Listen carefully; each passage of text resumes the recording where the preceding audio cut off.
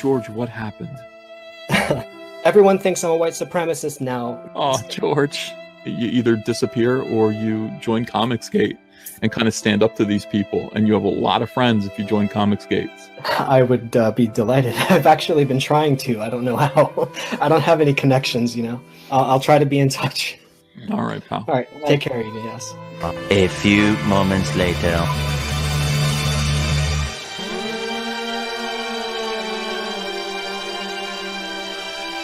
Sell my book on your street, Ethan. I'm begging.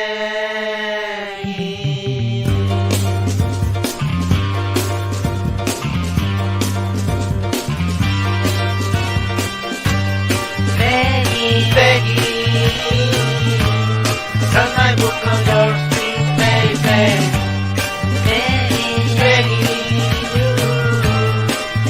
Back on your street, baby. You show my book, a great big hook. I saw a lot that made me feel much secure. I walk away, thinking then your others would follow my little steps. I'm begging you, sell my book on your street, baby.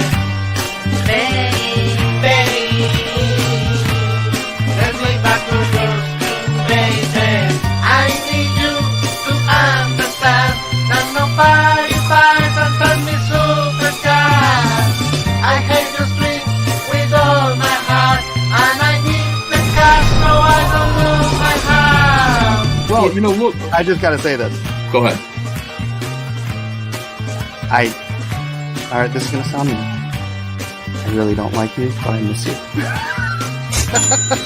Like, Mike, I got honestly. I'm going to look at anything.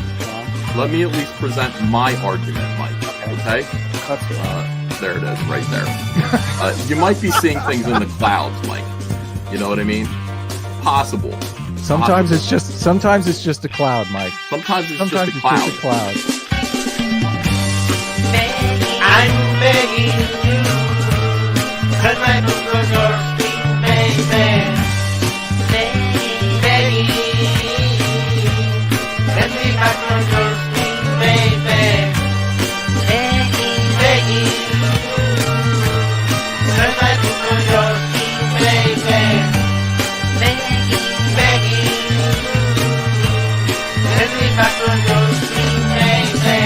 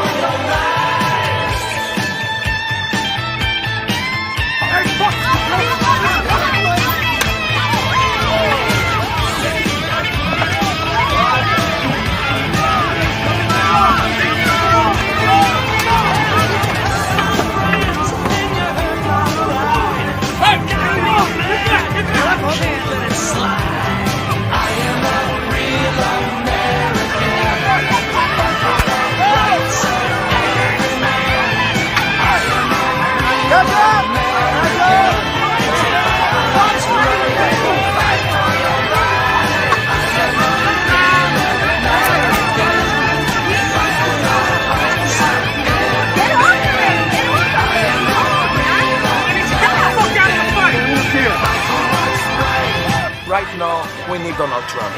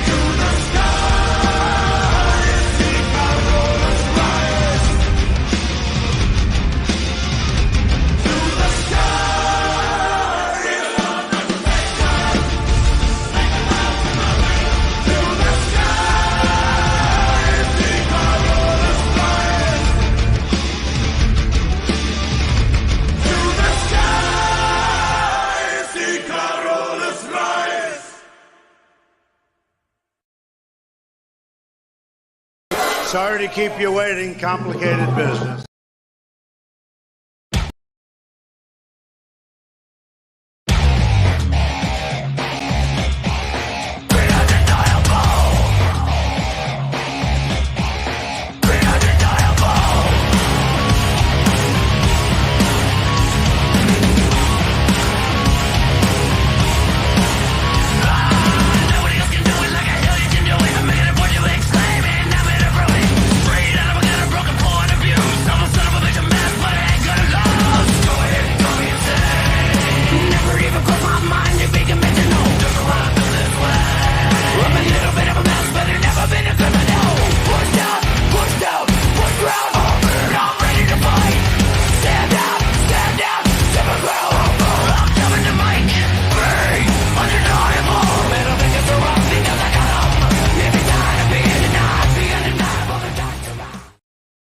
Everybody, hello, good evening to you, and welcome to Comic Artist Pro Secrets ComicsGate live show. Got a big show for you tonight. Let me bring in a couple of friends. Bringing in some people that you know, but you might not know that well. Look at this here, the abuse that I take. These intros are longer than Ethan's. What is this? Can't you guys be nice for 1 single second? Ladies and gentlemen, first of all, I want to reintroduce you to somebody you probably know. You may remember her from 2019, 2020 ComicsGate. She's back with a sequel to her massive, successful Indiegogo campaign, The Good Night. This is Crystal McGee. Hey. Hi, Crystal. Hi, guys. How's it going? It's going good. It's nice to see you again. Very excited to have you on the show tonight because we're going to be talking about, well, first of all, listen. We're going to be talking about all kinds of weird shit. So get ready. Oh, dude, what is it? What is it? We're like, doing is some it? EFAPs. It's going to be uncomfortable in here. Oh, We're no. definitely going to get wacky and weird. It's going to be great. Okay. But we're also going to talk about The Good Night too and find out like what's going on with with the first book and the new book here. We're gonna go through all of that. Hold on a second here. Why didn't you dye the beard darker? We got to you. Lol. This is pretty dark, isn't it? What do you think, Crystal? I mean, my beard, as opposed to it's like halfway in between where it was last time, so I think it's like the happy medium. It's like my eyebrow color. I think it's more believable. But you know what? There's so much, Crystal, excuse me for saying this, but there's so much homosexuality in the chat. These people focus, and they're all guys. They're all focused on my physical appearance. They're not listening to the words that come out of my mouth. They're going, look at his beard. He's buying his beard. What is he wearing today? That's most of the comments that I see. Yeah. I mean, what is this? The Kardashians? Why don't you guys pay attention to comics and stop worrying about fashion so much? I understand that I am a superstar, cutting the edge of how men dress and look and groom. But I also have other things to say. The hats, Oh yes, the hats are in, by the way. I'm gonna start shipping those pretty soon. Nice. Here's another friend of ours. This guy is awesome. He did a story for me. Oh my gosh, I bought a script from Bill Willingham, which was huge. I love Bill Willingham. I'm a big fan of his. Very excited about the possibility of working with other writers. And Bill's one of the he's won 14 Eisner Awards, and he's ComicsGate. He's one of us. Very cool. So I bought a script from him, and I said, "Well, who do you want to draw it?" He said, "I got this guy. You're gonna love this dude. What do you see his artwork?" And I was like, "Cool, let me check him out." And he introduced me to Chad Townsend. Hey. Hi. What's up, Chad? Oh, not a lot, but Crystal, it's great to see you. And I can't wait to get my hat so I can start, because I got the orange and the blue one, and I want to wear it to Astros games. I got Astros colors for you, Chad. Listen, I so appreciate it. Go the spoils, okay? I understand that. We'll see. And it looks like we're gonna be making Braves color, like Atlanta color hats. Nice. Pretty soon, right? That's really awesome. It's good that you're doing that. You're helping out like baseball fans too, sort of at the same time, with your gear. I figured that here's the truth. Like, we got a lot of people in Texas who are comic skaters. Yep. And you want to make gear that matches their clothing. Andrea always says, "You want to know where your fan base is? California, Texas, Florida." She's like, "That's where I'm shipping all the time." And she's like, "You got a ton of fans in California. You wouldn't believe it." I'm like, "I don't believe it. That's crazy. You would think those dippy hippies over there would hate me, but they no. Apparently, we've got some good base conservative fans." The hippies are all in Austin. They're just Oh, segregated to dude, that little no. Yeah, I'm little area. actually in Texas, so I can confirm that. All right. So, Hey, what I part grew- of Texas are you in, Crystal? I am pretty close to San Antonio. There So, you go. I've been yeah. there. New Braunfels, maybe.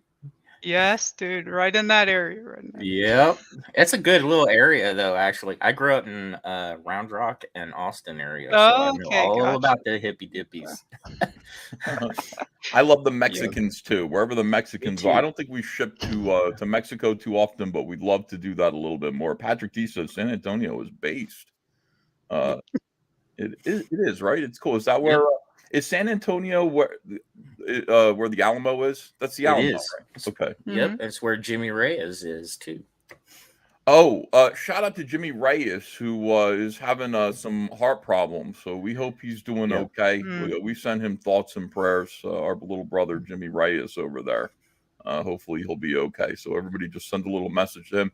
Send him a little bit of love on Twitter or the Instagram or wherever he is.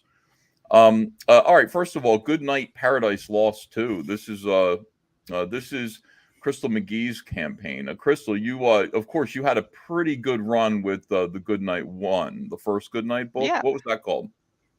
That was the Good Night Nightmare Realm. So pretty nifty, and I appreciate all the ComicsGate support. You guys are amazing. It did great. Like it did very, very good because I think the artwork was extremely unique, and everybody liked you. Yeah. So is Well, that that's book awesome. Yeah, is that book fulfilled? Is that one all done? Whoa, Yes, there are some people that are still waiting on their copies that got damaged and stuff like that, and those will be sent out pretty soon. I think we have it down to like about 60 people right now. So gotta love the post office. Well, you better love the post office because UPS is going on strike. What is with all these communists going on strike? Everybody's on strike right now. Everybody wants a little bit more money, It's just and that they're time willing of year, dude. I that don't know. what I it feel is? like every few years, like after things go well, there's just like a strike. It's just all happening at once. It's extremely annoying.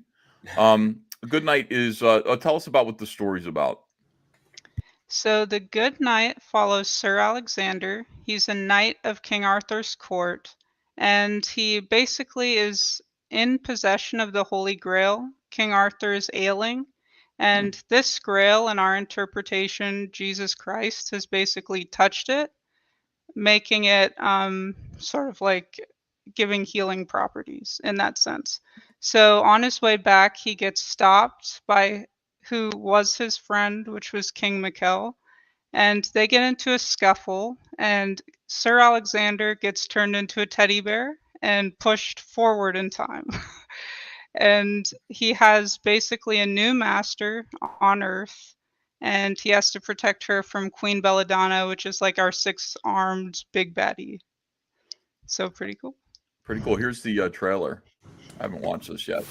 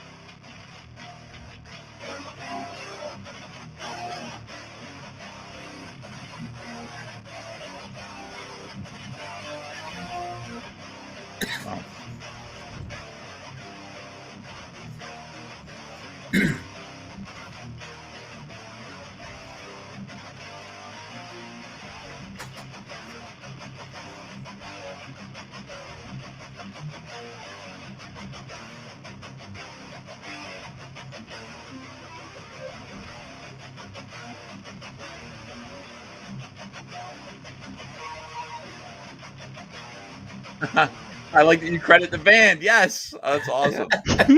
got Very to. cool. Yeah, you got to give them a little credit there. Oh, maybe I need to go Now, back and I do did that. see some people in chat. They were asking about the art.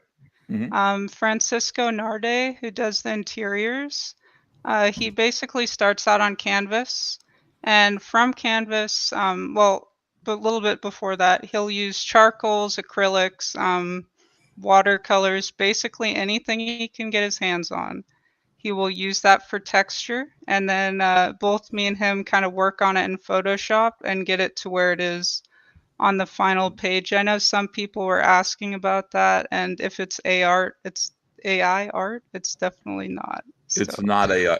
By the way, yeah, I'm against AI art. I think I am. I know, dude. It's pretty skeevy, because if it would be one thing if an artist was like, okay, I'm going to sell my art style for the bots to train on, or however it works. I'm not too clear on that. But if someone was to sell their art set, that would be a little bit different, but it's just pulling stuff from the internet. Yeah, So. and by the way, I'm in there. Like you can use my art style as a command, and it doesn't look anything like my fucking art. I really Oh, don't dude. understand. Yeah, they're like, draw this in the style of Ethan Van Sciver. I'm like, it doesn't look anything like anything I draw at all. It's weird. Get it right. I mean, if you're gonna steal. Like, I guess what's really sad about it too is that artists are losing, especially like concept artists are losing gigs. Yep. So that sucks when people lose. That's part of what the writer strike is about too. Is about the AI. Oh, dude, I'm a writer. I can tell you it's getting pretty nasty back end. So just to kind of like tell you a little bit about what I do, I guess I just kind of popped in. But I'm a writer and script doctor. I also do ghostwriting as well. And that's kind of like the bread and butter. But as far as scripts, they have softwares that some of the big companies are already using. And I can't say too much, but one that's kind of publicly talked about it or been discussed is like Disney behind the scenes using that for scripts and whatnot. So it's starting to become a problem. Yeah, Disney was beginning to develop AI software as far back as 2010, and they've been developing it a long time. So yeah. Well, I mean, fuck them. They are of the beast. I really feel like they are the devil, and so we want to avoid being anything like Disney. I like the idea that you do ghost writing for people. You actually do a little bit of ghost writing, but that's also of the devil. Why can't people credit you? What is going on? Right? So this is what's tricky. So if you're a script doctor, basically you get a script and you're polishing it, getting it ready for TV is what I mostly do. And the Writers Guild says that you need to make 33% changes to the work. And what happened? I don't know. Cut out. I think you're muted, Crystal, or something. Hold on, I can't even see you right now. I will jump in too, though. Like I've got a friend that got. They whacked her. Hold on, Chad. They whacked her. Crystal, are you okay? Hold on a second. Crystal! No. Oh, God, they killed her. Right Chucky got her, maybe. You know, I was saying this about the Scientologists. You know, when they find out that you're sick at all, they throw you in a freezer. They don't immediately. And there she is. Okay, she's back. Oh, thank God. Interesting timing of the internet. Yeah. No kidding. We got to be careful about this. We got to her. We thought it was. Oh, too funny. Crystal, but yeah, what I was saying. No, hold on. What do you think about this idea that like the Scientologists, when they find out you have a cold or something like that, any illness that there's no cure for, they immediately throw you in a freezer and they freeze dry you until a cure is found. And it's like what they did to Walt Disney. So it's not cryo. Is that what you're talking about? Like Well, it's something kind of along like that concept? cryogenics, but you didn't die first. You know what I mean? They just went, okay, so you're sick. You shouldn't suffer being sick for a single day, so they just throw you right in a freezer, freeze dry you, and then they'll thaw you out when they have a cure. Is that a good idea? Explain why Tom Cruise looks so young. Maybe they just freeze dry him between movies. I mean, I guess like morally, that's a question, but it kind of depends on like what reasons you're doing it for. Like maybe if it's somebody with like, let's say cancer or something like that, maybe give that a go if you have like family and kids or something like that. But if you're just doing it for like selfish reasons, for selfish reasons, maybe not. You know. Yeah. I was gonna say, what if you're doing it for fun? You're just like, Good Night Paradise Lost is live right now on Indiegogo. By the way, refresh refresh this chat and you'll see that the link to go back, it is in the description. Urashima Mataru says this is just straight up murder, EVS. No, I mean it might be. What if they find a cure for death? Who knows? You gotta trust those. The word science is right in the name, Scientologist, right? You trust the science, Scientology. It says right there, San Marcos. There you go. Of course. Yeah. L. Ron Hubbard, Larry Ronald Hubbard was a good guy here. Here's Black Phantom. This is the incredible Chad Townsend's campaign. Chad, nice to have you on the show because first of all, I've become a big fan of your style because you did work for me. I become fond of people who I'm like, oh, I like this guy's work because he did work for me, especially.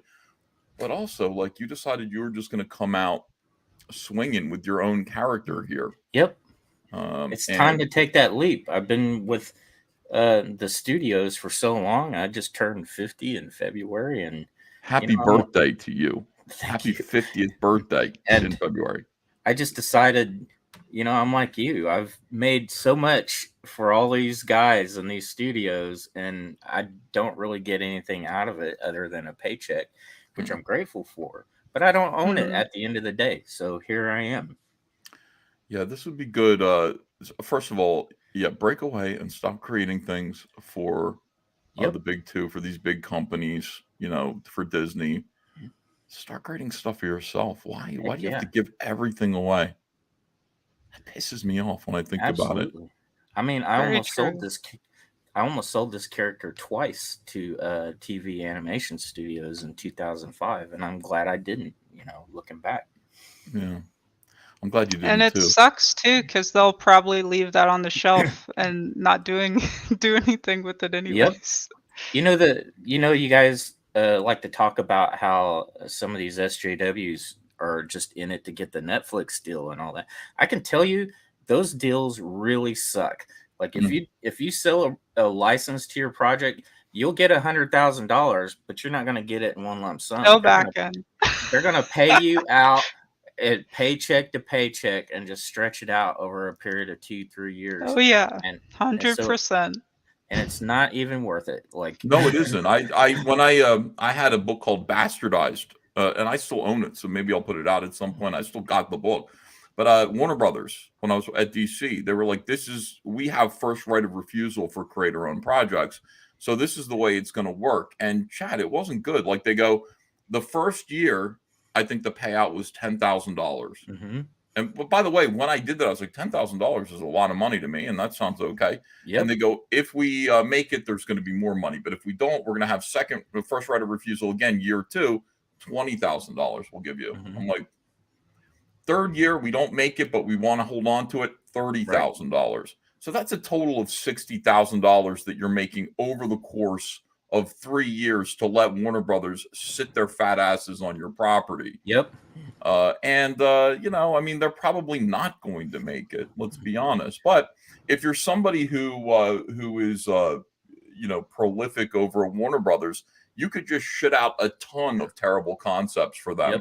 That they automatically have first right of refusal on, and then just take those $10,000, $20,000, $30,000, payouts, and do okay. You do okay. Now, the readers don't do so good. They got to put up with your garbage. But you could. I mean, that is a grift. That is a scam that you might want to investigate. you might want to think about that. Personally, I think it's better just to create one thing like this and spend a little time nurturing it and making it your own, making it, worthwhile. But I love the way this character looks. I like his skull face. I like his grin, his little rictus here. He looks like he'd be fun to cosplay as, and he looks like a Halloween style character. He's got a key around his neck. You want to talk about that power set that has to do with keys? It's a curse that's on this key that keeps him alive. He died around World War I, and this gypsy woman placed this curse on him to just keep him around and keep him alive. So his powers are these bloodworms that crawl throughout his body. So when he ever gets dismembered or loses a limb or whatever, he could slap his arm back on. Or I'm playing with the idea of maybe other people's limbs. I don't know about that yet, but I'll get when I get there. That would be cool. And then one of his other abilities is he's able to physically change his appearance into a different disguise as long as he comes in contact with that dead person. But he's done it so many times and taken on so many identities, he's lost his own identity. He doesn't know who he is, but he does know he's the Black Phantom. Boy, you could have fun with action figures. Yeah. With replaceable limbs. Yep. That'd be really nice. That'd be fun. Black Phantom, everyone. The link is in the description. If you got here early, just refresh the chat, and you're gonna find the link in the description now. I added it when I told Chad you should be in here. This is Chad. This is the good guy. There is an evil version of Chad Townsend named Chud Townsend. Oh man, that guy. Your secret, your alternate. That's your evil twin, I guess. Nice. He's out there causing shit, doing shit on the internet. But you're Chad Townsend. You're mature. You're a dad. Are you a dad? Yeah, I've got 2 daughters, and I'm about to be a grandpa in August. That's awesome. Congratulations. Yep, I'm really excited because I'm already going, what toys do I want to spoil this little guy with? Because I know it's a boy already. Like, I mean, is it going to be CYBERFROG figures, Seekers? Yes, it should be. It should definitely be. Yep. And speaking of that, we've got I got a new mouse, and it's way too jumpy for me now. Right. Like it's like a really sharp mouse, but the movements are too crazy, so I'm not happy with this. CyberFrog 3 Red Extermination is live. It's been live now for a week, and we are just absolutely crushing it. Thanks everyone. We just hit $349,000, and we're heading towards $350,000. Boy, I'd love to get there tonight. It would be great to do so because at $350,000, every single backer at the $25 level, which is the lowest level that you can back at, just buy a copy of the comic book, is going to get a vinyl Salamandroid keychain with their order. So that's cool. I think that's the first big perk that we're the first stretch goal that we're reaching. And also people who back the executive red box, the red X box here, will be receiving a poster of EJ Morgis's beautiful American CyberFrog artwork with their order. So we want to just basically the plan is to just stack your orders with extras. Every time we hit a stretch goal, I want to add something to your order and make it better. A series of trading cards is coming up every $10,000 from here. And I'm very excited about it. I'm excited about this book. We are now 13 pages into it. 13 pages are finished of 48 pages. If you go to this campaign, you can back any tier here. Just back the cover A if you want to, the wraparound Dale Keown cover, or the beautiful EJ Morgis patriotic Red Extermination cover. There are going to be a couple more covers by me being added. Salamandroid 2 Poison Pack. When you back it, you'll go to checkout and you can add on any CyberFrog figure that you want to, a CyberFrog PVC toy for $10, a Salamandroid PVC toy for $25.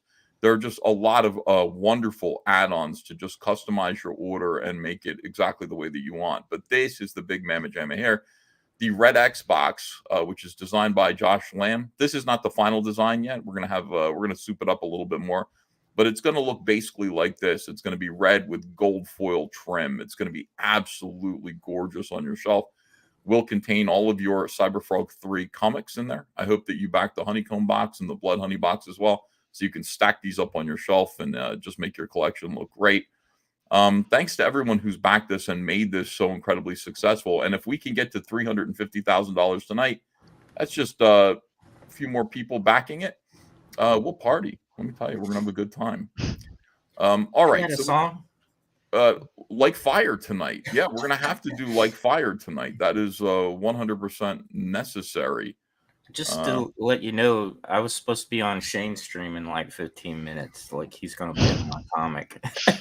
Oh, he's gonna pimp my comic tonight. Oh boy. Yeah. Well, listen. Last time I was streaming when Shane started streaming, he said you should have kept going, and I said I'll remember that next time. I'm just gonna keep going with it. I just don't want to be rude to Shane.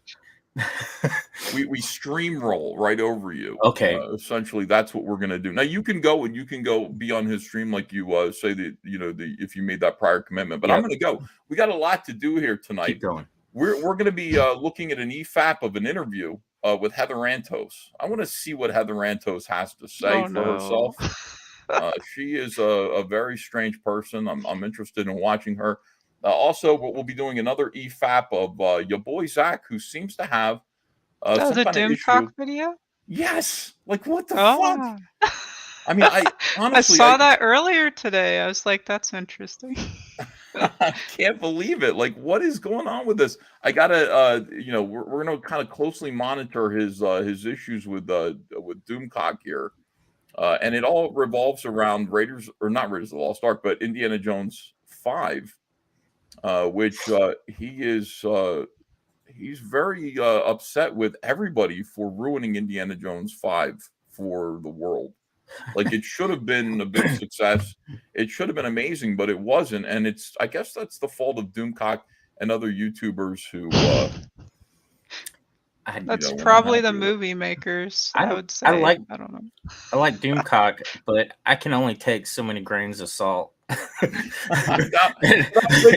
I'm with you about that, but you know what? I'm not mad about it. It's just like his whole thing is basically he goes and he finds rumors, he presents them as rumors, he calls them insider tips, et cetera, et cetera. And that's okay. Like, I wouldn't necessarily just run and believe all of that stuff that he says. But who cares? Like, he's just having a good time, and he's an amusing fellow, I think. Hold on a second. Yeah, he's definitely got insight that most people don't have, really, like insider info. I don't know about that. Like, I don't know if he has any insider info. Maybe it's all baloney. He's just making it up, or people are leading him on really good, like he's just taking those hooks, like. Yeah, I just think he's having a good time personally. I don't know if he's if he has anybody. I mean, he might, who knows? But most people, I still have a few insider sources, but fewer and fewer as we go, because I think people are scared to lose their jobs by talking about what goes on. I think Fandom Menace, when you started it, I think that was a really fantastic show. I would like to see you do something like that, not just with Star Wars again, but yeah, I mean, you want to see, the problem with that is that I would have to actually watch this stuff. Oh, all right, don't do that. You don't have that time. Then I get it. Yeah, I like nowadays. Like, I really just watch YouTube. I just kind of watch YouTuber stuff. So, I don't know if I necessarily want to get back to doing. So do kids. A lot of kids are more on YouTube than they are watching TV. Like my 10-year-old nephew is just constantly watching videos all the time. Like, even there are great videos by guys that just do races and crash up derbies with Hot Wheels and make it like a sports show, and it's highly entertaining. You get sucked in. So. All right, so we got a little news today. This is the first order of business that we have, and this is hopefully you'll I found it. Okay, here it is.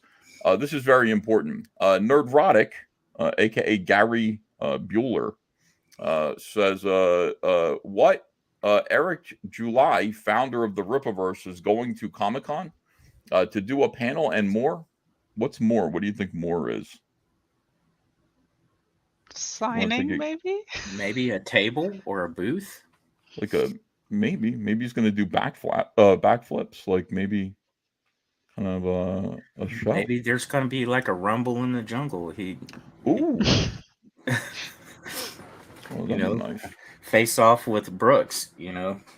He's going to do a concert. So Cage match style, dude. Oh, you're right about that. Hold on a second. He's going to do a concert? It could be a concert. No. It's Brooks. He said, so first of all, like Mark Brooks was talking some mad shit like 2 weeks ago. Right. And Eric July was just like, are you going to be at San Diego Comic-Con? And Mark was like, yes. Would you like to come on by? And Eric was like, bet. I'll see you there.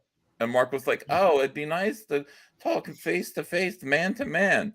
I will return respect for respect. And there was no answer from Eric. Like he was just like, no, I'll see you there. And that's it. And Mark was like, you know what? I changed my mind. Maybe if you don't want to come over here and talk like man to me and offer me respect, maybe you shouldn't come over. Maybe I rescind my invitation. Dude, I hate when people do that. It's like, say what you mean. If you're not going to say it to them in person, don't say it. There's no reason. That's pretty lame of you. Yeah, it's extremely strange. So anyway, yeah, like Mark Brooks afraid of an Eric July confrontation, but I was like, is Eric going to San Diego Comic-Con? Turns out, yes, he is, and he's got his panel discussion here where, let's see, they gave me and Quarter Black Garrett a press pass. Oh shit! Welcome to the Iron Age. So this is very exciting. Let me see what people are saying here. Quote tweets. Where's Ethan Van Sciver's San Diego Comic-Con invite? Yeah, where is it? Where's my invite, guys? Yeah. Who do we talk to about that? How come I don't get to go to San Diego Comic-Con? Oh, yeah.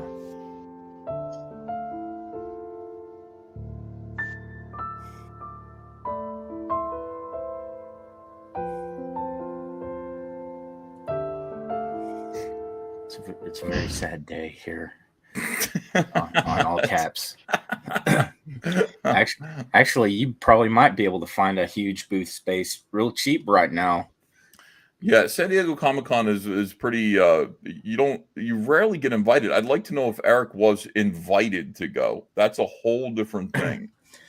Have you been invited before, Chad, to go to San Diego? I've kept up my pro badge for years and kept that signed up, but I haven't been. It's been like 10, 15 years since I've been. I used to go a lot in the early 90s. I got invited twice, like an official invite. You can go. All you have to do is say, I'm coming and I'm going to get here's some space and I want this and that. It's not hard to go to San Diego Comic-Con. You just have to say you're going. Your name is carries a lot more weight, not physically, but, you know. Well, when I was, I got invited. When you get invited to go, they treat you like a celebrity. They roll out the red carpet. You get all of your travel expenses, your hotel paid for. Mm-hmm. You get something like a $2,000 stipend, just spending money to spend on food. Which yes, it's beautiful. It really is nice. You get all this all access stuff. And I got invited 2 years in a row. I think 2007. That was when I premiered my struggle sketchbook at San Diego Comic-Con. 2007, you could go there. I was a guest, and you could buy my Hitler sketchbook. And then 2008, and seriously, it really is great. That was because of I think I was nominated for an Eisner that year, so I got the. You're living the red like carpet. A pimp on a blimp, man. I was, yeah, 2007. It really was nice, and they do treat you like if there are celebrities there, you can rub shoulders with them a little bit. You know, I don't know if I got to do that. I think I mostly. I did work, but so San Diego Comic-Con invite. I'm waiting. Whenever San Diego, whenever you're ready to give me the invite. Now, am I going to go? Am I going to say, can I please be there? Can I come to San Diego Comic-Con? Probably not. I can't picture myself doing that. But yes, when you're ready to bend the knee, I will be happy to come down there and be a guest at San Diego Comic-Con. They're going to be begging for CyberFrog. You wait. Oh, of course they will. Yeah, I'm not worried about that at all. Look at this. We got a lot of people coping. we got a lot of Main Street people coping here. It's Eric July's Comic-Con panel, and this is, of course, the Lonely Virgil. It was a wrestling superstar. You ever see him at a convention? I don't even know who he is. I'm sorry, not to be rude. Well, I mean, you know, he's a wrestling superstar. If you're into wrestling, you might know who Virgil is. But he was on the con circuit. The thing about being on the con circuit is it's nice to see you, but you can wear out your welcome pretty quick. Like you want to get around. I can see that. Yeah, if you're at every convention, basically the same people go to all the same conventions in a town. So if you go to Chicago, if you do like 5 shows in Chicago every year, like by the third one, nobody's going to come see you because it's like, what are you still doing here? I can name off a lot of comic pros that's all they do is travel the circuit like carnies. Yeah, of course.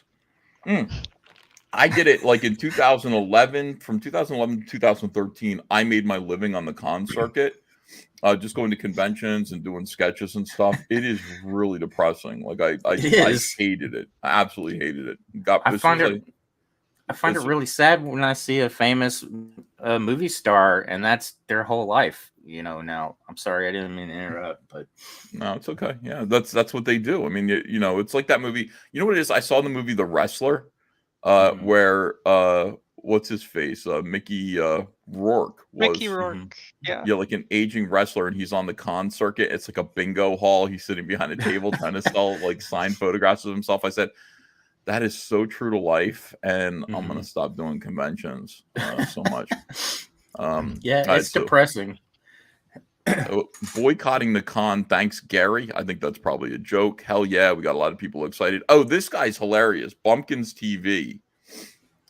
He is a reply guy who replies to everything that I say, and usually he takes me the wrong way. Like he calls me a racist, homophobe, Nazi all the time. In essence, you know, with his accusations. And he deliberately he knows he's being indifferent all the time, but that's their shtick, I guess.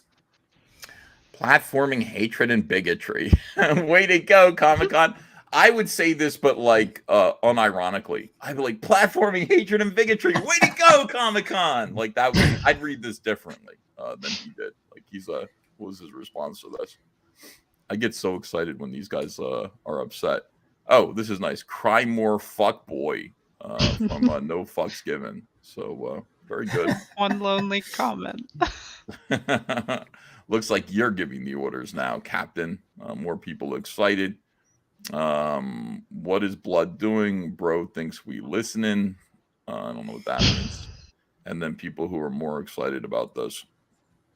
All right. So, well, this will be entertaining. Yeah, it's going to be good. The idea of getting out there to more conventions and giving lectures, doing panel discussions is probably productive. It's probably a productive move. You are no longer needed, menace. We're evicting Spider-Man from Comic-Con. It should be good. Nexus Video says Neon blocked this guy. He must be a real pest. He's just kind of dumb though. That other guy that we're looking at, he's a little bit of a pest, but his observations aren't sharp, so I keep him around. He makes me look good. A lot of people excited about this, and hopefully people. Is this a joke campaign? I mean, a joke account? It's got to be. This has got to be a joke. Eric, save dark. Protect trans kids. He, him, pro-choice, liberal, Christian, future pastor, pansexual, anti-WWE, Black Lives Matter, TRA, trans Is rights. that a parody? This has got to be a parody account, right? Unless they're trying to save kids from being trans. That's how I feel about it. Protect trans kids. Protect kids from their trans-obsessed parents who have, what is that? Munchausen by proxy disorder? Baron Munchausen? Yeah, something like that. I can't tell if this guy's a parody or not. We've reached that point where it's just like, no, they parodies just seem normal to me. They seem like this seems like what SJWs are. Interesting. Okay, here we go. We are going to we're going to go check out a couple of things. First of all, we're going to watch your boy Zack and his new video. I was watching a bunch of videos of Zack yesterday, or the other day ago. I mean, 2 days ago. And Zack is kind of very upset with everyone over their treatment of Indiana Jones, treatment of Harrison Ford. Did you guys watch Indiana Jones 5? No, I did not. I don't want to give them my money. Yeah, I like Exactly. my thing. To me, it's tough because like I don't want to not see Indiana Jones. Like I don't care if it's bad. I still need to see it. There's got to be some good stuff in it. Nobody wants a Wait Nazi till it hits Indiana streaming. Jones. It'll be on Disney Plus. Yeah, but I'm not gonna watch. I'm not. I don't have Disney Plus. People want my That's good. want me to read the super chats. Hold on a second. P Count says, "Why didn't you dye the beard darker?" I read that one. Congratulations, your beard is only half gay, says Urashima Taru. Timothy Fitzgerald says, "Hello, Ethan. Good day to you, sir. Hail ComicsGate. Same to you." 200 Watt Studio says, "Hail EVS, looking extra gay tonight, sir." Let me see. This is just straight up murder, Ethan, says Urashima Taru. Crystal has a nobody poster behind her. Great flick. What was that? William Yeah, Matson. over there. I forget Nobody. that. There we go. There you Oh, go. that's You get messed up looking at the screen. It's pretty cool. Was that good of a movie? I saw the poster and I thought about watching I really it. liked it. If you It was like good.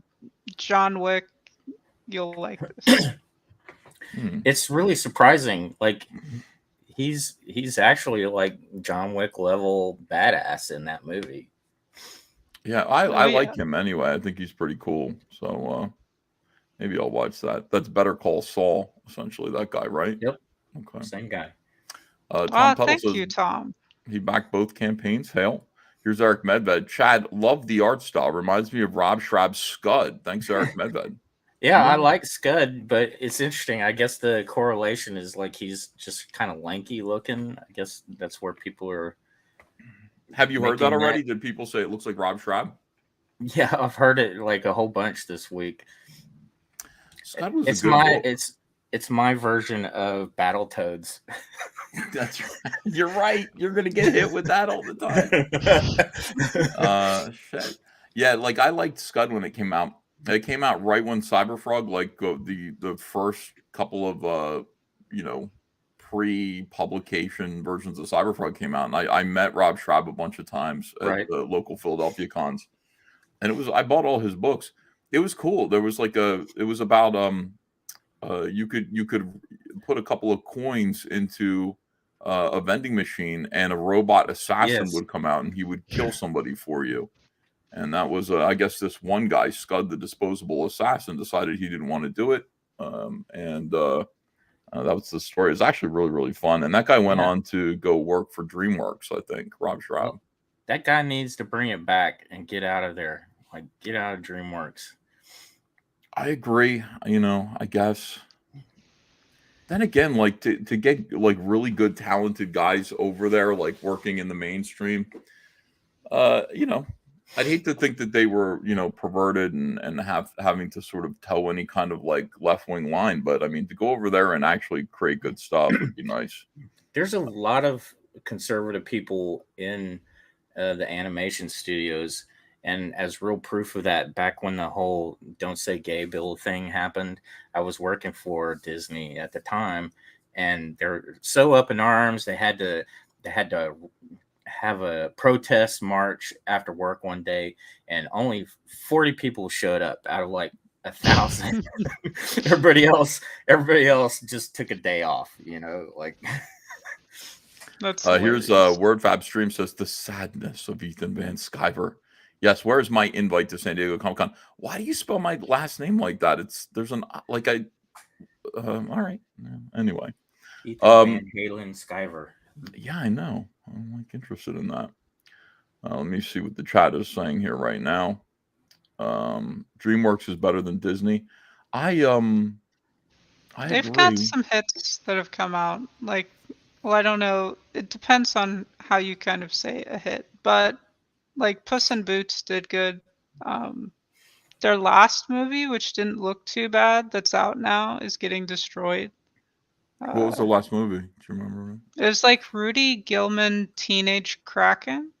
It actually looked Oh good, but yeah. I think they nuked that on purpose, probably for taxes. Happens all the time. I got interviewed for a job at Disney in 2002. I was thinking about when I moved to Orlando, and I was like, comics just they're not doing it for me. They're not paying the bills, and I'm going to go work for Disney. So I got a nice job interview over there to work in 2D animation. And I got the job. I took an interview, and they hired me. They offered me the job. The money was shit. It was Really? shit. Yeah, it was. It was like $2,000 a week, Huh. and which was okay. I mean, it was roughly what I was making at I think DC at the time, but it just wasn't like what I was hoping for. And then they took me on a tour, and the great thing about it was I got to see all of these projects that were in the works at the time. And for every one movie that comes out over there, there are like 16 movies that are in development there that'll never come out ever. And they would show me like on the wall, there were like all these like drawings and things from a movie that completely I was disinterested in. They'd be like, I'd be like, what is this? They're like, oh, this is a movie about American fables, right? That's done in the style of a patchwork quilt. And I'm like, nobody wants that. And then I saw they were working on Lilo and Stitch at the time, I think. I was like, whoa, this looks like this is the shit. This actually looks really good. So that's the one that came out. But I remember just walking through and going, no, I would nix every single one of these projects, and none of them look appealing. So I would have loved to work on that though. I'm just gonna throw out what I make in the animation industry. I make $55 to $75 an hour. So I'm really kind of surprised that that's the offer you got. It wasn't a good deal. And the thing is, they closed down 2D animation like immediately after that. Like they closed it down. So I had a friend that I met through church who worked at Disney, and he got me the job interview, but he lost his job right after that because they just closed down 2D animation. So I would have been in real trouble. Yeah, you would. You'd have made all that leap to get over there and then be left hanging. Was Lilo and Stitch like their last 2D animated movie, or what was that? I think so. And what was really incredible about that is all the backgrounds in that were hand watercolor drawings. Pretty impressive. Okay. Jose, well, I hate to duck you out. You got to go? All right. Hold on a second here. Let's, you got to go hang out with Shane Davis. Yes. All right. Before you go, ladies and gentlemen, what can I tell you? Go over and back Chad's incredible book, The Black Phantom, which could be about Shane Davis. It is. Way. Really. He's a walking dead man pimp. Yes, indeed. Back to Black Phantom. I don't think I watched the video. Did I? Did we play the video? Let's play the video.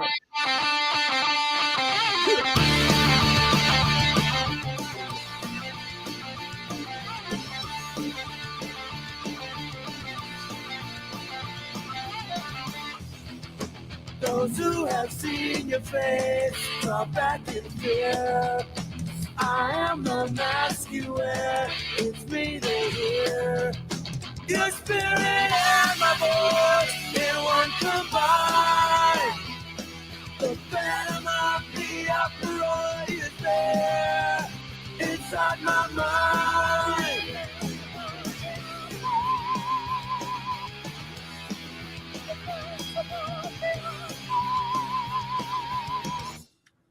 Fantastic. I just want to say Robert Romano is such a very generous and helping guy in ComicsGate behind the scenes. So I want to say thank you, Robert. ComicsGate is the reason I'm here.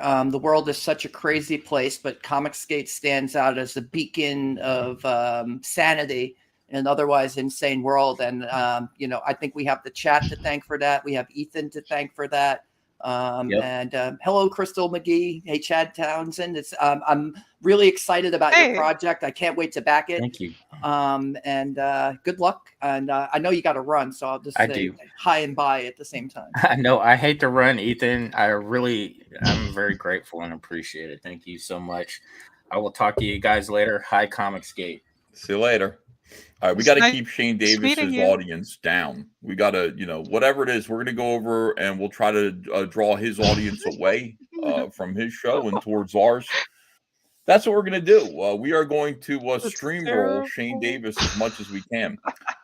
We've seen him do that to Narwhal before. Let's do that to him as well. Hello. Hi, Robert Romano. Great to see you. It's good to see you again, Ethan. It was such a pleasure to see you guys at Garden State Comic Fest and to meet so many fans from the chat. I had so much fun talking to them and kind of hearing their stories and their takes on all the things that you all are always talking about here. And I could tell that everyone was very happy to see ComicsGate at conventions. I'm happy to see ComicsGate going to, I guess they're going to be at Comic-Con. We're kind of foraging out and kind of loud and proud with it all. And that's just wonderful. And I think it makes the fans really happy. Beautiful. Yeah, I agree with you. Good Night, Paradise Lost. That's the Good Night 2. Back it right now. The link is in the description. Oh, thank you. The incredible CyberFrog 3 Red Extermination. As we approach $350,000 tonight, pick up a few more backers, and we're getting closer to this, Robert. It's going to happen. I have a good feeling about it. I think you're going to go much further than 350,000. I think you said it was built for 500, but no question you're going to punch 350. Oh wow, you're already up at 349. Yeah, you're going to hit 350. No questions asked. Chat never fails. This is the thing. You can actually build a campaign to reach a certain number. And I know how to do that. So hopefully we'll hit 500,000 with this campaign. That would be fantastic. Thank you everyone for backing this at 500,000. The reason why I want to hit 500,000 is we're going to make little Matchbox cars. I want to do that so bad. 500,000. We're going to be giving away CyberFrog Matchbox cars once we hit 500,000. With every order you're going to get, and we're going to do the packaging and everything. I want to make it look like it's real, like it just came off of a Walmart toy shelf. It's going to be great. Every backer at the $25 level will get one of those cars. But we got to get there first. 350,000 is our first stretch goal, and I've elucidated the stretch goals and listed them very carefully here for people to see. Look at this tribute to Jonathan Malin. Hats off to John Malin. Great guy. It's a nice piece, too. Well, I mean, listen, it started out good. John Malin is one of the finest artists in ComicsGate, and it was easy to copy him and do a good cover myself. $350,000. All Red Xbox backers will receive a fold-out poster by E.J. Morgis with your order. And then, of course, all Red Extermination backers, anybody who backs at the $25 level will receive a free vinyl Salamandroid keychain. We're going to do that with your order. You're just going to get one of those. And we got a bunch of trading cards coming up after that. It's important that when you get your order, you're like, holy shit, I didn't know I was going to get all this stuff too. And stuff like that. What do you think of that idea, Robert? Good or bad?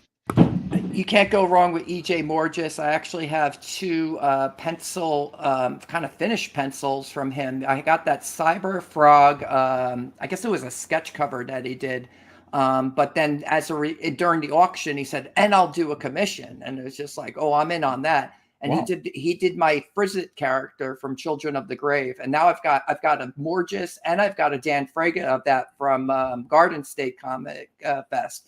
But no, E.J. Morgis is one of the finest artists and such tight pencils. It's exquisite. So being able to hit that goal, I think, is really important. And fans and backers are going to be really satisfied with that. This is the poster that he did. It's just really nice. Nice stack of Vespas here. How did he do this? How does he draw like this? Meticulously. Why can't I draw like E.J. Morgis? I love the flag too. The wave is nice. The wave is very nice. But look at the flagpole, how it's going through the Vespas's eye, out the back of its head, and you can see it's just splattered with like red blood. juicy red blood, or not red blood, I'm sorry, yellow blood. I'm just amazing. I don't know how he does it. I wonder if there's some way that I can absorb his energy through some kind of like black magic, some kind of voodoo. Bloodworms. Yeah, you just talk to the Black Phantom. Chad Townsend's got an idea there. I would like to, but he's over there wasting his time with Shane Davis. Yeah, like I wonder if there's some way that I could absorb EJ Morgis's chakra. Is that what it's called? Chakra? What is that? And then make it so that that's energy, yeah. Yeah, that's energy. I would make it so that he can't draw anymore, but I can. And I would absorb his power. What is that called? Like when you chop off someone's head and absorb the quickening? What is that? I'm sure there's some, like, I don't know, in fantasy, it's like, oh, we're going to absorb the, kind of the strength of our enemies or something by drinking their blood or something. But those people are barbarians. Oh, I mean, I'd like to think of myself as a little bit of a barbarian. I mean, well, then it'll work. It'll work. All right, let's check out your boy Zack here. Your boy Zack made a video called How Myth Becomes Legend. YouTube hucksters rewrite history to retroactively make their predictions be true. And I don't know what it is, man. He's on like this cope spiral, hating on Doomcock. I find it interesting. And I don't know if other people find it interesting, but I do, and it's my show. Right, Crystal? Yep. Right. Okay, here we go. It's your boy Zack. I'm up at 6:40 in the morning, just angry. I think when I wake up at 6:40 in the morning, I got to tell you, I'm either like sluggish and I'm unaware of my surroundings and I don't know what I got to do that day, or I hop out of bed with a song in my heart.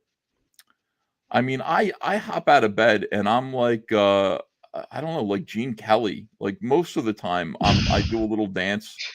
Andrew's like, you are damn chipper in the morning. I'm not one of these guys who's like, oh. No, that's not me. I need coffee. Well, I mean, that's the thing. Coffee. Like some people are like, don't talk to me till I get my coffee. I'm like, no, yes, no. that is me. That is me. I get up, I'm like, zippity doo da, zippity yay. So who knows? I don't understand how you can wake up and be mad at Doomcock. Doomcock doesn't occur to me at all until around 8:30 a.m. At 6:40 in the morning, Doomcock doesn't even cross my mind. It's usually have some breakfast and go, oh yeah, I wonder what Doomcock is doing. When does Doomcock occur to you, Robert? Well, you just mentioned him, so it occurred then, but certainly not at 6:40 in the morning, and not even by 9 a.m. in the morning. I'm usually, but that's because I'm an editor and I have to, hit the deadline and get the newsletter out, and make sure everything's, dot the I's, cross the T's, no grammar errors, make sure we're not pissing anyone off at the office, and get our jobs done. So we're kind of, but this is your work, entertainment. The culture war, and what's going on with mainstream media right now. Well, it's not really mainstream anymore since they've kind of abandoned that. The idea that there's a kind of a huge audience of Americans who we can, really make happy across either party lines. And organizations and companies like Disney have kind of abandoned their audience, and that might speak to the failures that they're experiencing. What does this have to do with Doomcock, Robert? What does this have to do with you and your relationship, your personal struggle with trying to avoid thinking about Doomcock? And I really feel like what you're doing right now is coping. It sounds to me like you think about Doomcock like first thing in the morning when it's time to make the donuts. Like that fat guy with the mustache, he's over at Dunkin' Donuts. He's making the donuts, and you're already up thinking about Doomcock. That's what it sounds like to me. Who, me? Yes. No. You're like, oh, all this stuff about Disney. I just asked you about Doomcock and when you think about Doomcock first thing in the morning. Oh, no, not first thing in the morning. You mentioned him. Then I thought about it. And then I thought about what he's saying, which is that these companies are going to fail. So okay. I thought about it just now. All right. So Doomcock just occurred to you at 9:19 p.m. for the first time. Richard C. Meyer, where the C stands for cope, says Jose M. Jose M. All right, here we go. The Freon needs to be replaced. The AC is not working properly. So it's already hot in here. It's not even 7. Oh. Before I start, First Kill graphic novel, link is in the description. If you look at like Critical Drinker bundle down here, it sold 1,702 copies of Critical Drinker's book. I don't know how that splits up, but it seems to me that 1,702 is the vast majority of this number, right? It seems like it. It's almost 2/3. Yeah, 2/3 of the campaign was funded by Critical Drinker, in other words. So Zack's contribution to this is about 1,000 of the backers. So that's got to be weighing on him. And his air conditioner isn't working. I get it, man. I would be looking for a scapegoat too. I'd be pissed at Doomcock. You know what? I think I'd be pissed at Robot Head. You know, just to be different. You know Robot Head? That guy? No, who's that? Oh, he's a YouTuber. His name is Robot Head, and he's similar to Doomcock in his avatar. I don't think he's anything like him. I think he's British too. Maybe he's Australian. Is he as funny as Doomcock though? Doomcock's an original. I mean that stuff's hilarious. I love his whole presentation.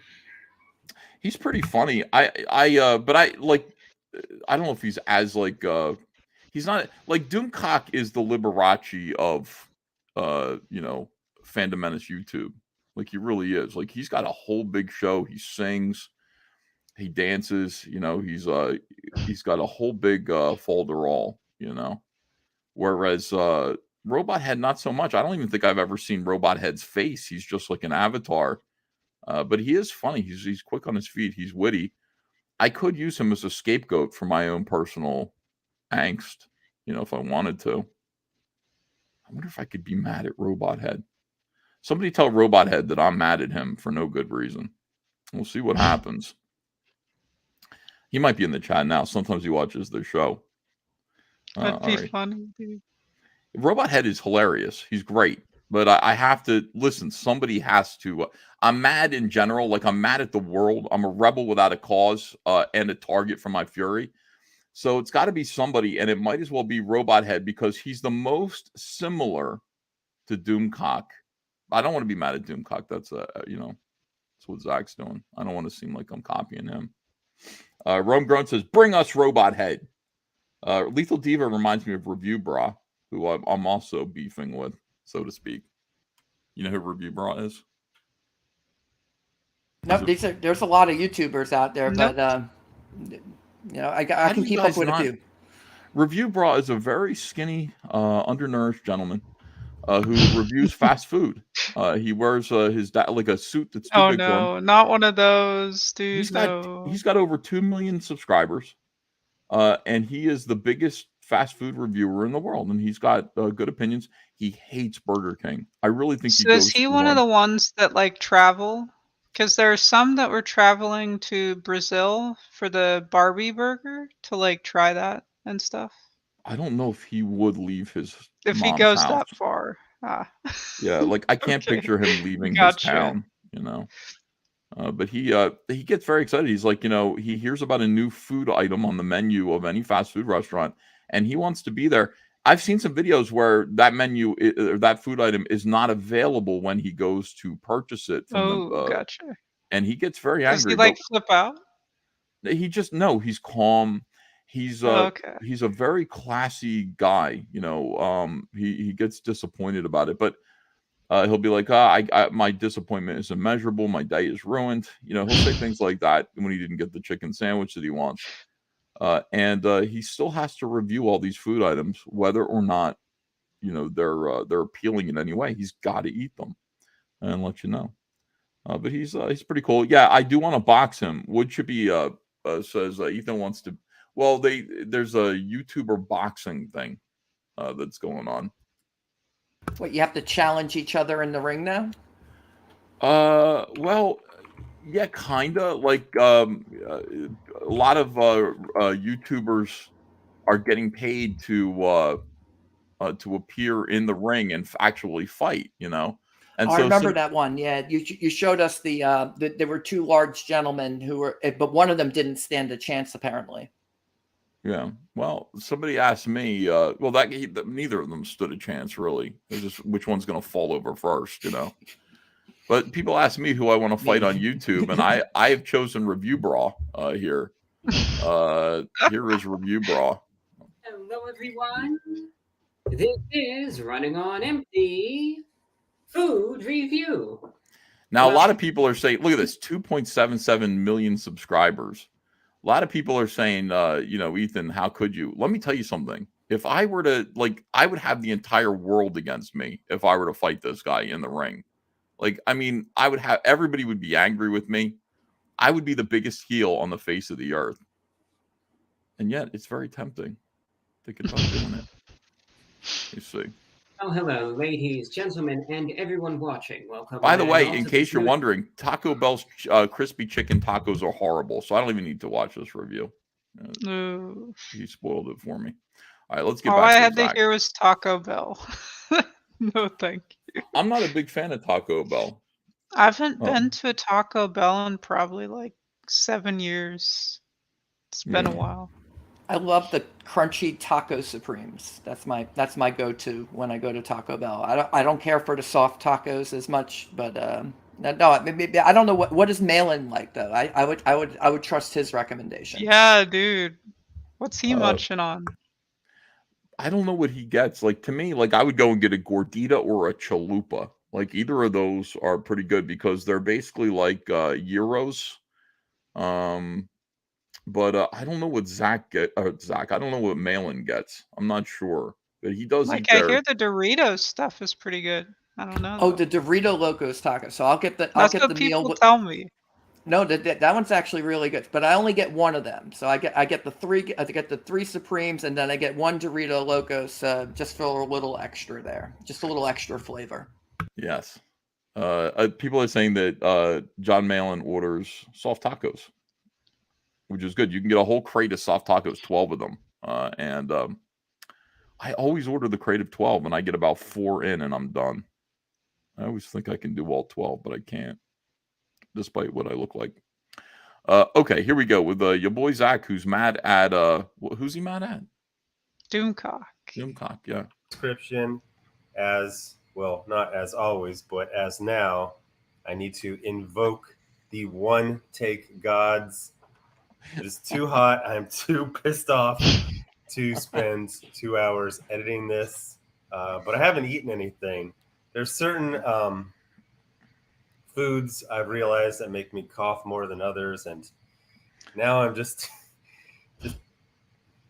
sweaty at dawn, and it's not a good way to start the day. Although I am going to see Mission Impossible Dead Reckoning Part 1. That could have been briefer of a title later today, so I will review that. So I saw a tweet from Doomcock. I did a community post, but then one of the comments is making me do this video. So Doomcock says, though I've never supported that Kennedy is fired and have expressed cautious skepticism about such reports, a lot of folks have all more or less reported that Kathleen Kennedy has big problems at Lucasfilm. So shrug emoji. So that Wait a second. Doomcock does this all the time. Doomcock has reported, hasn't he reported that Kathleen Kennedy is being fired? I'm pretty sure he does that a lot. Yep. Like at least 100 times. He says Quite he's a never few people reported do, that. yeah. The balls on this guy. Oh my god. Yellow Flash is in the chat. Hail Yellow Flash. He says, so Doomcock was right for 7 years. That is correct. As soon as Kathleen Kennedy is fired, I will be all over Twitter saying Doomcock was right. He was always right. And I did post that. I tweeted out Doomcock is right. And I got a litany of people saying Doomcock has never been right. I'm like, eventually he's going to be right, you know? So, and at that point, and actually, I think more likely though, her contract will just expire and then they'll just kind of, shoo. I think he is right about the factions at Disney, though. It seems that there is a lot of creative tension, like particularly in the Star Wars. You see different kind of versions of Star Wars that are competing with one another for attention and for fans. And that's got to, I don't know. I mean, if you have your pet projects and then the other projects are outperforming those, you're going to feel like your turf is being threatened or something. You know what? I have said this over and over again, and I have had to deal with contrary tards who sit there and say, this is not true, Ethan. There was not a civil war at Lucasfilm. And I go, not literally a civil war. Okay. They're not fighting each other. You know, this isn't like literally a civil war. It's just a creative conflict between two visions that exist within one single, corporate entity. I lived through this at DC. It's clear this is happening at Lucasfilm. Don't question me. I know I'm right. And I got people telling me that I'm wrong. Yes, there is a civil war. Kathleen Kennedy has her idea of what she would like Star Wars to be. And that idea is just more women who look like me, please. Listen, we introduced Rey in Force Awakens, and it was a big success. It made $2 billion. So clearly, do not question me. Every single Star Wars movie should have women that resemble a young version of me, myself. Back when I was getting coffee for and sexually servicing Steven Spielberg and George Lucas, allegedly. All right. So that's the whole thing. So that's what she wants. And then you have actual competent guys like Jon Favreau, the auteur behind Swingers. You ever see Swingers? Yep. Long time ago, if I did. Swingers is good. He goes to a casino in Vegas. He brings $200 that he needs to make his rent, and he puts it down on blackjack. And I love blackjack, so he puts it down on blackjack, and I think he gets like his first card is like a 10 or something like that, and the dealer gets a 5. And so his friend tells him to double down. The dealer, of course, as always happens, flips her card and it's a 6 and then gets a face card. Mm-hmm. That always happens.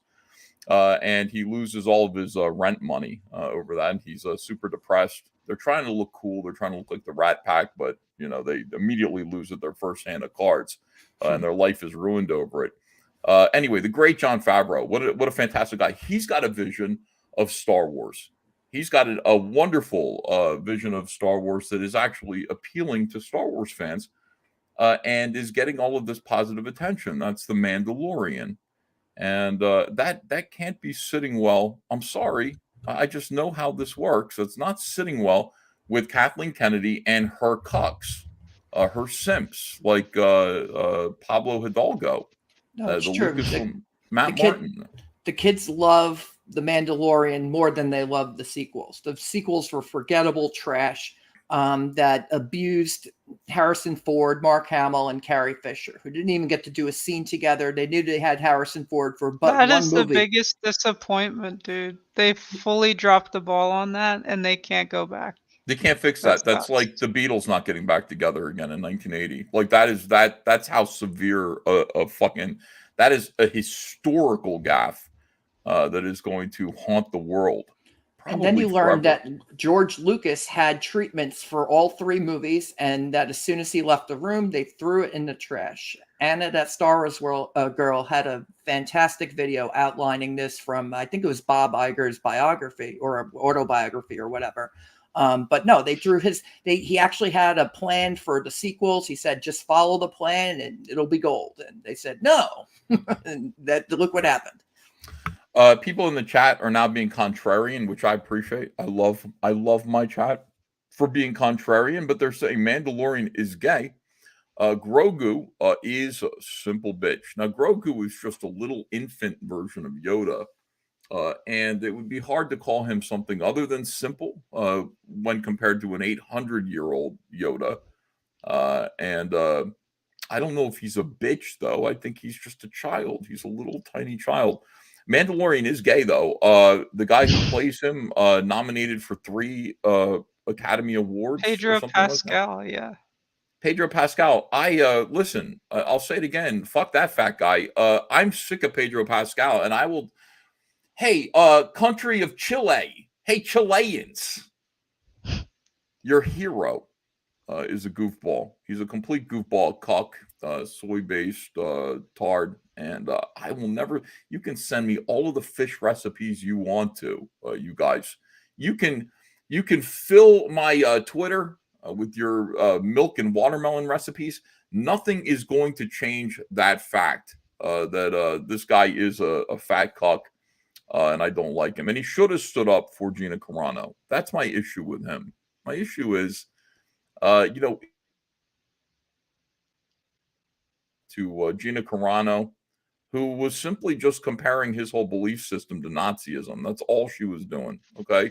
She was essentially saying the way that you're treating conservatives and Republicans is akin to the way that the National Socialists treated the Jews, and who else?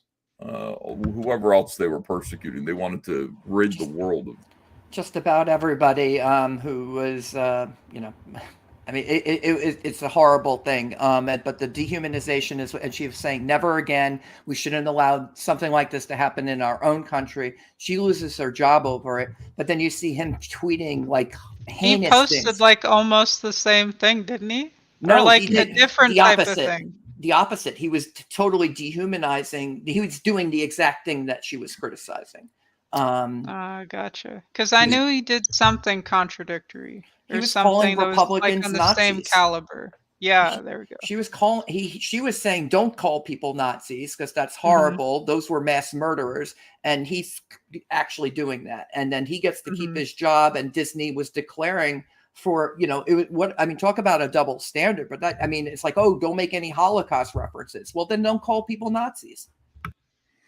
Yeah, don't do that. And by the way, you know what the Nazis were doing? Did you know that Mengele was sitting there trying to he was saying, you know what, there are a lot of people who identify as what did the Nazis call the master race? Or were they the Aryans? The Aryans. There are a lot of people who identify as Aryan but don't look that way. But they on the inside they're Aryan. So, for example, they don't have blue eyes. So what I'm going to do is I'm going to try a lot of experiments, surgical, medical, cuckoo, mad scientist experiments, wherein I'm going to inject blue ink straight into their eyeballs and see if I can turn. They actually do that. That's tattoos now. Oh, it's crazy. You can inject ink into your eyes. It looks gross. I've seen it in person. Probably don't do that. I would say don't do that. I would recommend. Some people go blind from that, and I'm like, I don't know. That's too much. It is too much. The idea of just having people identify as something other than what they are and then get into surgery, some sort of wacko surgical procedure to make themselves appear like what they think they are, not a good idea, I think, in my opinion. That's what the Nazis were doing. Anyway, what the hell was I? Oh, yeah. So this was all about me. We went off on a tangent saying there is a civil war at Lucasfilm. Of course there is. It's creative. It reminds me a lot of what was going on at DC Comics. Dan DiDio versus Jeff Johns. Two distinct visions of where the company creatively should go. Two egos, everybody working together for the greater good of the company, but wanting their vision to succeed and to get the credit and the prominence. That was the little civil war. And most people didn't even know it was happening at DC. Most people don't understand that it's happening at Lucasfilm. But don't question me. I think that's what I was trying to say. It was mostly an ego trip. Ethan, it's common sense. Every organization has factions. Every institution has factions. People who are competing either for power. They usually want bigger offices. They want the job that the other guy's making more money. That's why you're not supposed to discuss what you're making at the office, because it can kind of seed not only rivalry, but resentment and cause all manner of kind of discord. So to see it kind of play out publicly, Doomcock is trying to call attention to what basically is common sense. Of course, they're competing with one another. They they want a bigger budget. They got to compete for limited, such as it is, limited resources within the corporation. And it's like, I need a bigger budget to do X, Y, and Z. And it's going to come at the expense of another project, almost certainly. So, why wouldn't there be competition for that capital? Of course there is. Excellent. Now there is some. Now they're trying to compare me to a Nazi. Boopia knows who I've blocked on Twitter because he's become an annoying weirdo. Says Mengele let latecomers see his comic before day one backers. I got news for you. Reviewers get to see the product before the people who actually reviewers, right? I mean, you want to let reviewers see, you want to let your friends see to get some feedback and stuff like that. That's just the way that goes. All right, John Peter Preston says, hello, Ethan. You mentioned you wanted to see the work I've been working on. YouTube isn't letting me send a link. Do you have contact info? Yeah, you can contact me on Twitter. Sometime when I'm not, you just find me on Twitter and send me that'll probably be the best thing to do. All right, let's get back to your boy Zack here and his tirade against Doomcock, which I hope is a good one. That's just completely meaningless. So I basically explained what his shtick is. I said, so she still has a job. This guy read from a report the other day that had exact quotes from Kathleen Kennedy and her boss for an entire closed-door conversation, and it even included stage directions. The entire thing was farcical, and he is a complete charlatan. At the end of this little one-act play, he had his MST3K ripoff sidekick say something like, wow, I can't believe Kathleen Kennedy is acting like that. To which I responded, I can't believe it either, since it's completely fabricated. Wow. His whole shtick is to prey on depressed people by selling them outrage, predict 100 things and have a couple of them come true, and then proclaim Doomcock was right. He uses that quote, take this with a grain of salt, unquote, bit as a get out of jail free card to spread unsubstantiated rumors, which are usually just repurposed Reddit/4chan threads that he found. Well, all rumors are unsubstantiated, aren't they? Or are they? I think that's the definition.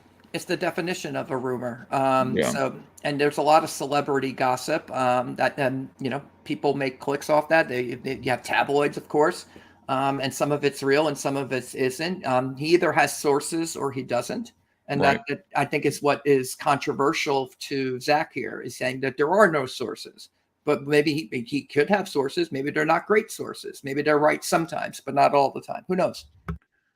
Yeah, I think that, like, for example, Alex Jones and his show, he says a lot of things. He spreads a lot of ideas that are unsubstantiated, in that there isn't really direct proof. You can't really validate what he's saying necessarily, but a lot of times, like Doomcock, he turns out to be right. In fact, usually Alex Jones turns out to be right. Sometimes when he isn't right, he pays a price.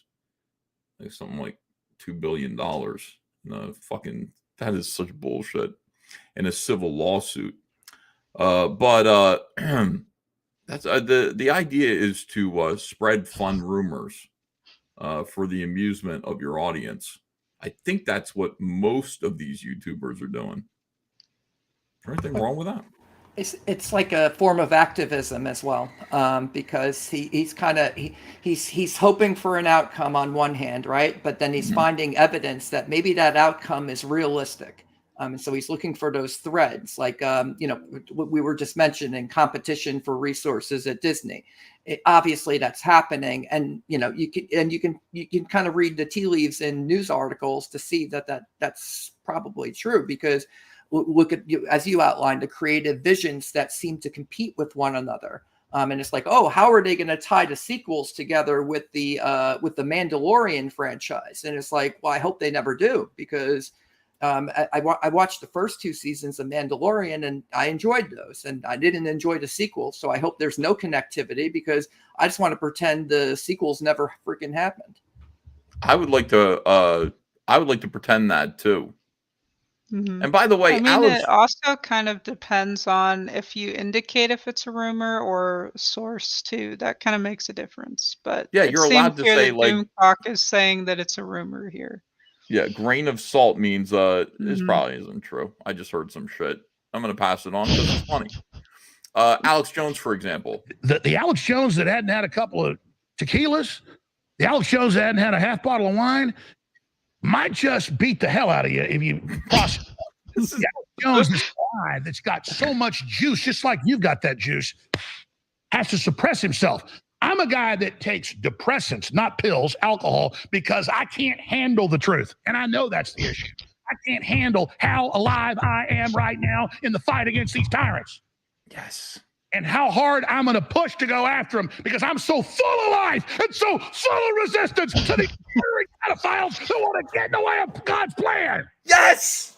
And let me tell you, I've been taken up to the third heaven. I've been jacked into the big plan. I've seen it. I can't even compute all of it. It's so fantastical. You've not seen nothing. You ain't heard, you ain't smelled nothing like this. I don't have words to tell you. But I tell you, anybody tries to get in the way of the incredible plan the big guys got for us has got me pissed, and I'm just begging to stay on the team, man. Just put me in the game, coach. Whatever you say, coach. I know I'm pathetic. Man, you're amazing. I'm so lucky you made me. What do I do, boss? What do I do? I'm like a hot dog, man. Just turn me on. Just tell me what I got to do. Tell me how I serve you. Tell me what I can do for you right now. Woo! God, can I actually just ask God right now to stop this right now?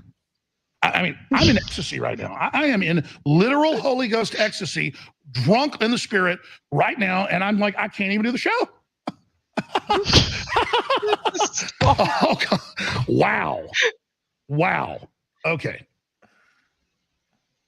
I'm going to pass out here in a minute. This is so intense. This guy's I hate people who hate Alex Jones. Maybe I hate them.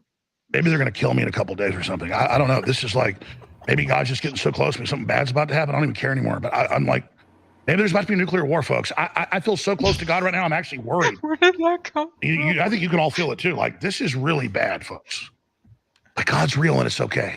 That's right. God's real and it's okay. When was that clip from, dude? That was too funny. The Alex Jones that hadn't had a couple. This is, It's brand new. Oh, wow. Amazing.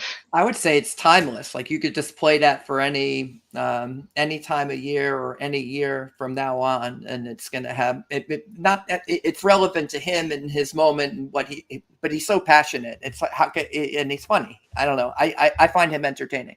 I do too, and I don't care. I like him, and I as I said, I hate people that hate Alex Jones. If you hate Alex Jones, I hate you. There is no way that this man is deserving of hatred. He is so fun and such a positive ball of energy, and I just think he's great. He's a good time. Crystal McGee's The Good Night Paradise Lost 2 picks up a bunch of more backers here, and this is good news. Thank you, people. I appreciate it. Yes, indeed. Back The Good Night Paradise Lost. Right now, the art is really, really pretty. You do. This is just great stuff, Crystal. I know. And all of the flashbacks are in color, so don't worry. The rest of the book will be in black and white. Unless it's a flashback, but it's pretty nifty. Oh, so flashbacks are in color and like black and white is kind of like what does it represent? Like the black and white is like the present. It's a little bit darker. We're always kind of looking at the past and it seems brighter to us. So that's kind of the thought process behind that. Bearcat74 says, it's nice to know that after giving EVS hundreds of dollars, he hates me for my feelings about Alex Jones. Maybe I got to rethink this. This guy gave me hundreds of dollars. He hates Alex Jones. Maybe I can't just indiscriminately hate people who hate Alex Jones. Did I jump the gun by saying I hate people who hate Alex Jones when they give me hundreds of dollars? The customer's always right. The customer's always right. What about Alex Jones? Is he always right? Oh, no. No one's always right, except for the customer. He's entertaining, though. I'll give him He has customers. I'm sure he listens to his customers. I gotta never go back and think about this a little bit more. Bearcat74 says, waiting for an apology. Bearcat74, I would like to apologize to you personally. Thank you so much for purchasing CyberFrog product and giving me hundreds of dollars. Now I will ask a favor of you, not just in giving me hundreds of dollars. I want you to continue to do that. Here's what I want you to do. I want you to hit your knees tonight and pray for Alex Jones. I want you, when you're praying for everything else in the world and all your other concerns, I want you to ask the big man upstairs to pour out some more blessings on the great Alex Jones. And also I want you to ask God to tear away the hatred that you feel in your heart for this great fire plug of a man. And he looks like he does look kind of like a fire plug a little bit. What are those called? That you crack open and the fire trucks hook into to put your what is that called? A firecracker? No, not a firecracker. When that you hook a hose up to extinguish a fire. Oh, fire extinguishers. hose. Fire hydrant. Okay. Oh, the hydrant. Fire hydrant of a man. I want you to just ask God to pour out blessings upon you and give you vision on to see how important Alex Jones is. Thank you, and continue to back my campaigns. Thank you.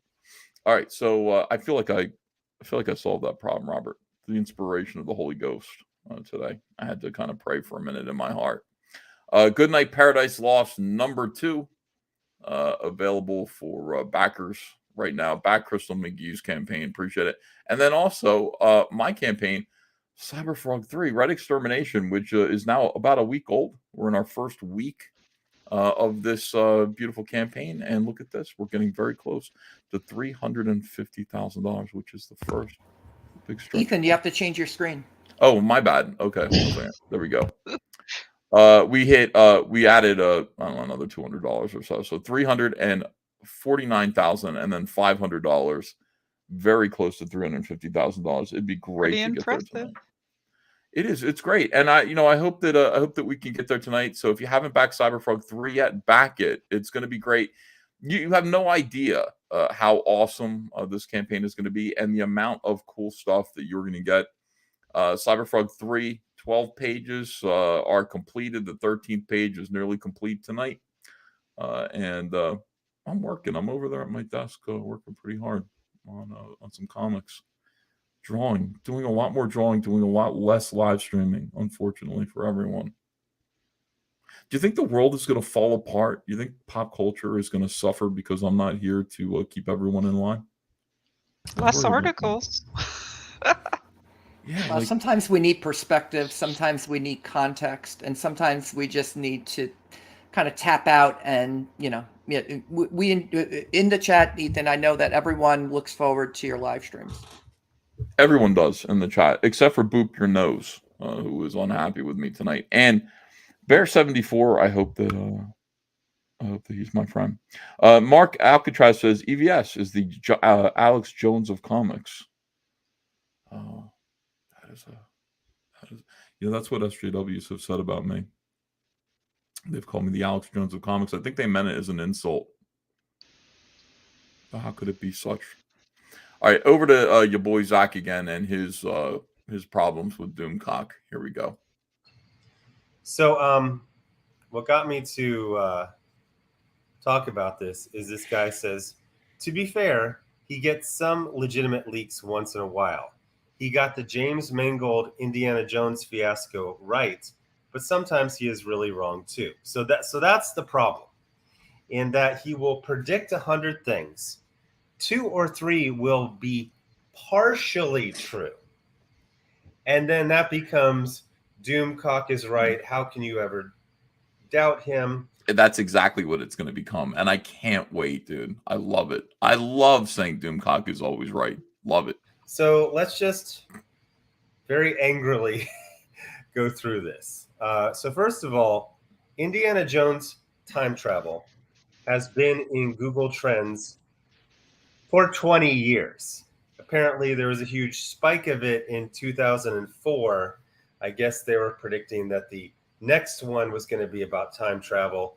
It was actually about interdimensional beings, not aliens, because Steven Spielberg said, I don't want to do a movie about aliens, George. So he said, okay, they're not from space. They're from the space between spaces. To which Spielberg said, okay. So, I mean, it was basically like first movie, Judeo-Christian mythology. Second one, Cult of Kali. Third one, again, Judeo-Christian. Fourth one, aliens. Not really, but sort of, but yes. Time travel was kind of like process of elimination. It was most likely going to be there. But 20 years ago, it was huge because they thought that was going to be the fourth Indiana Jones was going to be time travel. So it's been around for a while. Then they announced the title, Dial of Destiny. You can kind of guess it just from that. But this, I honestly, I can't guess it from that. Dial of Destiny, I would not have thought time travel. Would you? I had no idea that where I did take my family to see it, but I wasn't expecting what came out of it based on. But I did look at the audience score. It seemed like it wasn't the fans liked it more than the critics did, and I don't trust the critics, so maybe the fans that were liking it, so they just love Harrison Ford. How could you not love Harrison Ford? But I think the failure that they're experiencing here has almost nothing to do with the movie, and it has nothing to do with Doomcock. It has to do with the failures of the parent company that have betrayed their fans so many times that they're afraid to see it. Like, I think that like when I ask people, my friends, like, "Oh, did you see the new movie?" And you're like, "Oh, no, not yet." It's like, what are you talking about? You like indie, and it's like, I mean, they're they afraid, already they're afraid messed to be. Star Wars, so they can't. They've just burned every project in the wake. So, yeah. Dial of Destiny sounds like a trip to the laundromat, says Patrick T. Yes, I agree. Why couldn't it be the Spear of Destiny? Oh, you know what it should be? It should be the True Cross or the Crown of Thorns of Christ. It should be. There's still some cool like religious artifacts that they could do something about. They did it. There was a comic book, I think, for Spear of Destiny that was popular. Was it Dark Horse? Probably Dark Horse. Whoever had the Indiana Jones title. They had a bunch of indies, yeah. All right, here we go. But this is where Doomcock gets things. This is a Reddit thread talking about a 4chan thread. So this person, this was like last November, said, Indiana Jones 5 has had test screenings and I attended one. The reason he's claiming it didn't is because basically everyone at my showing hated it. He's talking about James Mangold. Marion appears towards the beginning of the movie and encourages Indy to come out of retirement for one last adventure. Mutt is mentioned, but not seen in this scene. It's all true. Sala appears for one scene. You can see him wearing a fez on the right of the pic. That's right. Phoebe Waller-Bridge is playing Helena Brody, the granddaughter of Marcus Brody, and is quite possibly one of the most annoying characters put to screen. Probably true. I wouldn't be surprised if she wrote her own lines. She constantly lectures Indy about his, quote, privilege, unquote. Harrison looks like he doesn't want to be there the entire movie. Mads Mikkelsen is playing a younger version of Tot from the first film, and he does a decent job. Antonio Banderas is probably the best part of this movie, and that's probably the only reason. And there's a block here, but I couldn't see it because I think you have to be logged in to see what it's blocking. The main MacGuffin is a golden clock that's the key to an ancient time portal. A group of neo-Nazis is trying to track it down before Indy can. First, they go to ancient Rome for a bit, but they go back through and end up in 1933. A significant chunk of the movie is set in 1933, and the main trio is old Indy, Helena, and younger Indy. In my screening, the movie ends with young Indy sacrificing himself to save Helena, causing old Indy to fade away, like Marty does in Back to the Future. Helena picks up his hat, and the movie ends with a montage of her in iconic Indiana Jones scenes set to the John Williams score. The movie also had a Helena will return thing at the end, sort of like what Marvel does. Okay, actually, that was a James Bond thing from the 1960s. That's where that started. Overall, 2 out of 10. I'd rather watch Crystal Skull 50 times than sit through this atrocity again. I hope Disney does some serious reshoots or just cans the entire movie entirely. So this proves that Doomcock was always right. You know, this is a good thing. Doomcock, as I said on Twitter, Doomcock was always right, as you can see. This is a very important tweet. Let me retweet it again so people can see. Doomcock was always right. Okay. So I have a quick question. How much of that actually ended up in the final film? I don't know. I haven't seen the movie. Oh, you I haven't gotta seen it. assume That's right. all of it. Yeah, like all of Okay. it is in the final film. But Zach did see the movie, so let's find out what he says to this.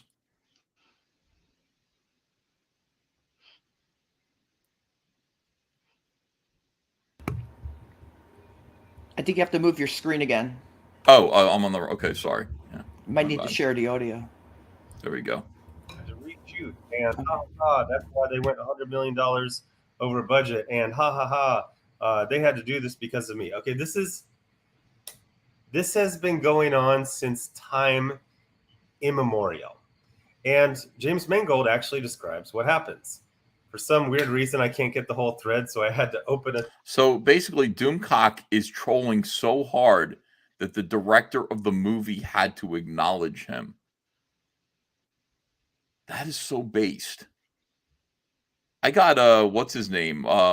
Ryan Johnson to acknowledge me once. And just to show that he was irritated by me, and it felt pretty good. I understand why people troll me. It feels good when you're like trolling someone and they acknowledge you and admit that they're annoyed by you. It is fun. I completely get it. Thread in 3 different threads or tabs. So he says, one more time, no one is, quote, taking over, unquote, or replacing Indy or donning his hat, nor is he being, quote, erased, unquote, through some contrivance, and he never was, not in any cut or script, but trolls will troll, and that's how they get their clicks. And please don't exhaust me pointing out how once in a while a troll is, quote, right, unquote. Always. Doomcock is always right. Quote. Even a blind squirrel finds a nut now and then. All one has to do is look at set photos and interviews, and you get enough info to make wild guesses about a movie plot. The difference between trolling a-holes and everyone else is the movie director. This is now 3 tweets. He is coping hard at Doomcock guessing the movie, getting it right. He just admitted Doomcock got it right. And he is coping. James Mangold, director of Logan, many other fine films, is coping so He hard really that shouldn't be commenting on any Right? of Can this. you imagine Spielberg doing this on Twitter? Like, it's That unthinkable. would look bad, dude. it is amazing. Just Like, a yeah, bad you just look. you got to just ignore it. See, social media. This is what's great about social media. And Zach is mad at social media, but I'm not. Social media really is an egalitarian force. Like it brings the great, the high and the mighty, who normally are, sodomizing each other at Bohemian Grove, down to the level where the normal schmuck can troll them, can get under their skin, can interact with them in some way, and it equalizes people, doesn't it? It's amazing that like Doomcock can make videos of himself singing in a mask, making fun of, the upcoming film that James Mangold has devoted all this time and energy. This is a big project. He's like really into it. Doomcock's just fucking around, and he drags James Mangold down to his level to the point where James Mangold is coping and seething on social media over Doomcock's predictions. That is extraordinary. That is amazing. Social media is a great thing. Why doesn't everybody see it the way I do? Blast Radius says, what is the point of this video from Zack? The movie sucked, didn't make much money, and the YouTubers were right. This sounds like copium from Zack. Well, it is. It is copium. All of this is copium. Here we go. Is they are trying to make dollars off of your feelings about other films and culture war politics. They push controversial guesses as coming from sources to gin up clicks. Let it go. So I've actually seen the movie, which distinguishes me from about half of the people who reviewed it. And half of, in fact, most of the world didn't see the movie, Zach. So it distinguishes you. It puts you in an elite class of people who got suckered out of their money to go see a fake Indiana Jones movie. So congratulations. And it is a fake Indiana Jones movie. How could it not be a fake Indiana Jones movie? George Lucas isn't involved and Steven Spielberg isn't involved. And they basically just, acquired and reanimated the corpse of Harrison Ford. And by the way, and they digitized him and made a little video game version of him for the first 20 minutes of the movie, from what I understand. So I don't know. This is a fake Indiana Jones movie, and you got suckered into seeing it. Doomcock didn't. It was like that De Niro where they age him or unaged him, I guess, right? Yeah. Irishman, yeah. It was kind of like that. Yeah. I love The Irishman. That's such a good movie. People say it's too long, but it's not long enough for me. You know, I'd watch that movie twice as long. They I'll could make watch that any 8 hours. Martin Scorsese film. Oh, hell I'm yeah. there. I love The Silence. That's probably that's high up there for me. Me and Crystal McGee. I'm telling you. That's why we get along. Central Scrutinizer says The Irishman was dull. Says you. I thought it was great. All right, here we go. It depends on what movies you like. I like mobster movies, and I definitely like movies about the mafia, and I like movies about what's his name? Hoffa, Jimmy Hoffa. I like movies about him. You saw the Jack Nicholson one? I did. I thought it was good. I'm telling you, I like all that stuff. Even bad movies about the mafia, I still kind of like. I like John Travolta's version of Gotti. Oh no, don't. I did. I liked it. Was that a made-for-TV something? No, it was in the movie theaters. It was bad. Nobody went to see it though. Nobody went to see it. It was shit, but I still really enjoyed it because he was like chewing the scenery dry. Like he should not have played Gotti. There's no way. John Gotti. And they made a good version of John Gotti for HBO right before The Sopranos came out, and they used a lot of the Sopranos cast for the cast of this movie.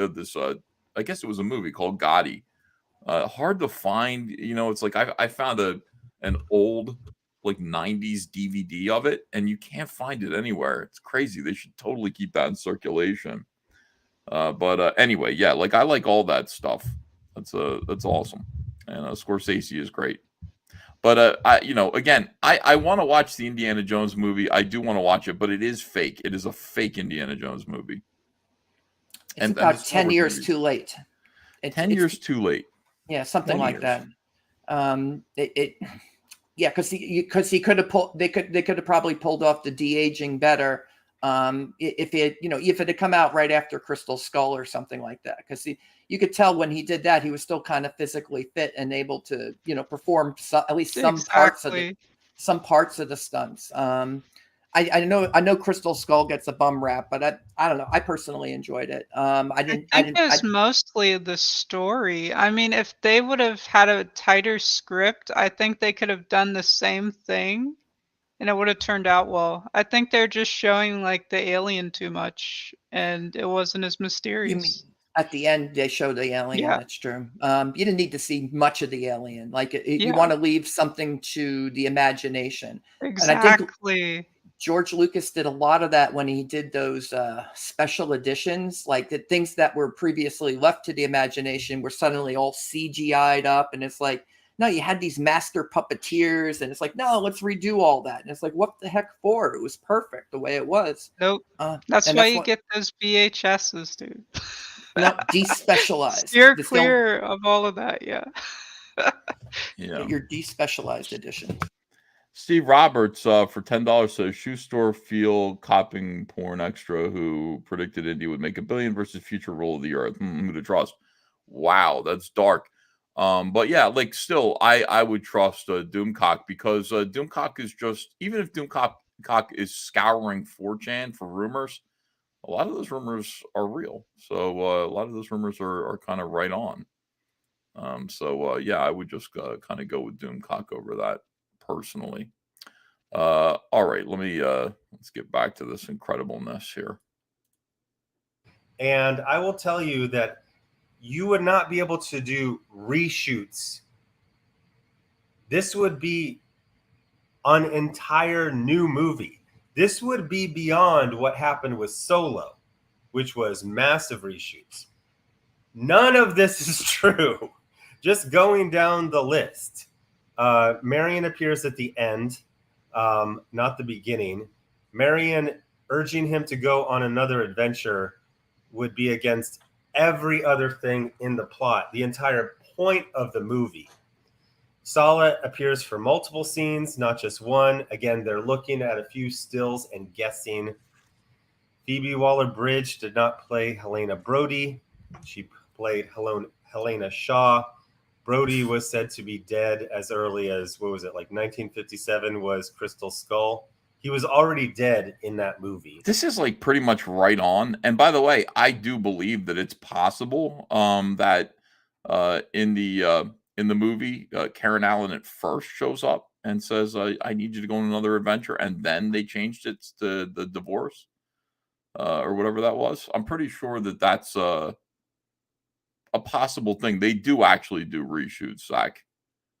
They do reshoots according to They feedback. focus group it now. They have such budget they can. I think isn't that standard for movies now? They'll like film like 4 different endings or something, and then test screen it, and then see which one the fans like the most, and then they piece it together like a jigsaw puzzle. For a movie like this, yes.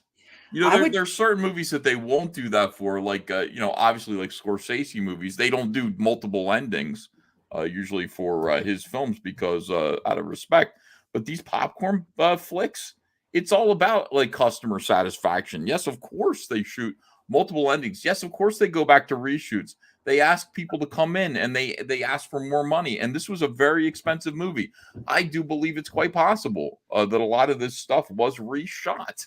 Was it? But didn't Harrison Ford recently confirm that they did have to reshoot parts of the ending or something? I don't know if he did or not, but of course. Let me pull that up. I heard there's like multiple endings too. And I mean, films do that a lot. It's just kind of like depending on what direction they want to go. It's kind of a new thing. Yeah. As far as like Marvel doing that, more commonplace, I guess, rather. I think these like movies like this where it doesn't really, it's just like, well, I don't know what's going to feel the best, what's going to get the best feedback from the audience, like what ending. They do that all the time, and they're spending hundreds of millions of dollars on the production of these films. They got plenty. Which plenty they need of to money. bring the budget down because there's certain heights that movies are going to get to, and if you do a budget that's 300 million, that might have been your movie's max. People are So saying you wanna John be Williams careful. confirmed it. John Williams actually confirmed that there were reshoots. So wrong again, Zach. And Doomcock. Oh yeah, John Williams. Yeah. Doomcock is right. Once again, Doomcock, correct. Obviously, he could have been dead for a while and still be her father. But let's be quite frank. Brody was played by a clearly homosexual actor who didn't try to act not gay as Brody. Brody was also most likely gay. So him being anyone's father is hard to believe. So the whole beginning, which takes place in 1945, correct? I didn't know Brody was gay. My Gaydar's not tuned to Brody. Yeah, I didn't catch that. You know, I really, honestly, I don't know what Zach's talking about there. Huh. With a different character, Basil Shaw, played by a different actor. Again, this is just someone seeing Helena and then saying, Helena Brody. They're just making stuff up. No, they got Helena right. They might have heard that she's the granddaughter of Marcus Brody and just assumed her name was Brody. But the big thing is they got Helena right. That would be harder to get right. You know? Oh no, she's there's a character in the beginning and she's the daughter of that character from one of Indy's people Indy meets in the war. So the beginning is World War II. You get to see Indiana Jones in World War II basically for like a half hour. So if you ever wondered what he did in the war, it's like, oh, cool. Okay, we get to find out that story or whatever. And then that's her, and then the Helena Shaw, I guess, is his daughter or something like that. I see. Okay. I'm not even sure because I'm not, but like this is pretty impressive. Like what Doomcock actually said and what turned out to be true. I think there's a lot of coping and seething because this is an example of him being right. It's like we basically pushed him down, like it beat him up over Kathleen Kennedy not being fired yet, and tried to make people think that he was wrong and a charlatan. And here he is mostly right about Indiana Jones. So now we've got to attack what his sources are. We assume they're from 4chan, and who cares if they're from 4chan? Put that shit on a video. 4chan rumors. a perfectly valid source for a video on YouTube as long as it's entertaining. My sources were like when I was doing Star Wars videos, I'd get information straight from the SJW camp in Star Wars. I go because they actually did have sources. That's kind of funny. Yeah, like I go that I made friends with Jason from making Star Wars because everyone hated him. And he was so much like me, except he was like a leftist, in the sense that he was really into mischief and like just fucking with those people. So we kind of became friends, and he's like, I was like, "What's going on, dude? What's going on?" And he would feed me all this info that turned out to be right because he had friends at Lucasfilm who gave him tips, and so his information it used to drive like geeks and gamers crazy. They hated him. His information was usually right on the ball. So he'd feed me tips, which turned out to be kind of true. Star Wars videos were fun. God, that was great. I'd love to go back to that. I have the quote from John Williams that I think got this whole rumor kind of started, Ethan, if you'd like to see what John Williams actually said. Okay, let me see. It just takes a second. It's just a movie web. This was right before Mangold does the tweet. So was he even responding to Doomcock, or was he responding to the film's composer who said, here it is. So we have just about completed the film. We have maybe another ending to shoot and record, maybe in a couple weeks. Now we could take another ending. And so, and then did that get the rumor mill going? Did that get sources saying, oh, it's this, it's that? Who the heck knows? In that respect, but that's, I think, who Mangold was responding to there. Anyways, that's the quote. There was a John Williams quote. Yeah, there's a real John Williams quote because so I thought it was Harrison Ford, but no, it was John Williams who had said that. And so there you go. Do they have to do like, it's like, oh, they got it all in one take. Like, do you think they did 3 takes of a scene, and then took the best of, each second of it and patch it together? Perhaps like that's how a movie's made. So do they stick to the same script? I'd have no confidence in Hollywood nowadays to pre-produce a good script and say, we ain't making a movie until we have a good script.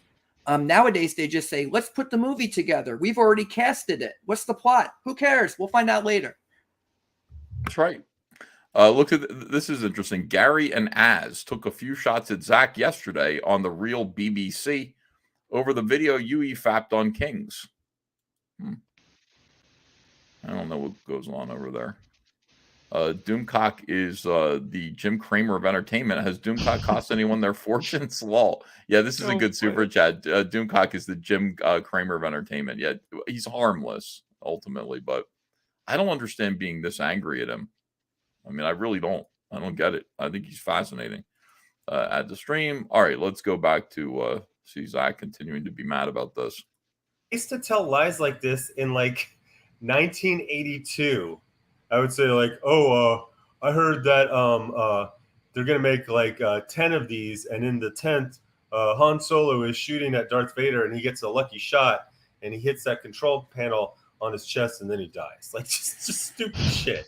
Mads Mikkelsen is playing a younger version of Tot from the first film. Is that true? Antonio Banderas is the best part of the movie. If you saw the movie, he's barely anything at all. Okay, so they got the main MacGuffin, which is a golden clock, which was seen in publicity stills. They do go back to ancient Sicily, but then they're like, for a bit, and then they go back to 1933. Why does he say 1933? Well, why is he spoiling the movie just to own Doomcock? He wanted to say that I don't know. all of this is going to be undone. 1933 don't you want to see this would movie, be set guys? 2 years before Zach is spoiling Temple of Doom. Temple of Doom actually takes I don't place need to the see year it. Zach before. just told me the whole movie. Raiders of the Lost Ark, 1936. What is it? Last Crusade is 1939, I believe. 38 or 39. And then the scene from the beginning is, I believe, 1945. But they needed to say 1933 saying that he went back before all of the movies, and he's going to die in a causality loop that's going to wipe him out. but somehow it's not going to wipe out Phoebe Waller-Bridge also going back in time. How is the popcorn though? This sounds horrible. I don't want to watch this movie at all now. Everyone's right for not going to see this movie, according to what Zack is saying. Crazy. Basically, what James Mangold said is true. People looked at a couple of publicity stills, made up a fake movie, put it on 4chan, then it got shared on Reddit. Then Doomcock reports it. Then, when the movie comes out and there is time travel, which you can glean from the first time the title was revealed, there was also... Not true, dude. Dial of Destiny only makes sense retroactively when you know that it's about time travel. The Spear of Destiny is not about time travel. Destiny doesn't mean time travel. It just means power, right? It means the future is in my hands. It means that I'm supposed to be something a big deal, or it means a diminutive small YouTuber who allows his wife to get into cuckold situations. I like him though. I think he's really smart, but I don't understand with the cuckoldry. I really don't get that. I don't understand. How would you let your queen? I don't know, dude. Guys, I don't understand that. I don't get it. Disrespect, dude. That's so sad. It is Nobody like really... deserves that. Well, I mean, some people really like it, like they get off on it. I don't understand it. I really don't get it. I don't understand cuckoldry, and I never will. It's like, oh yeah, that's really hot to watch some other dude railing my wife. That made me think of Adam 22. Have you seen that stuff around? That is so like, wow. It's bizarre. What is it? This guy named Adam 22, he's like on YouTube. He has a podcast. He's done a lot of stuff with Keemstar. Yeah. Some stuff. Yeah, like they're on podcasts and stuff, and they chat a lot. But his wife is, or I guess they're both adult film stars, but they would do scenes with 3 people in total. And then all of a sudden, they get married. Him and his girlfriend get married. And a month after they got married, she's doing solo with some other guy. And so people have been roasting him, and he's like very sad on the internet, and he's trying to cope. And it's very it's so sad. That Cock 22. I've never heard of him, but that does sound like a horrible situation. It's very sad. Thank God for the internet. I'm so glad that this stuff happens and we get to talk about it. It's fantastic. Anyway, the Dial of Destiny could be the soap that YouTuber drops in the shower, or it could be about time travel. I don't know. I wouldn't guess. Destiny doesn't necessarily refer to time travel, is my point. Okay, so yeah, I didn't guess it, but I also wasn't paying attention to it because the first trailer looks so bad. So, right. Like Manifest Destiny, that the idea that we were going to get from sea to shining sea. I think it was like a political slogan at the time, but then James K. Polk actually made it true. And so, Destiny doesn't necessarily portend. If anything, it points to the future. Right? Yeah, it doesn't. And the time travel is mostly in this. It sounds like it's going back to the past. They go back to ancient Rome. They go back to 1933. So that's not a. All right, so that would be the Dial of History. If it was called the Dial of History, I'd be like, oh yeah, like it's time travel, probably. I think you did a review, a kind of a preview of this movie on another stream. That I think, I don't know. It seems like that was more in tune with what they ended up doing. And I don't know who the heck knows how many times they have to reshoot these things. Didn't Harrison Ford get injured in the middle of this film? And he had to take like 6 months off so he could mend himself up and be able to, finish the movie or whatever. So it had a ton of setbacks. And and it was delayed. When was this originally supposed to come out? Wasn't it like last year or something? I don't know. Maybe it was. Maybe COVID held it up. COVID held everything up. They also had like a death on set too, so that set them back a little bit. Well, they had a death on the set, and that was the death of the Indiana Jones franchise. and Kathleen Kennedy's career, according to the incredible Doomcock, who is right twice a day. And he only makes 2 YouTube videos a day, so that means he's always right. All right, here we go. So a set photo showing a bunch of people in togas. So you say, okay, there's going to be time travel.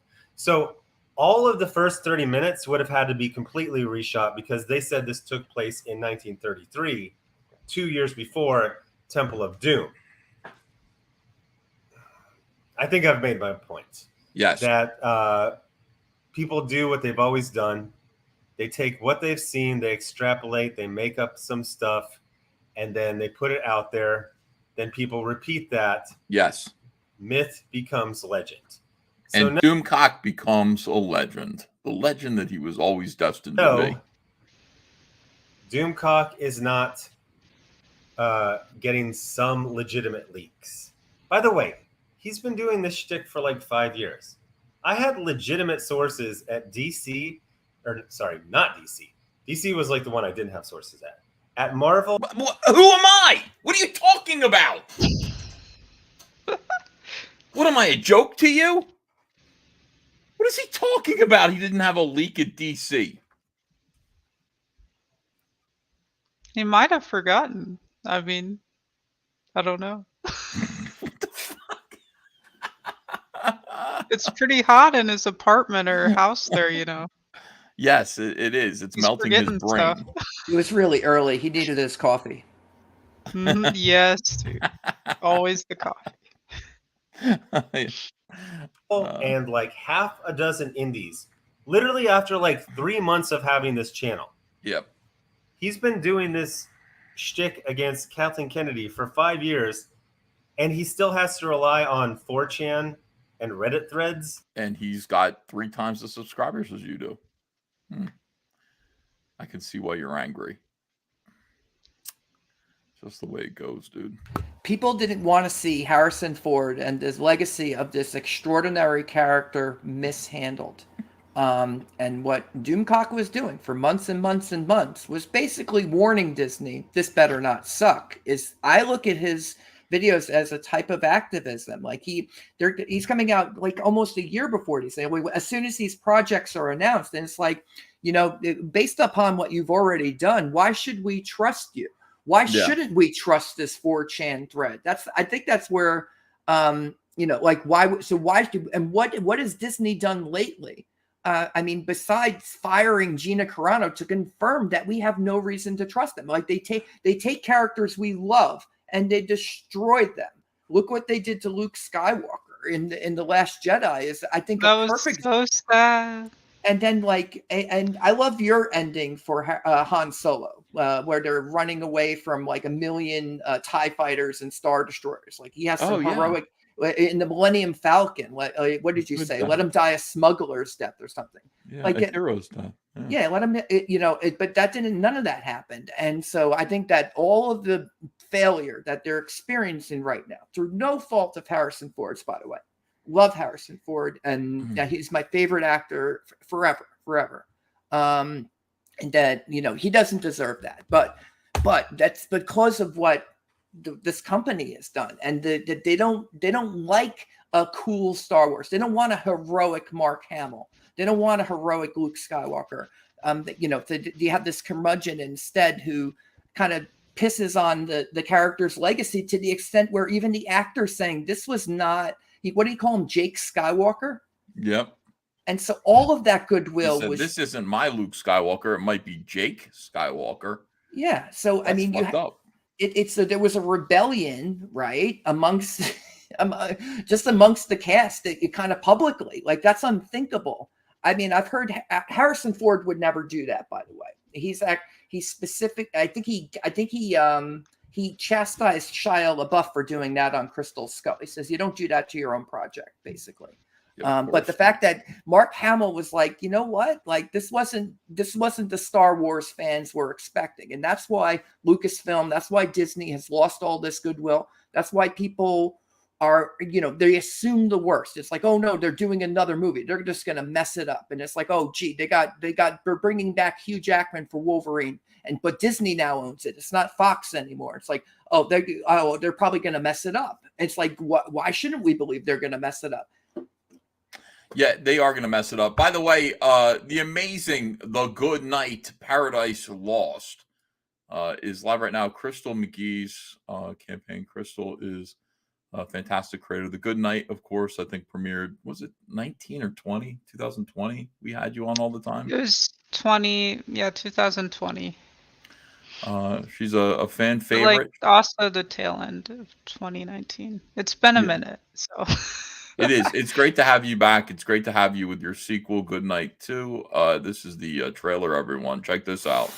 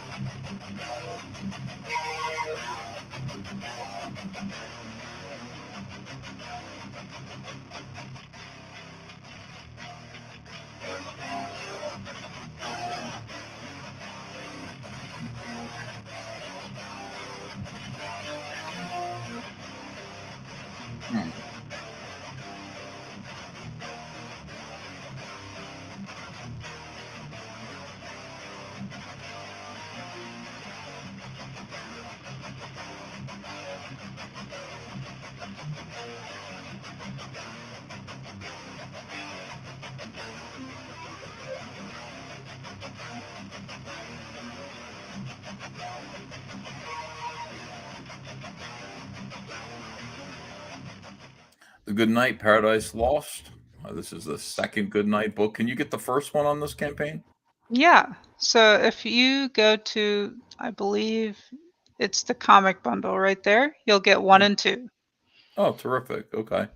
Yeah, So, get issues 1 and 2 and support this campaign by Crystal McGee. And my campaign, CyberFrog 3, Red Extermination, live right now. And we're very close, very, very close to $350,000 and unlocking the first stretch goal for this campaign. So get on board and back CyberFrog Red Extermination right now. Here is my quick 20-second trailer. I think you might need to go to that tab. Oh, my bad. I mean, no worries. Gee whiz.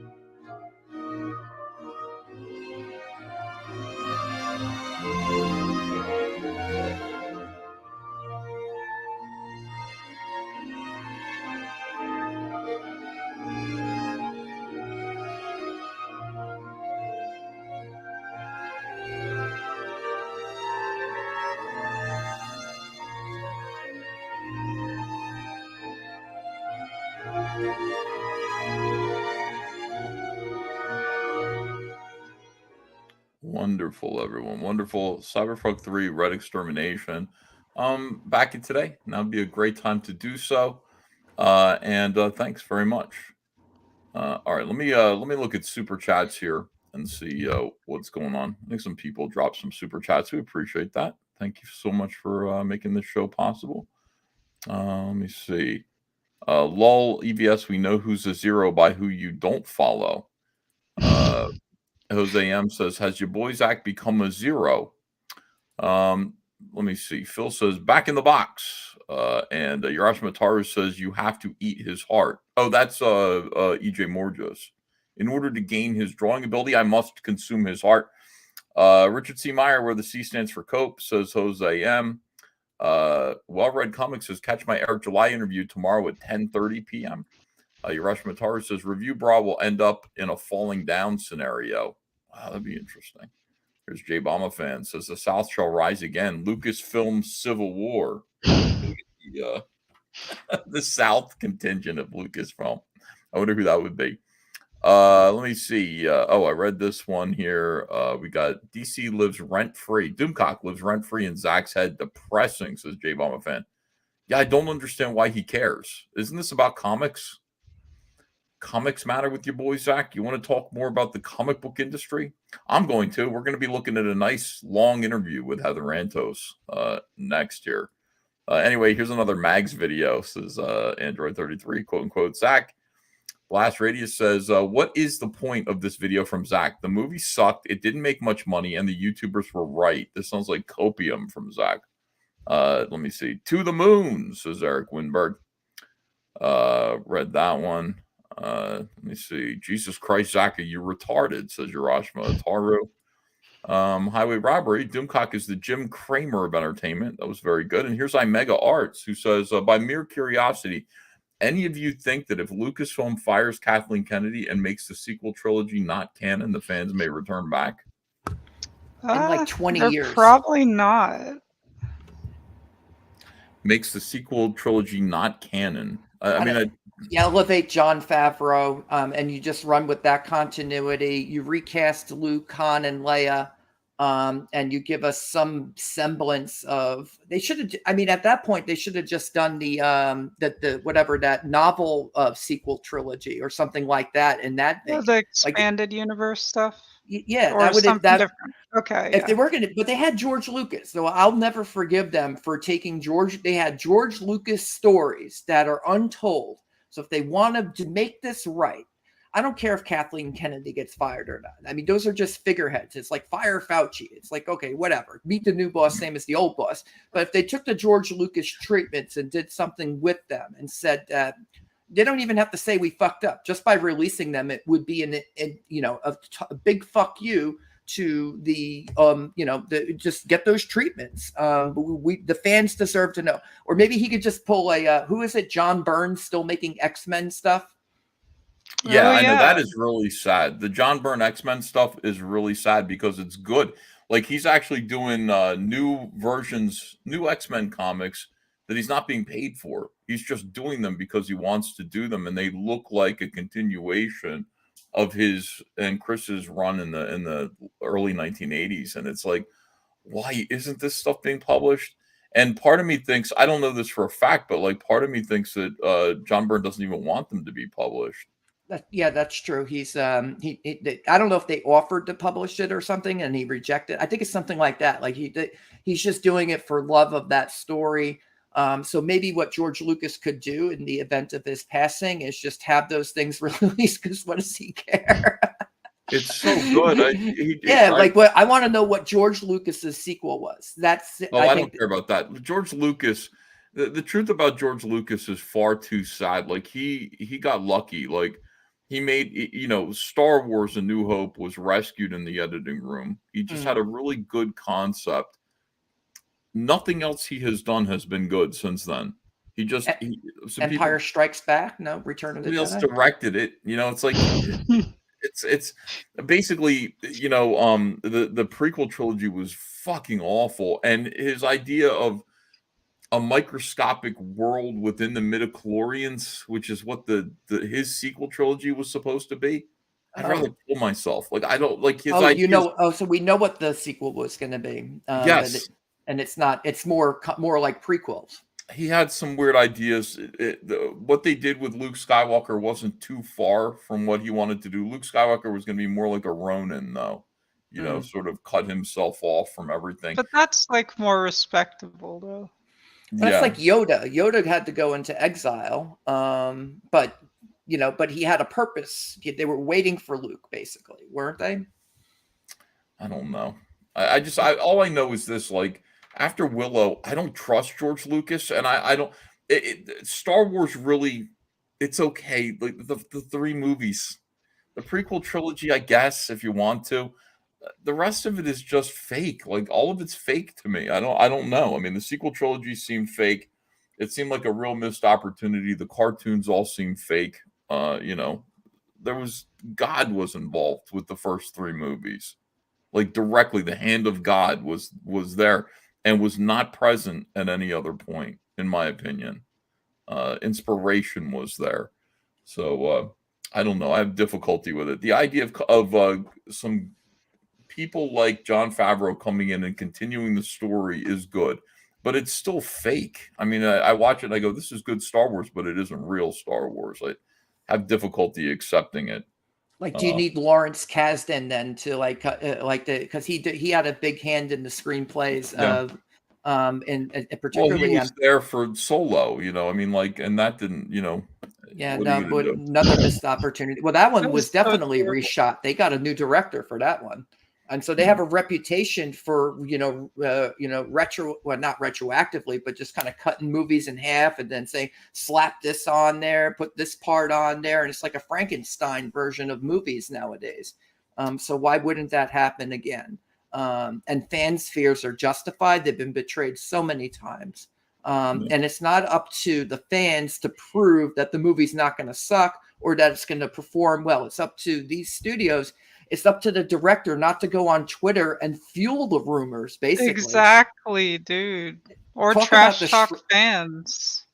Talk about the Streisand effect. It was like, you go out there and they didn't need to do that. Like, that was just like if I were Disney or I was Lucasfilm, I'd be like, James, what the heck are you doing to us, buddy?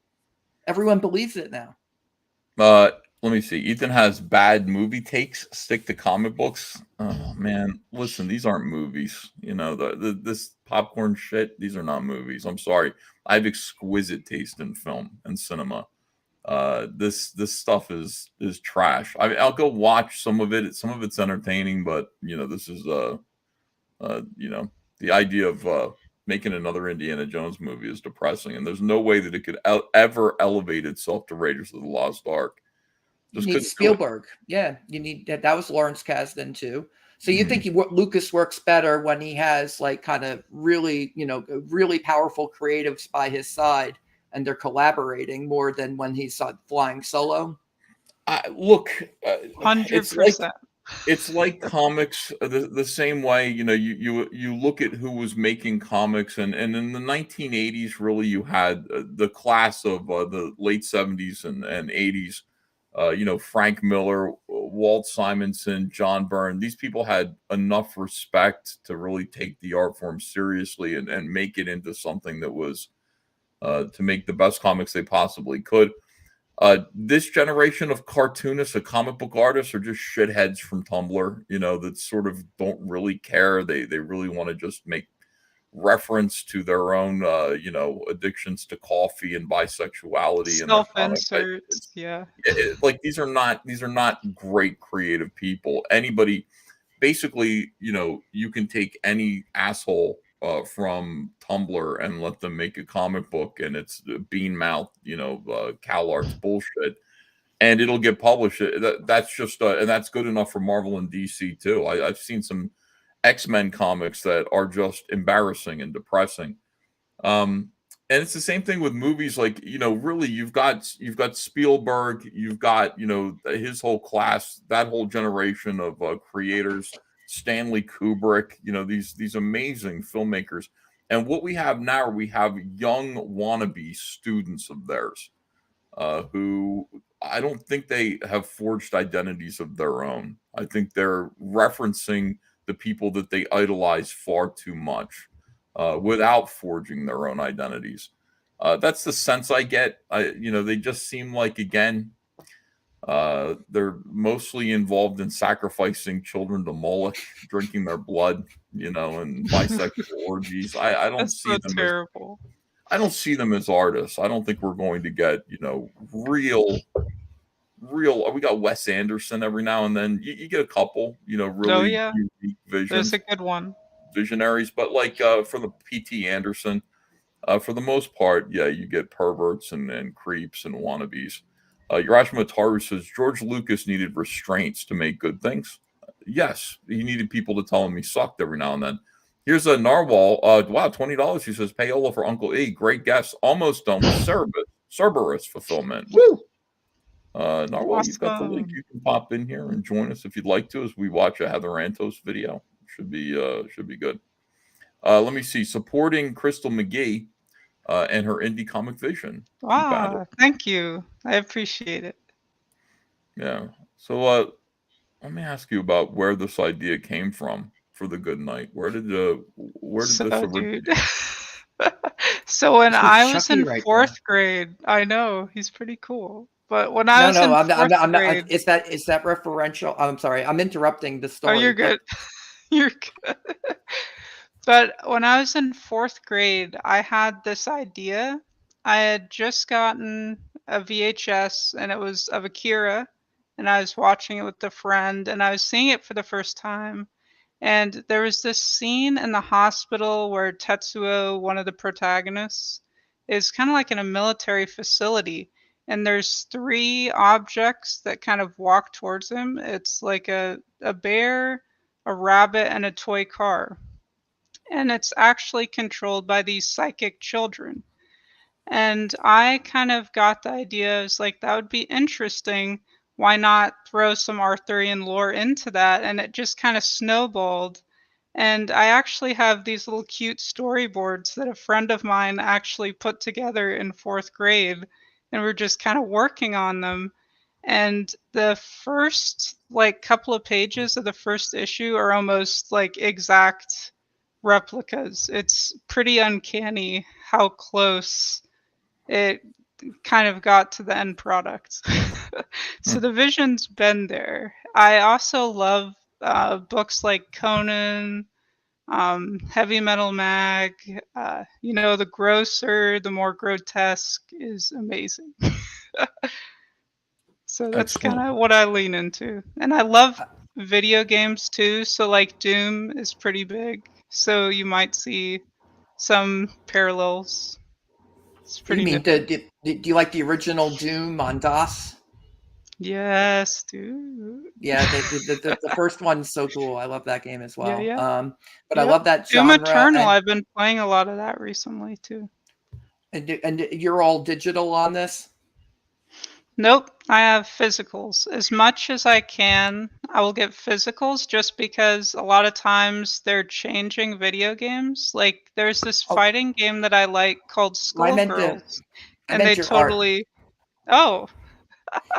Sorry. So you mean like physicals or digital? Or I'm wondering if it's painted. So I'm saying, are you using acrylic or is this digital? So what we do is that he'll paint it on canvas. So that's he'll have acrylics, he'll have charcoal, stuff like that, and then we kind of spruce it up in Photoshop.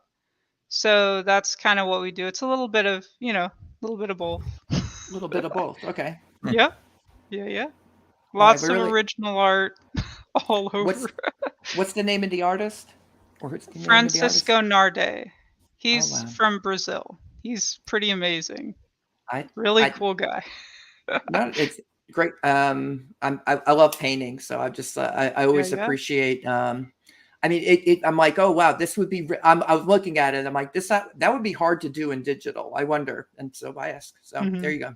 Because sometimes, like as far as textures, it's really hard to get those across digitally, and so it's sometimes we'll lean more into a page with just the practical what's on canvas. And then sometimes we'll have to lean more digital. It just kind of depends because when we go to pre-press, it gets a little tricky with the balance of the black and white. So we might need to go into a page and make it add a little bit more digital to kind of brighten it up. So it just kind of depends. Well, congratulations. You are halfway through to your goal. Thank you guys. $2,500. I That's appreciate great. it. Yeah, I appreciate it too. It's good to see this book halfway to funded. Let's get it all the way there, guys. Just back a copy. Make sure that you reserve your copy of The Good Night Paradise Lost too, so that Crystal can make her comic book. I know. appreciate And you my guys. artist just got done with all of the interiors for issue 3, and he's already about halfway into issue 4. He's like, he's speeding ahead. We're trying to make it so that we can get more issues out a lot faster, and that's kind of why I've been MIA a little bit. Just kind of working on getting issues out a lot faster for you guys. So Very cool. pretty All right, here neat. we go. This is our next project here, the questionnaire with editor Heather Antos, and I can't wait to just listen to Heather Antos get Q&A'd. This sounds like a lot of fun to me. I don't know much about her, to be honest with you. I never spoke with her really. Spoke with her a couple of times in private during the heart of ComicsGate, but the early days. But other than that, not really. So I'm kind of curious about what it is that Heather Antos is all about. You guys ready to enjoy Heather Antos? Oh yeah. I Now, guess so. where is she now? Is she's at which studio? Wasn't it Valiant? At IDW. Or is it different? Oh, she's at IDW now. Where was she before that then? Valiant. Before that, she was at a gambling, video gambling place. Oh then yeah, before that, dude. What the heck? that was her dream come true. I forgot all about that. For idiots like me who don't remember all this stuff. Thank you. All right, here we go.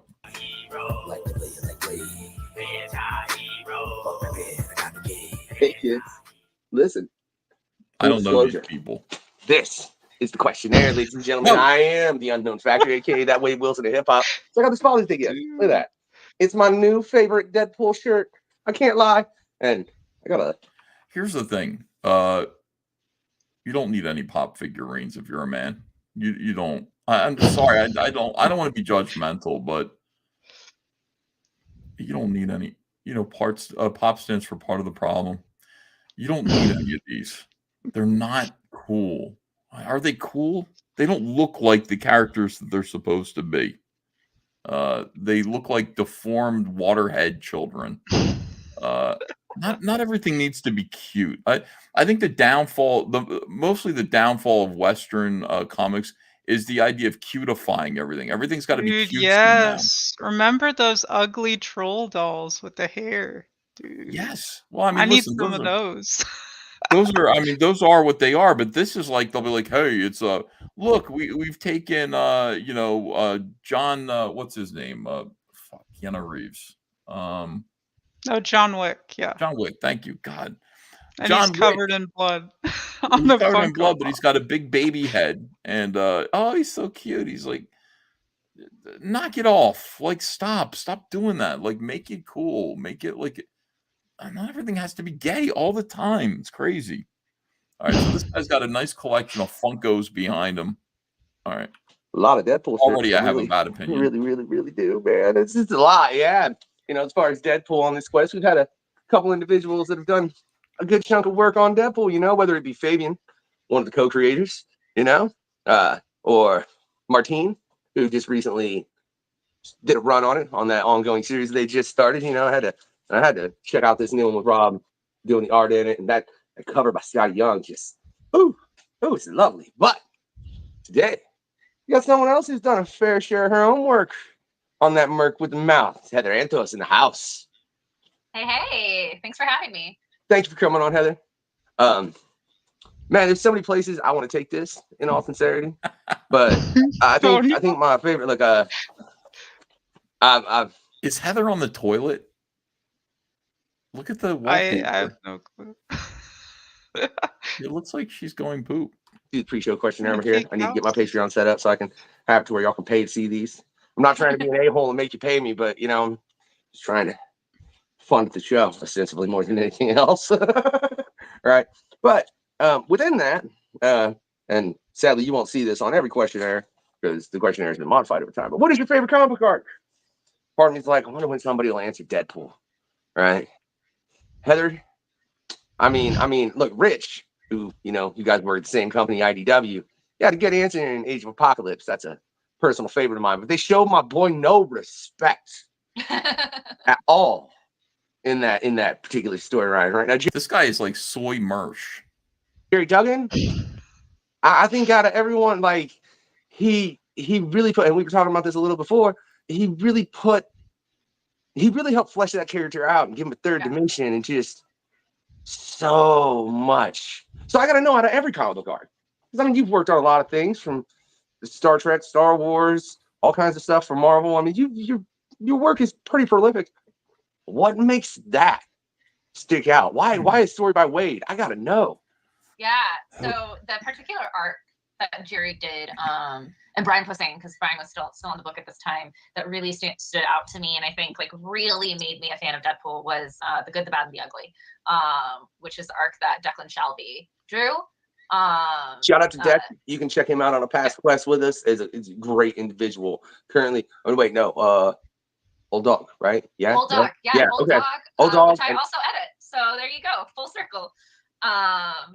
But or should I say Black Circle? Read Old Dog. Read the book, you'll understand. But yeah, Jerry Duggan's run on Deadpool, The Good, the Bad, and the Ugly. Like again, it just, I feel like for the longest time. Did a lot of people watch this? Is this just me to watch this? Let me find out.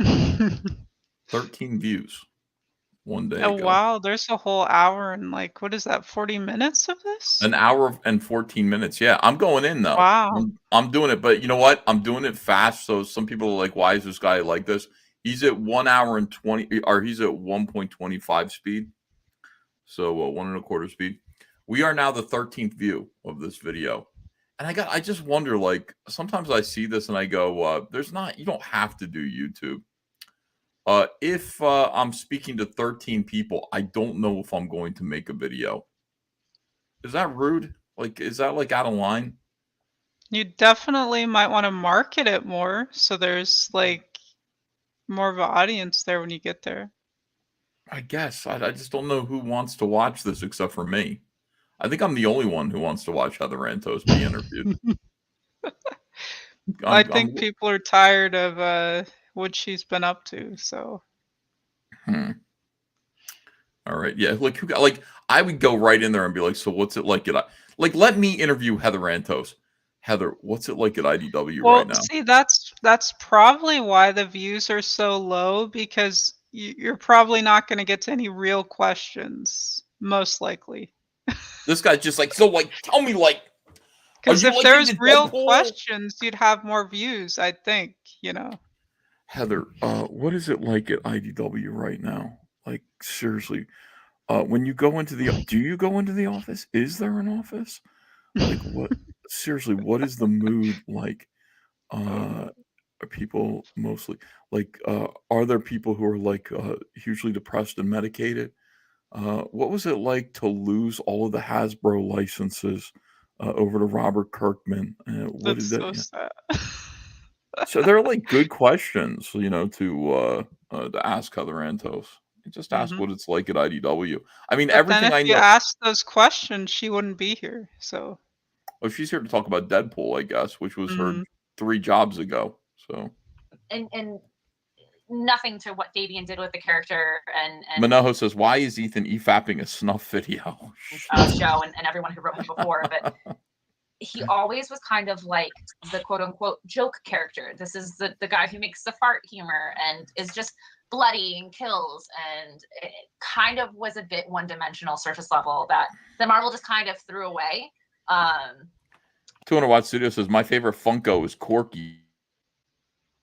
And Jerry, this arc was so unexpected, bringing in the good and the bad, the ugly, and doing the stuff with how Deadpool became Deadpool and how he feels about being Deadpool and his daughter Ellie and everything that that came with that. And it just like I remember reading it the first time, and I wasn't working at Marvel at this point. This was like, I think, leading up to, I think it was like the year before I started working at Marvel on these books.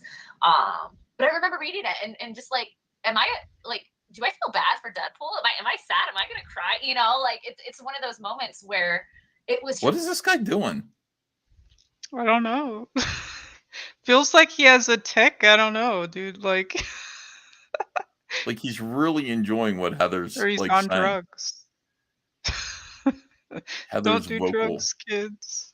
Heather's vocal fry is getting him. He loves it. Just so unexpected and so well done, and it's so hard to just change, I think, the world's opinion about a character, but also like to stick that landing.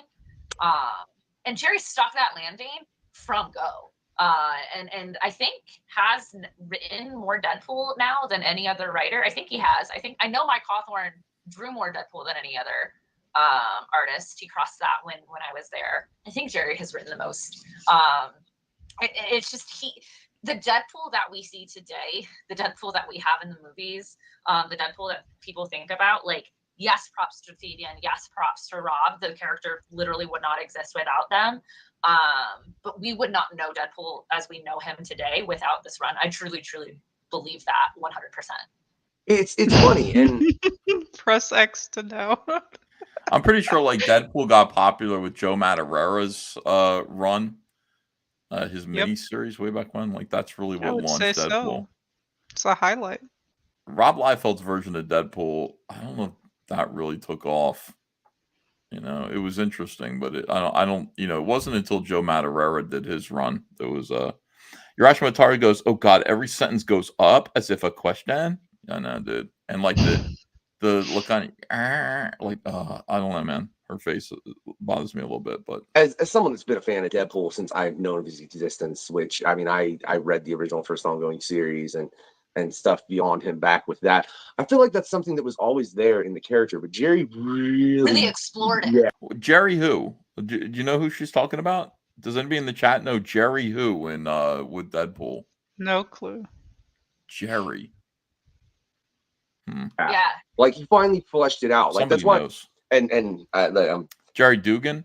Jerry. Oh, I was thinking. Okay, I was thinking. Jerry Dugan. Okay. Oh. Yeah, it was God with some terrible flesh.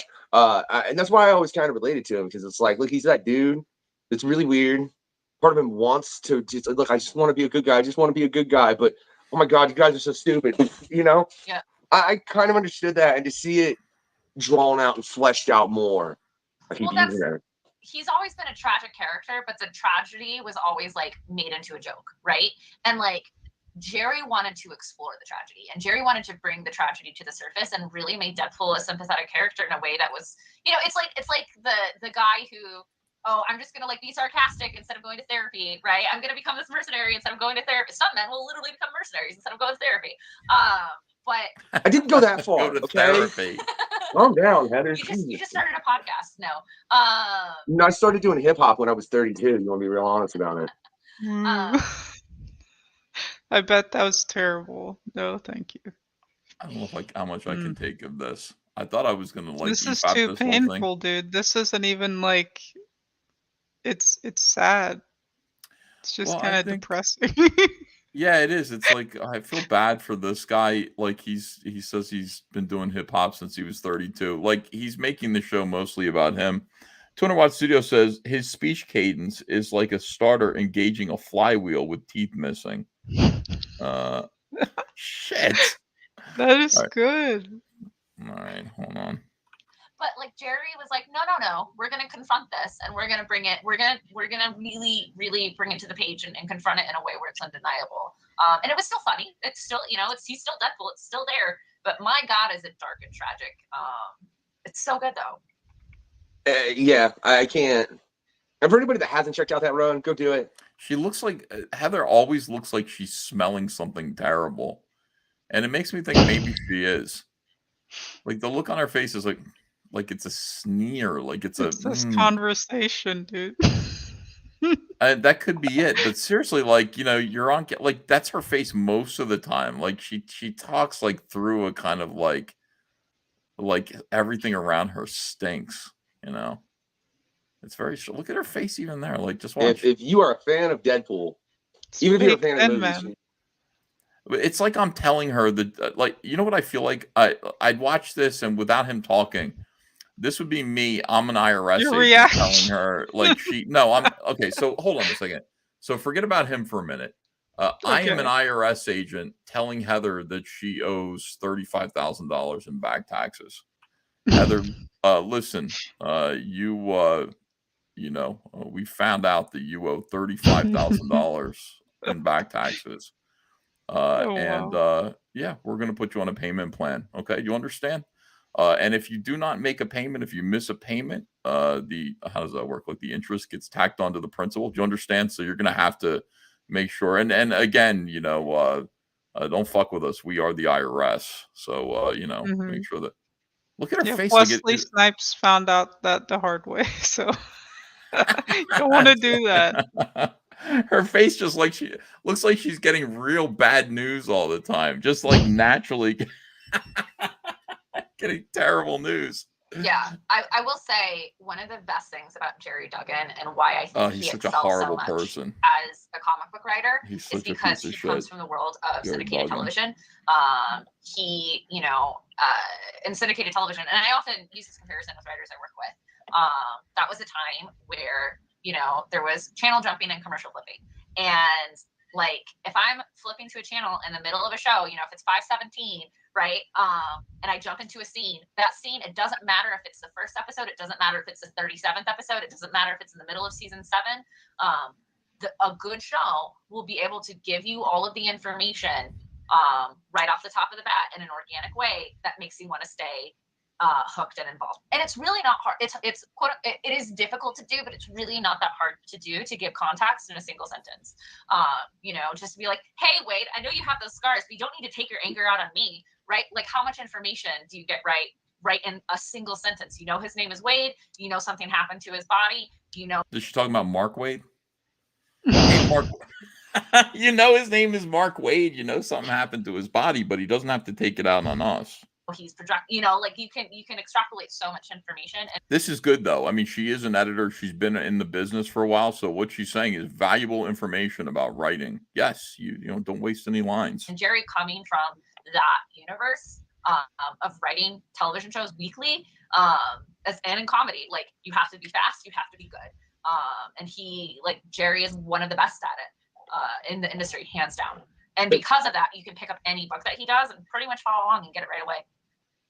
I will pick it up and throw it away. C. Robert says the winner and still world champion, The Wall. I know, man. I say, Thanks for $10. personally, as far as advice, I was going through all your website today. If there are any editors or aspiring editors out there, click the link in the description to Heather's website. Go to the How to Edit, I believe it's called, right?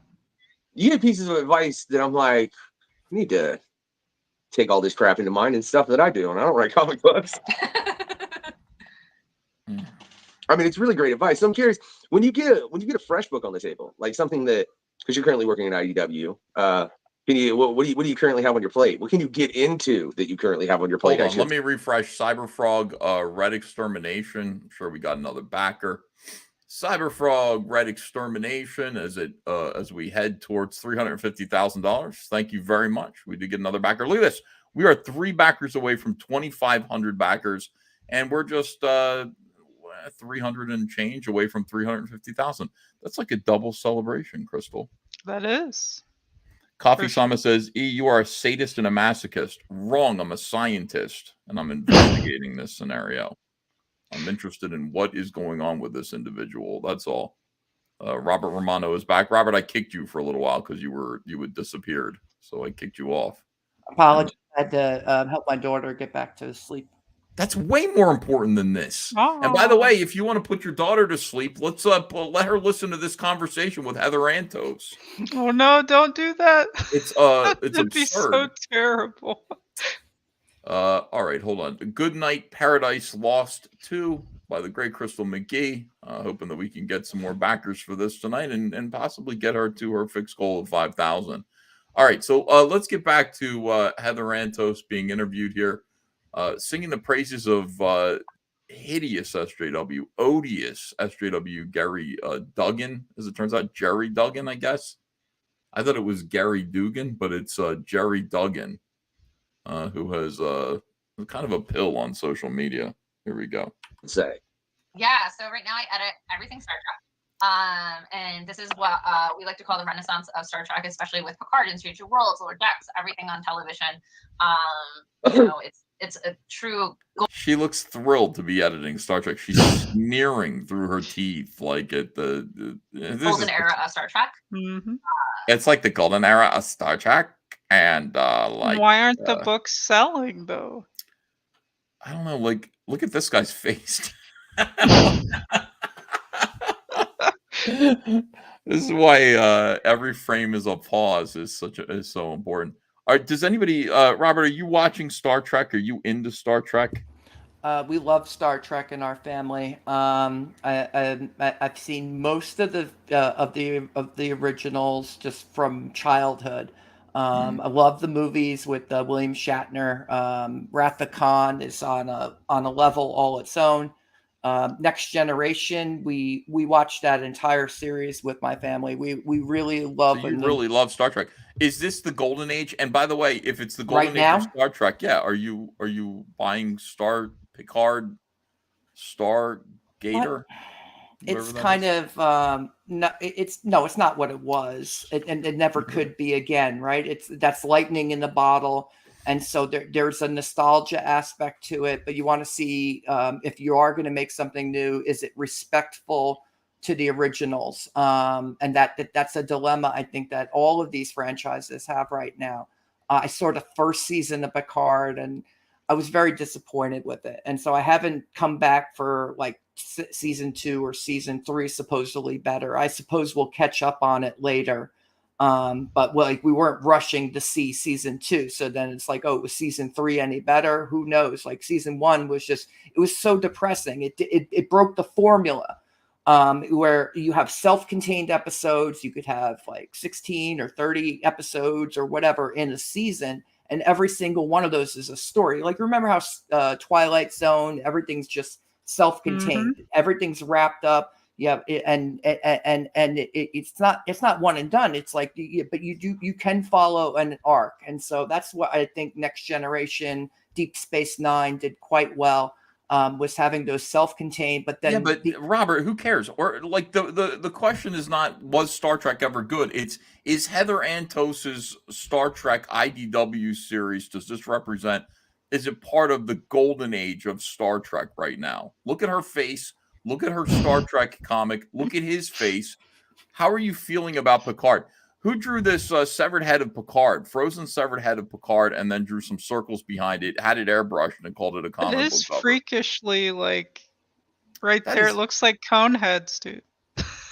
It does look a little like There's a cone right there. All right. You good? Sorry. Even Heather was like, "Are you good?" You made me think of something. I'll get to it after you're done, Heather. Okay. Don't worry about my facial expressions. If you do, they'll throw you off. No worries. But right now, we are about to do, and I'm very excited about it, the first ever Star Trek Summer Crossover Comics event. Star Treks have been in comics for 57 years. They've never had a crossover. They've never had 2 ongoing series that are going to cross over in the way that we're doing. And we're really excited about it because we also, for the first time ever in Star Trek's comics history, have been nominated for 2 Eisner Awards, which we're very, very, very proud of. All props to Jackson Lanza, Colin Kelly, Ramon Rosanes. But it's bloody. It's a Klingon insurrection, if you will. We're very excited about it. This is not no Klingon insurrection. What the heck, dude? Klingon insurrection. No. Klingons are going to storm the. No. That's too on the nose. That's why the comics aren't selling. Well, look, it's nominated for an Eisner. Maybe now is the time. But is anybody going to buy it, though? I don't know. If you're going to buy Star Trek, like, now might be the time, Robert. Now might be the time to check out the comics because they're nominated. We need the J6 Klingons. Yeah. No. Interesting. No. I wonder who Trump is in this scenario, in this analogy. Yeah, I can't be really sure. Oh, brother. All right, hold on. Back to Heather Antos. Just go look up the Daniel Warren Johnson cover where there's a decapitated Klingon head on the cover. I don't think that's what people think of when they think of Star Trek. So we're getting pretty wild with it, and we're very pumped. I actually seen a cover for that. I believe it was earlier today on Twitter, where it's just there. Oh, pardon my lack of Star Trek knowledge, but what's the Klingon weapon? The main one?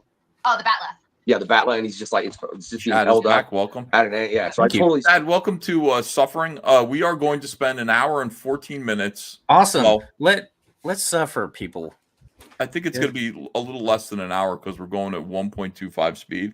Well, I've got booze, so yeah, get some alcohol. You'll need it. 200 watts. 200 Watt Studio goes Klingon QAnon Shaman. If the QAnon Shaman is in this, I will definitely watch or read this comic. He's great. But I'll tell you something else I seen on Twitter that amused me, and this is why you were like, "Are you okay?" No, it made me giggle, and just with everything you said, it made me giggle again because I couldn't help myself. Which was it showed. Again, look, I'm not a big Trekkie. I'm not a big Star Wars guy either. I won't lie. Like, and I know as a nerd, I just like Deadpool for that. Sorry, I don't know what to tell you. But it was the captain of Deep Space Nine, the captain from Lower Deck. Yep. And I want to say Spock and someone else, and it was showing 3 clips of them. I want to say maybe the captain from Deep Space Nine was like, "I'm not." Heather's face again. My God, what does that stink? Her face is constantly. She's smelling something horrible. Constantly. What is that? What does that do? All young women do that in this generation. They're like, RBF. I don't think so. And I don't, unless you're stuck up, I don't think that like happens often. Like, what is that? What's making your facial muscles do that? Like muscle memory, dude. Contempt. Yes. Yep. Contempt. Interesting. Great word. I'm not healing any of y'all because they were sitting there ostensibly playing D&D. Yep. Yeah. That's from the Star Trek Annual. Yeah, we did. Basically, the Star Trek crew is playing D&D in the Star Trek Annual. Wait a minute. Wait. What? I think I'm gonna have to pick up the Annual. I wish I would stop bringing on guests that would just make me spend more freaking money. That's all. Every time I do a show, I have to spend more money at the comic book store. I'm sure Rob's loving it because he's. Okay, fantastic.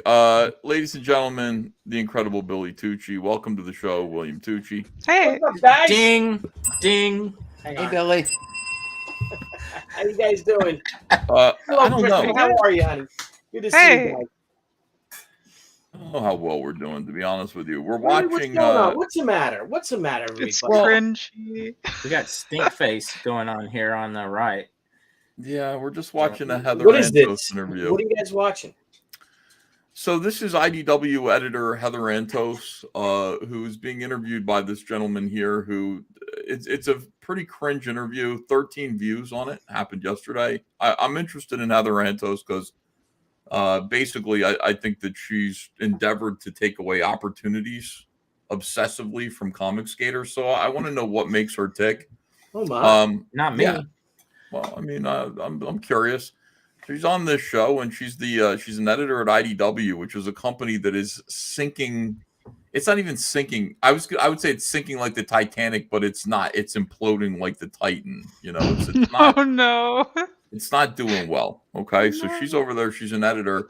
She's on this show. She used to work for Marvel, and in Marvel, she edited some Deadpool stuff, some Gwenpool stuff. Our own Irene Strakowski used to work for her. Oh, nice. Yeah. Nice. Hang on, I got. Be right back. Sorry, I got a problem. Okay. I'll be right back. Sorry. And I'll be anyway, right back. Give me a minute. she's on. Sorry. Anyway, she's on the. I don't blame you, Billy. She's on this show and talking to a guy who couldn't care less about Star Trek, about her current job, which is Star Trek. So here you go. Back to Star Trek. Yes, the guy that runs the comic book store that I go to. But oh my God, just the fact. Look, I won't apologize for making cool shit. I can't. mean, that's the point of comics, is to make something for everyone. Look at this comic that's on the screen right now, Star Trek Day of Blood. Who was that for? It doesn't even look like it's Star Trek. to be honest. It looks Which like the character is lower that? decks or something. Is it Okay. lower It probably decks? is, honestly. All right. It doesn't say that. It says Star Trek Day of Blood. Right. And it's silly. Out there, regardless of what they're into. And I think that's something that people fail to understand that comics are so good at. That comics aren't for kids. Comics aren't just superheroes. Comics are a medium, you know, that present everything. Why do you think that's something that is in a large part lost on the general public? I think that Oh, please tell us. Yeah. Wait, what is his question? It's like I don't even think she was listening to him. Why is it lost to the general public that comics are a medium? They're for grown-ups, not just for kids, and people don't understand that. And please tell us why, Antos. It sounds her name sounds like Mentos, by the way. Yes. Why is it? Well, how would you answer such an insipid question? Like, why is it that people don't understand that comics aren't for kids? I don't know. Why don't you understand? Like, you're a man standing in front of. You're sitting in front of a big pile of infantile toys, pop figurines. Why don't you figure out that comics are in fact meant for kids, and they always have been? Comics are for kids. Why don't you know that? That's interesting. Comic book industry should probably just reflect that more comic books should be aimed and appropriate for kids, for children. And by the way, if they're not, they shouldn't appear to be for kids while they're depicting sodomy and fellatio and placed into elementary school libraries. These are just things that people should think about. No. Just a few more comics, and then you wonder why the current generation is all gravitating towards manga and anime. And you're like, why? Why aren't they buying Time Before Time here with a super depressing cover? Why aren't they buying these comic books that are, Netflix pitches? I don't know. Why don't you make them look like they could be enjoyed by children? Mm-hmm. That'd be nice. It's just an Or idea. anyone, Or anyone, for God's sake. All right, hold on. You guys says, please don't behind what you are sitting in front of. What am I sitting in front of? I got CyberFrog stuff, which is my creation, which looks like it's for kids. Thank you.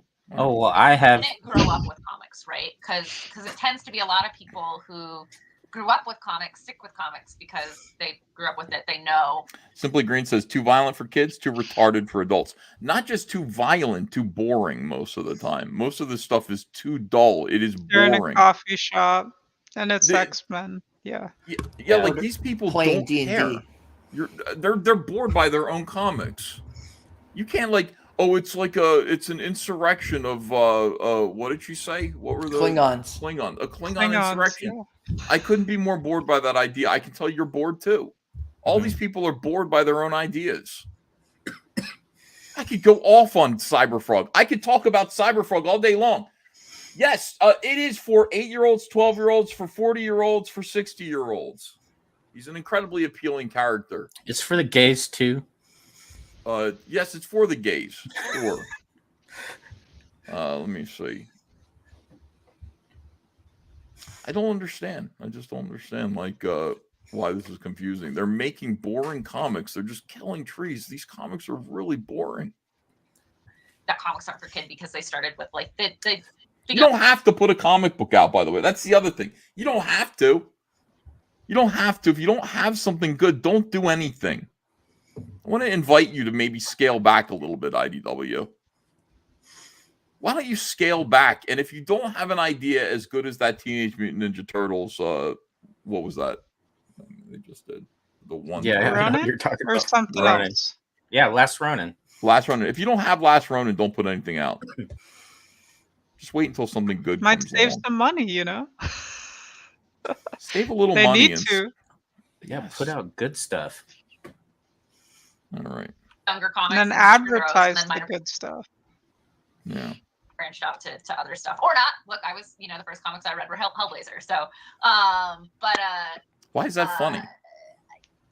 The first comics you read were Hellblazer? What did you just start reading comics 2 years ago? First comics I read were, I think I read a Winnie the Pooh comic in the 1970s. I'm sorry. Yeah, it was a Winnie the Pooh comic. One of the Osmond brothers, probably one of the lesser Osmonds. You know. Oh yeah, didn't they babysit you or something as a kid? Well, my dad painted their house. It Oh, was yeah. Jimmy Osmond or one of these guys. I don't know, Merlin Osmond, whatever. And they gave me a little money for a comic book. I bought a 3-pack of comics. It was like Justice League, Superman, and Winnie the Pooh. Winnie the Pooh was the one in the middle. You know, it's Okay. like, you know That's what I'm the talking one about? to get you with. Yeah, they go, there's a third one in there, but we're not going to tell you what it is. And you're like, oh, maybe it's Batman. No, it's Winnie the fucking Pooh. Yeah. That's the filler. Garbage comic. I read all of those comics. Those are the first comics that I read. I didn't read anything too dark. You stumble across comics when you're a child, hopefully, and it's like Archie or something. You know, Scrooge, says Geronimo. Yes. I think in general, the uneducated adult sees pictures and words and thinks picture book. They think, oh, if it has pictures, it must be for kids. It's not quote unquote real reading, right? Unless it's a novel and 400 pages and super dense, thick, whatever. What is this guy doing now? Smelling his finger. This guy, I'm subscribing to his YouTube channel. Like, he's like listening, but there are other dark thoughts going on in his head. He's about to take a sip of whiskey, I think. Oh. And He doesn't he's need it right now. Look at him. Which to that I say reading is reading is reading is reading. Spit cup. And It's a tobacco cup. rates have gone up in America since like more middle grade comics and YA OGNs and all of that stuff has started to be integrated. And I think like a lot of that discourse has started with bookstores, librarians, educators who wouldn't allow kids to have comics and have that count as their quote unquote reading. Because to them it didn't count, and It doesn't count. Kids should not be encouraged to read comic books instead of reading actual books. They shouldn't. I'm saying kids should read comics, but no, it's not a substitution for actually reading something with more substance. It just isn't, and it shouldn't be. We shouldn't dumb down society like that. Comics should be fun. that discourse has slowly changed over the years. Especially as the popularity of middle grade And especially not this. Like, imagine like if you're gonna substitute superhero comic books for actual literature, like the kids should be reading. Imagine if you hand them a copy of Star Wars Thrawn edited by Heather Antos. You know what I mean? Like, shouldn't it be like Dark Phoenix Saga or, you know, Frank Miller's Electra Lives Again or something like that? Mm-hmm. John Romita Jr.'s Daredevil 6-part miniseries. Man Without Fear. Yeah. Yes. Oh yeah. Classic. Love that. Dark Knight Returns, of course. If you have to let him read Watchmen, go ahead, but I discourage it. You know? Yeah, it's a sleeper. Watchmen's really overrated. I keep a copy of Watchmen at my bedside just so I can go to sleep at night. No. Yeah, it really is. I boring. love watching. It's so boring. Like, it's such a boring book. It's a classic. To me, like Killing Joke is a book that I bought. I probably purchased that 8 times, and I tear it apart. Like I've examined it so closely from every angle. Like, that book is a whole field of study. It's genius. It is. Long Halloween's good too. Do you remember the joke? Yeah, the joke about, you're just going to turn the flashlight off. I just realized the joke came true at the end of that book. I didn't realize that. I've read it 1,000 times, and I didn't realize. He's like, "Hey, I'm going to light this flashlight. You walk across the beam," and the guy goes, "What do you think? I'm crazy? What do you mean? You're just going to turn the flashlight off when I get halfway across." Like, that's the joke. And then you see headlights, the police pulling up to Batman, and you see Batman reaching out towards the Joker, but it's subtle, and he's smiling. And then the headlights are on the ground. The headlights go out, and it's like, holy shit! Like, that was the whole. Yeah, it's like the more you look at it, the better it is. Like, it's just like, and it seems like Batman killed the Joker at the end of that book. That's the conspiracy. That's amazing. I'm gonna have to go back and reread that. It took him 4 years to draw that book, I think. Yeah, I know. One of these days, I went through Youngblood. I might do that. I might go through Killing Joke on camera, panel by panel, with like you guys, because it's infinitely more interesting than this shit. But it's a work of art. Like you realize like what you can do with comics, and that's what makes like this even more disgraceful. Like what Heather's talking about here, and the books that she's showing, and the undue praise she's heaping on idiots like Gary Dugan or whatever his name is. There are actual people who are slaving away to make comics that are worth reading and rereading again. And then there are people who just, because it's their job, are producing garbage, just filler garbage, like paper, just stacks of paper, essentially, with staples in them that nobody wants, that nobody's reading, and they can barely keep comic shops open. Just terrible. Just absolutely terrible. All right, here we go. YA OGNs have really kicked off, and manga as well. I think people have realized, oh, my kid wants to buy a book, right? Rather than this video game. I can't get them to start reading this manga. Oh, okay. Like I think like why are we discouraging this? So that has certainly helped, and it's a movement like anything else, right? It's just about educating the masses, and slowly right now there are college courses devoted to the history of comics and devoted. That's a tragedy. That is a tragedy that is true. And I love comic books, but the idea that, Heather, that you're educating the masses about anything is ridiculous. People's ideas about what comic books are usually pretty generous. There isn't more to be found in comics than what people suspect. I hate to say it. This industry's got its head up its ass. Comic books are entertainment. They can be art. Sometimes they're art, but not necessarily. And by the way, they aren't necessarily entertainment either. A lot of times they're just trash. Say like 90% of comics are trash. It's so sad, but it's true. Like this generation does not know how to make comic books the way that they did 30 years ago. And that's not just old man Ethan talking. It's just a fact. Those comics are you still can in see circulation. it in the sales that are almost non-existent. Yes, exactly. Unless it's a Batman book, it's not doing well. Well, internally, what changed to? I mean, is it just how they?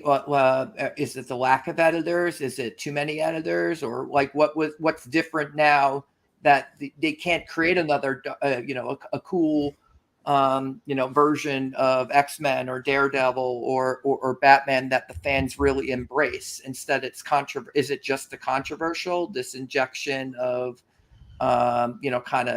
what? I don't know. I mean, I want to say politics, but it's just like social issues and stuff. I mean, well, that's in there. That's a substitute for substance, right? Like politics, putting your politics in a comic book, like so overtly with like, an overt message where kids are sitting there arguing about their pronouns and shit and being misgendered. Like that is a substitute for substance. But there was a time when, and I've worked with really, really creative people. I know, like I've gotten to work with Grant Morrison fairly closely. And so I know what it sounds like when you're working with somebody who has taken a job because he has a vision for a series of characters that he didn't create, and he eats, sleeps, and breathes them, and he has rethought them, reimagined them, and he has ideas for them that are going to expound upon the initial idea of the characters. I mean, his Grant Morrison's version of the X-Men was amazing. It was amazing. It was so heavy. I used to get scripts from him, and I would just it seemed like he narrated them from a dream state. They were so visionary and so strange and hurt. Oftentimes they hurt. Like the first script that I got from him was New X-Men number 117. And I remember reading it, and it was the first time that a script hurt my feelings. Like I sat down with it. It's a really terrible story in which, this little deformed kid named the Beak, he's really deformed. He has no friends in school.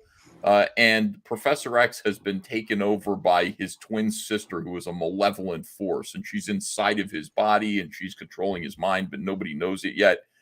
And the one guy on the campus who's taken an interest in this deformed child is Beast, Hank McCoy, who's become blue and furry and everything and can relate to the idea of being an oddball. And this kid is so appreciative of how Hank McCoy has taken him under his wing and everything, so to speak, that he shows up at one point when Beast has uncovered the fact that Professor X is being hosted by this malevolent force. He walks in and he's got his prized baseball bat that he would like to give to Hank McCoy as a gift for being his friend. Like, I want to give you this. And Professor X gets inside this child's mind and forces him to beat Hank McCoy to death with it. His one friend. And he's crying and pulling out his feathers when he does it, you know. I just read that. I get goosebumps even thinking about it. Like, it was so dark and so mean, and it was so good. It was just a perfect, like, 22 pages of betrayal and evil in a superhero comic book. And it was just so amazing. And, you know, you would talk to, like, Grant Morrison, and he had vision on to understand, like, where these characters were going and who they always were. You know, working with Jeff Johns on Green Lantern was just a profound experience. It was enlightening. It was, everything always returned back to the, you know, what was the original intention behind these characters, and how can we push that forward and make it better for a new generation. And then you've got idiots. You know, most of the people making comics now, they just feel so disconnected from the source material. None of them seem inspired. And the results are, yeah, you've got a lot of just disconnected people who are just going through the motions. This guy, he just wants to buy cutesy Daredevil bobbleheads. He's not even listening to Heather talk about Star Trek. And I don't know if I'm not hearing Heather.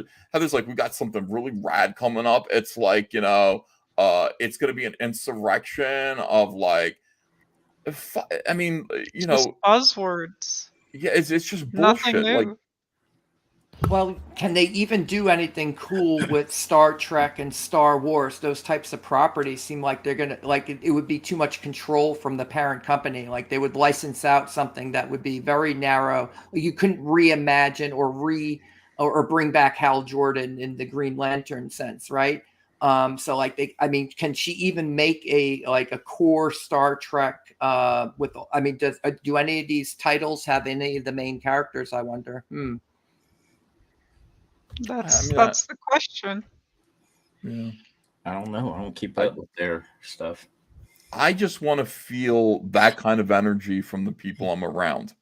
You know, I really want to feel, you know, like when I ask you about your comic book, I want to know more than, well, you know, this is what I want to do this time or whatever it is. I want to feel that, like, you care about what you're doing and you're trying to tell a story that's going to impact the reader in some way. They're going to have feelings about the story that you're telling. They're going to be they're going to relate to the characters in some way because of this, or they're never going to be able to forget the story. I've never been able to forget that script, New X-Men 117. It was just one more comic book that I drew. But I remember after I read the script, I sat down in a chair and I couldn't move. And I just sat there stunned by it. And I couldn't, I was supposed to get up and start drawing, and I had to sit there and just let these feelings wash over me. Like, that was really intense. And, you know, I was a newbie to comics. I'd only drawn impulse stuff, you know, it's all pretty silly. But it was the first time that a comic book was, like, powerful. And that's how powerful comic books can be. That's how powerful storytelling can be. And I wish I saw it around me. I wish I don't know. I wish I felt more of that creative genius when I'm listening to the people who are currently running the mainstream comic book industry. That won't happen, though, because they're just not interested in what they're doing. And who even knows if, like, Heather Antos herself is a fan of the material, or at the very least understands the material. Mortal V says, I told Irene to come in here and get mad at Heather. Don't know if she saw the message, though. Yeah, she's always welcome. right, here we go. To the making of comics and comics writing and comics production and the education. It's just growing and expanding. And I think too, the popularity of whether or not you believe it's good or right or whatever, the popularity of comics based television shows and movies that are driving people to pick up what it's based on has given quote unquote legitimacy to things that don't need to be legitimized. They already are. But yeah, I think it's a nuanced thing that has many different levels. No, it doesn't. But yeah, 0 levels. And it's not 3 points to everything you just said. It's not driving people wonderful. to it. I want to point out one, and I think we should go on Damian Hill at this. All right, sorry about that. No, that's fine. I was just saying that's not driving people to comics. What do you mean? To the shows, it's selling any more comics. I mean, if they're not making good comics, people aren't going to buy it. Right. Yep. And if nobody knows that the comics are out there, they're also not going to buy it. It's true. They need to actually I'm asking the market question. this stuff. Well, she's No, like, we need to I'm educate on their people. website now.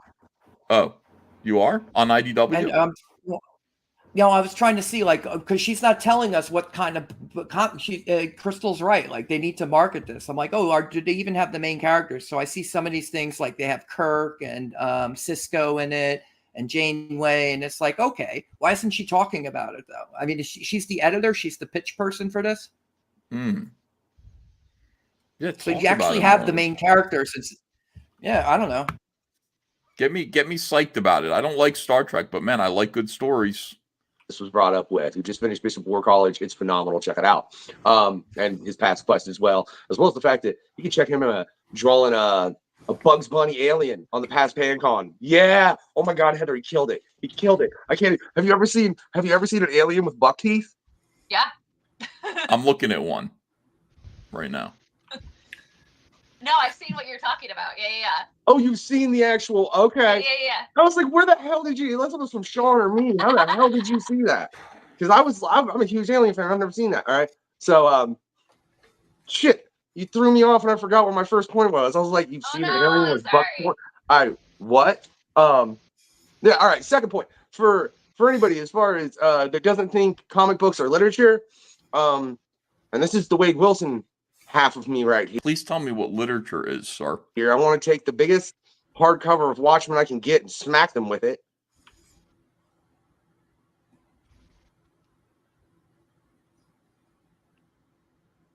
Yes. The Watchmen is literature.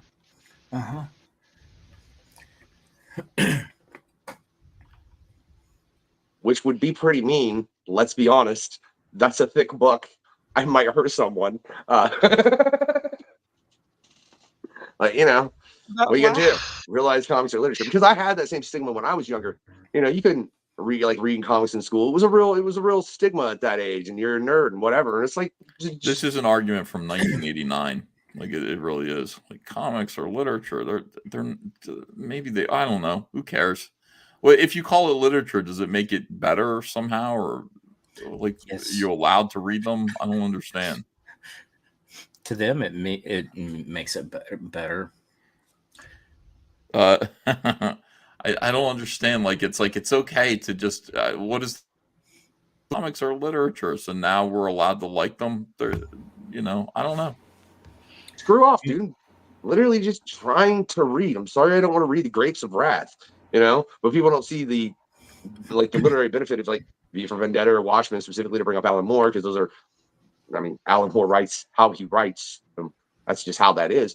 Screw off, dude. I'm sorry, I don't want to read IDW comics or Marvel comics. I'm sorry that I'm not into that. I'm sorry I'd smack this guy in the head with some Will Eisner. You hit him with a Will Eisner book? Yeah, Contract to God, bitch. Nice. That's a good one. Yeah. What is literature in comics? The closest that I think I came to being like, wow, this is really close to good. Legitimately good was From Hell by Alan Moore. I was really sucked into that big phone book of shitty inky artwork. I was like, wow, this is close to an actual novel. I'm digging this. That lone wolf and cub. Yeah. Yeah, I don't know. It's like, I don't want to read Grapes of Wrath. I want to read Spider-Man. It's like, see, that's not a good thing to say, dude. Say, I read Grapes of Wrath and I read Spider-Man. I don't want to, I just eat junk food nonstop. But then let's get a bit deeper. As you were talking about everything's been so legitimized, I want to get a little dark and a little depressing. I know I want to wear your skin. hashtag because we were speaking about it. See, that would be good. I want to get a little dark. I why want I'm to wear here. your skin. Seeing the hashtag because I literally had a past guest hit me up about it. I was like, dude, you need to bring a PanCon together to discuss this. I'd love to. If anybody out there is watching as a creator that has an effect on this, I'd love you to bring you on and get 5 creators out on PanCon and really discuss this. But the comics broke me. Hashtag. Yes. Let's talk about that. Yeah. What's your entire look at Heather's face. Not good for business. Oh, the comics. Sorry to get dark and depressing, but what's your take on the comics broke me hashtag? Suddenly Heather is no longer sneering. Her face has changed. Oh, I can't wait to hear about this. This is great. opinion on that? Because I've worked through it a great deal. And look, you can, and I know there's certain things you think you probably can't say because of where you stand in the industry. That's fair. There's certain the embarrassment. things I wouldn't say to dragged her right people. down to earth with that. Wow. Dragged her right down to earth. Things you can't say. Bullshit. She says everything. Well, for example, comics made it so that my laptop exploded and I could not replace it without a crowdfund. So things like that. I mean, Did she do that? Yes. Yes. Or is that another one? I forgot. That was her. It's been a minute. Okay, wow. GoFundMe to get a new laptop. Comics broke me in the sense that I've been fired from Marvel, from Valiant, for basically every single company. DC would not hire me. I tried to work for DC.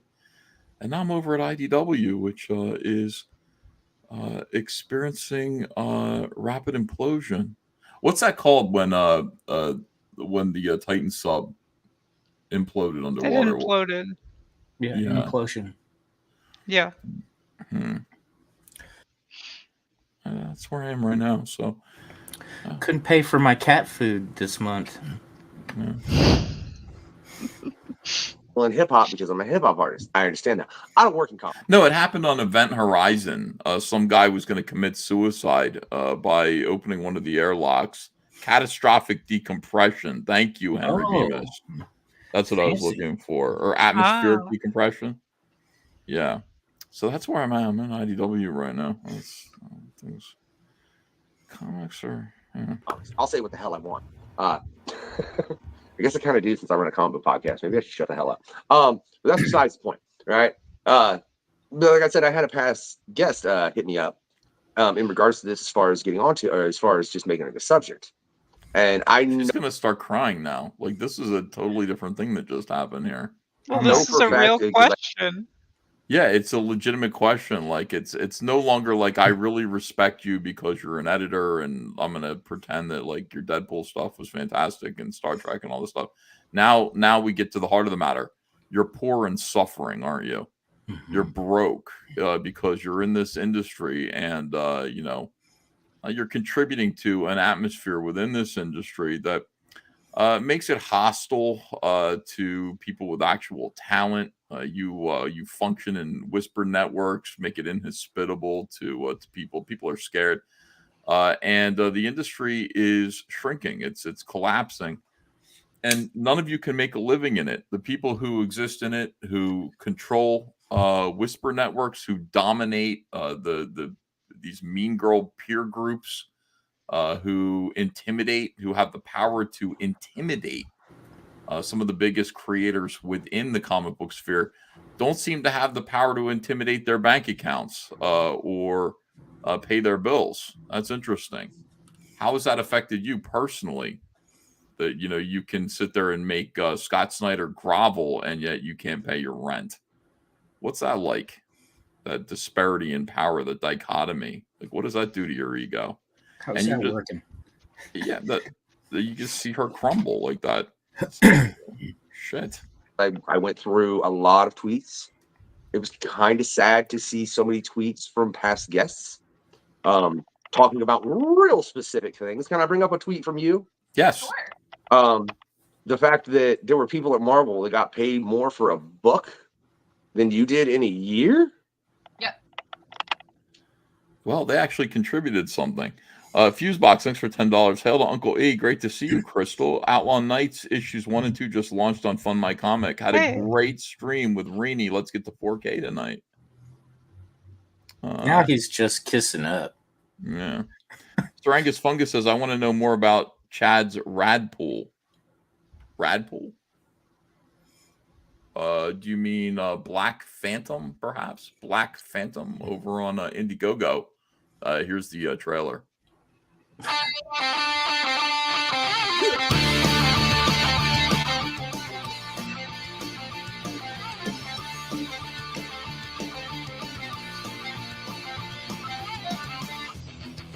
Those who have seen your face drop back in fear. I am the mask you wear. It's me they hear. Your spirit and my voice in one combine. The phantom of the opera is there inside my mind.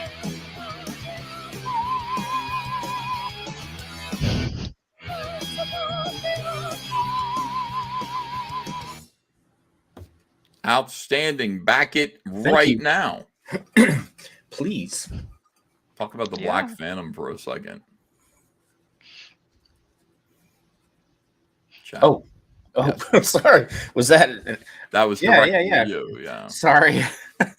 It's about this Walking Dead man who's got glowing worms flowing throughout his body, and he gets that power from a key that's kind of like his kryptonite. And he's on a mission to find V2 rockets during World War II, steal a transmitter, and light the path for the Allied bombers. And in it, he fights Nazi vampires and the Horned Toad as the main bad guy. Well, I love Toad bad guys. And I love your character's expressions. Yes. Very expressive. I've designed it in a way in which I can really emote and do a lot of acting with it, because I like that's what I like about CyberFrog too. His eyes can get really big on one and the other and really exaggerate.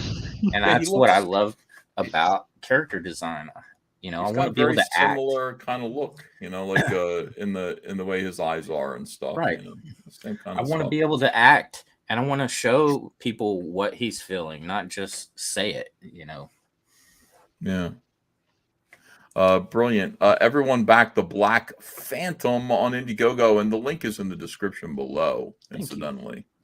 Thank you to everybody that's backed it and it plans on backing it. And then also, The Good Night Paradise Lost is the sequel to the first Good Night book.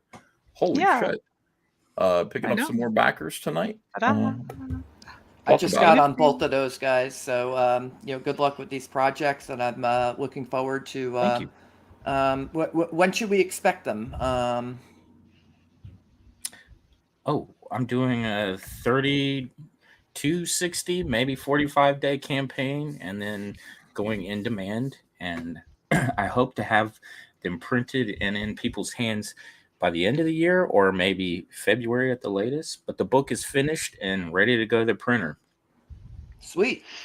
Yeah. And we're looking at November. So it's all the artwork's done. So we're pretty much just pre-press lettering by the awesome Eric Weathers. Oh, It'll be pretty nifty. So it's a little larger size too. Yeah, it's magazine size. So if you've gotten your hands on Heavy Metal Mag, it's a little bit larger. Cool. Nope, upside down. But yeah, larger than the normal size. It's like European size.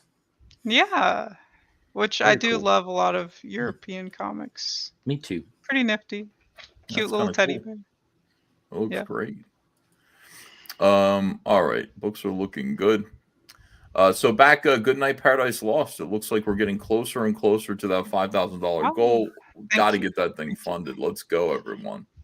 And CyberFrog 3 Red Extermination is live right now. First week of funding. We are very close. We're 3 backers away from 2,500 backers, and also a couple backers away from hitting $350,000. That's the first stretch goal. So if you haven't backed it yet, make sure that you do. Let's get us there tonight. I think it'd be nice to, let's get fire tonight. All right, let's get back to speaking of fired. Here's Heather Swain. Not Heather Swain. I'm sorry, Heather Antos. Different Heather. Heather Antos on the questionnaire. Mentos. Damn.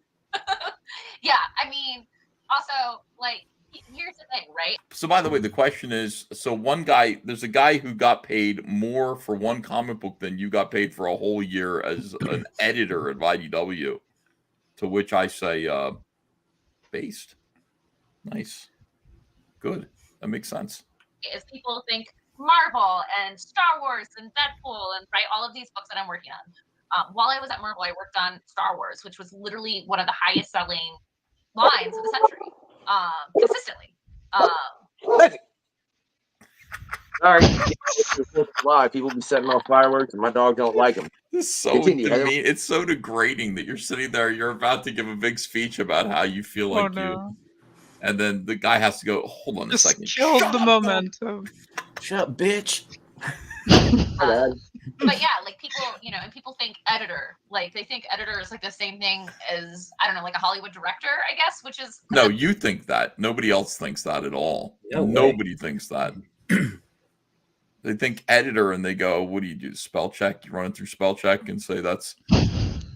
I mean, that's pretty much what you should be doing. Editors get to hire people. They get to gatekeep the comic book companies. But no, nobody thinks of you as a director at all. Yeah, you're the cleanup crew. Kind of. Yeah. People think of me. People think my job is glamorous and awesome, but turns out it's not. And no, nobody thinks that, actually. Not be farther than the truth. But people think editor are like C-level employees that are sitting on a dragon's hoard of gold, and we're just like, no money for you, right? That's closer to the truth, Heather. Except for the gold part. You goes wrong. I think it's bullshit. It's no industry secret that Marvel tends to be some of the worst and stingiest when it comes to rates and. Jesus. Just throw them under the bus, why don't you? It's no secret that Marvel sucks. Their pay sucks. Some of the worst. I'll bet you IDW pays worse than Marvel. Let's clip that and just spread it everywhere.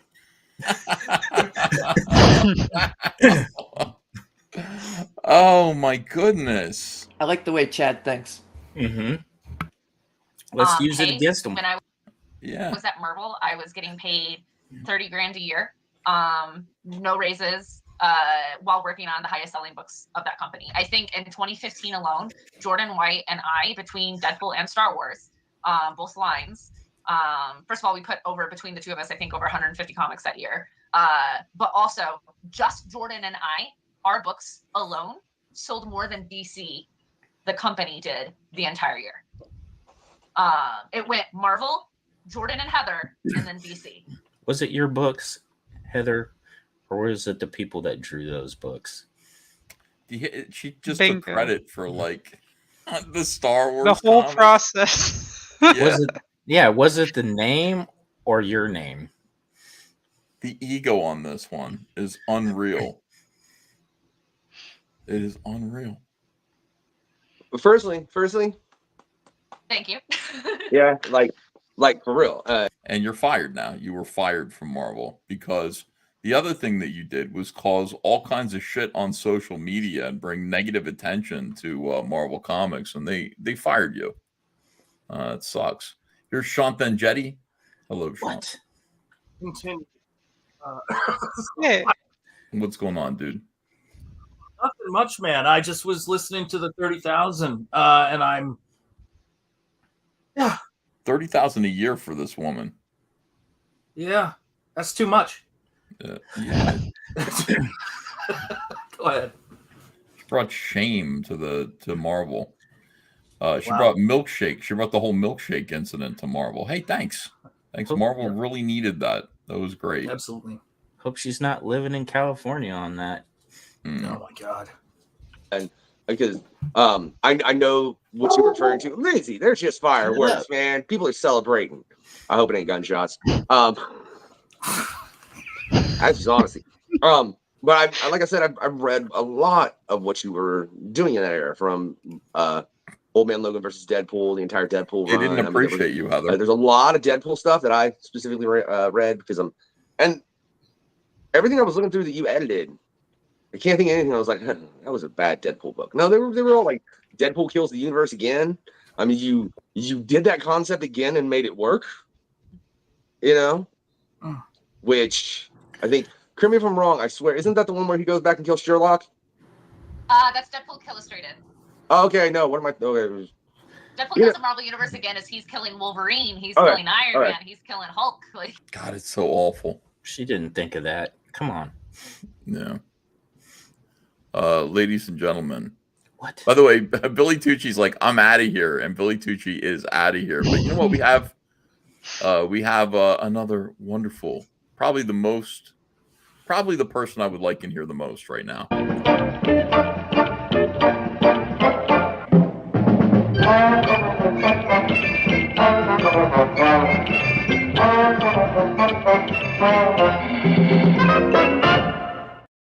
Hey! Oh, what's up?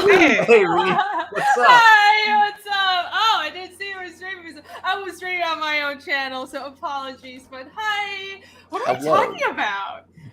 What is this? You don't want to know. You don't know how she created the whole Marvel universe. Hi, Crystal. Nice to see Hey. you again. What's up? I know. Hey, Ray. Ray. Hi, Pretty everyone else. good. Yeah. Yeah. And hi everyone.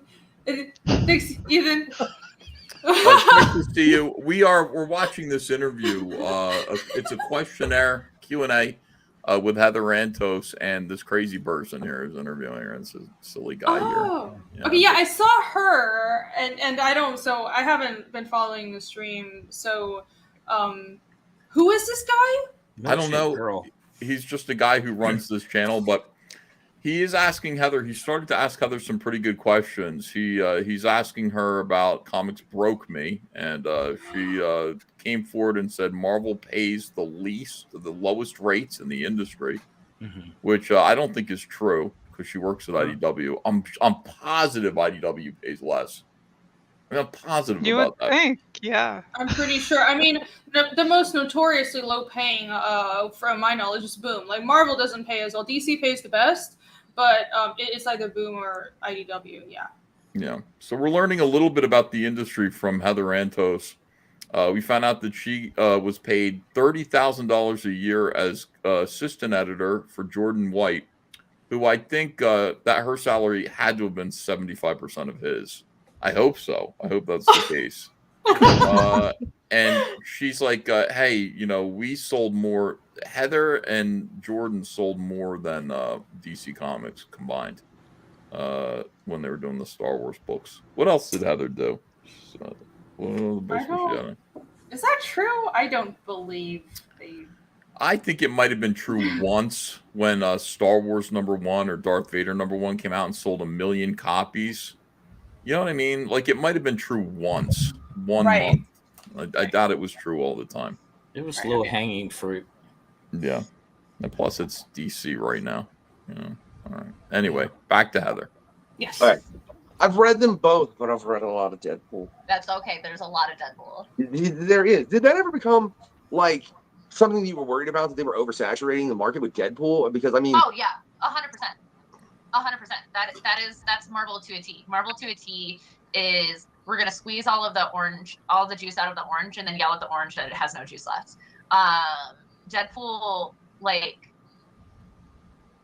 had the Deadpool line. She's mad at Marvel. She's really mad at Marvel.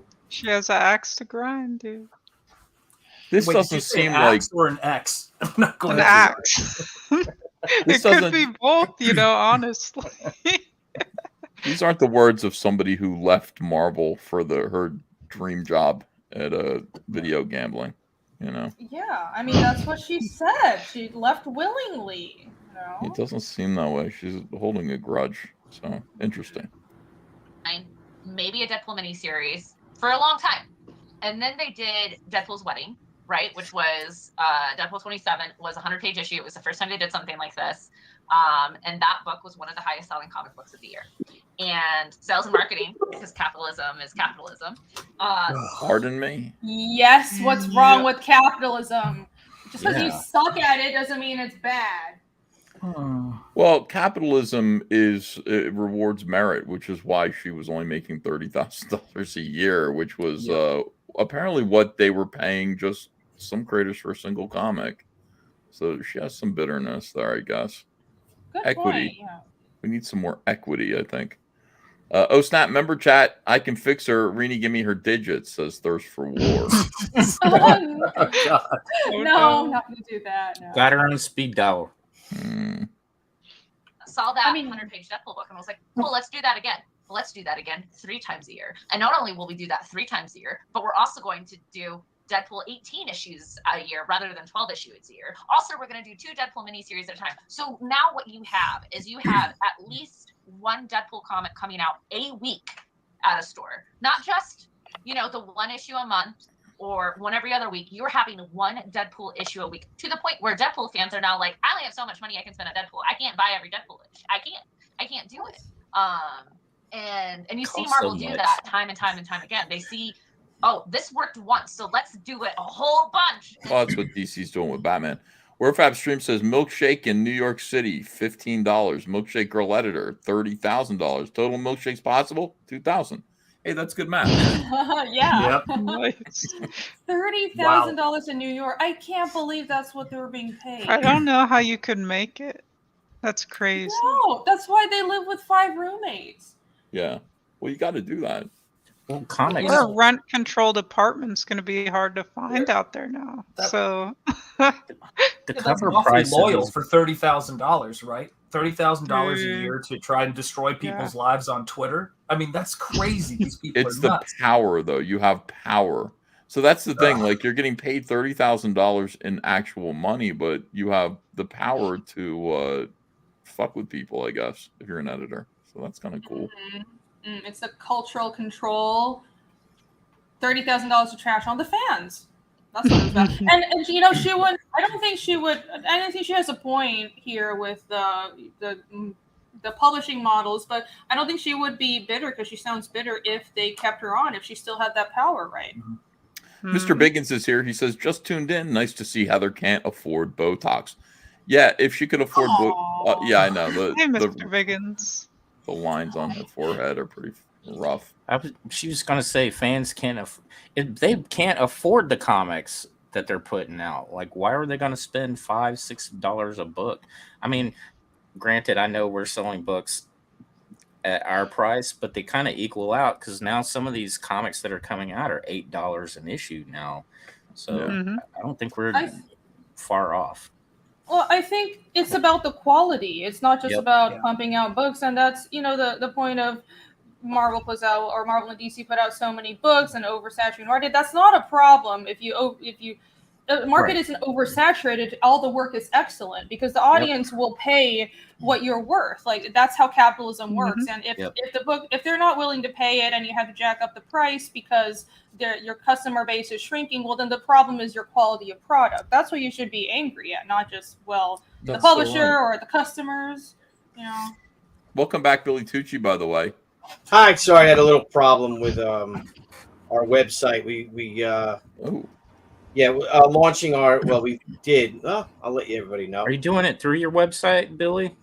Yeah, it's our San Diego Comic-Con specials. No, we did a special limited edition for San Diego for Comic-Con, and we're going to announce it tomorrow, but it wasn't working, and then Debbie freaked out.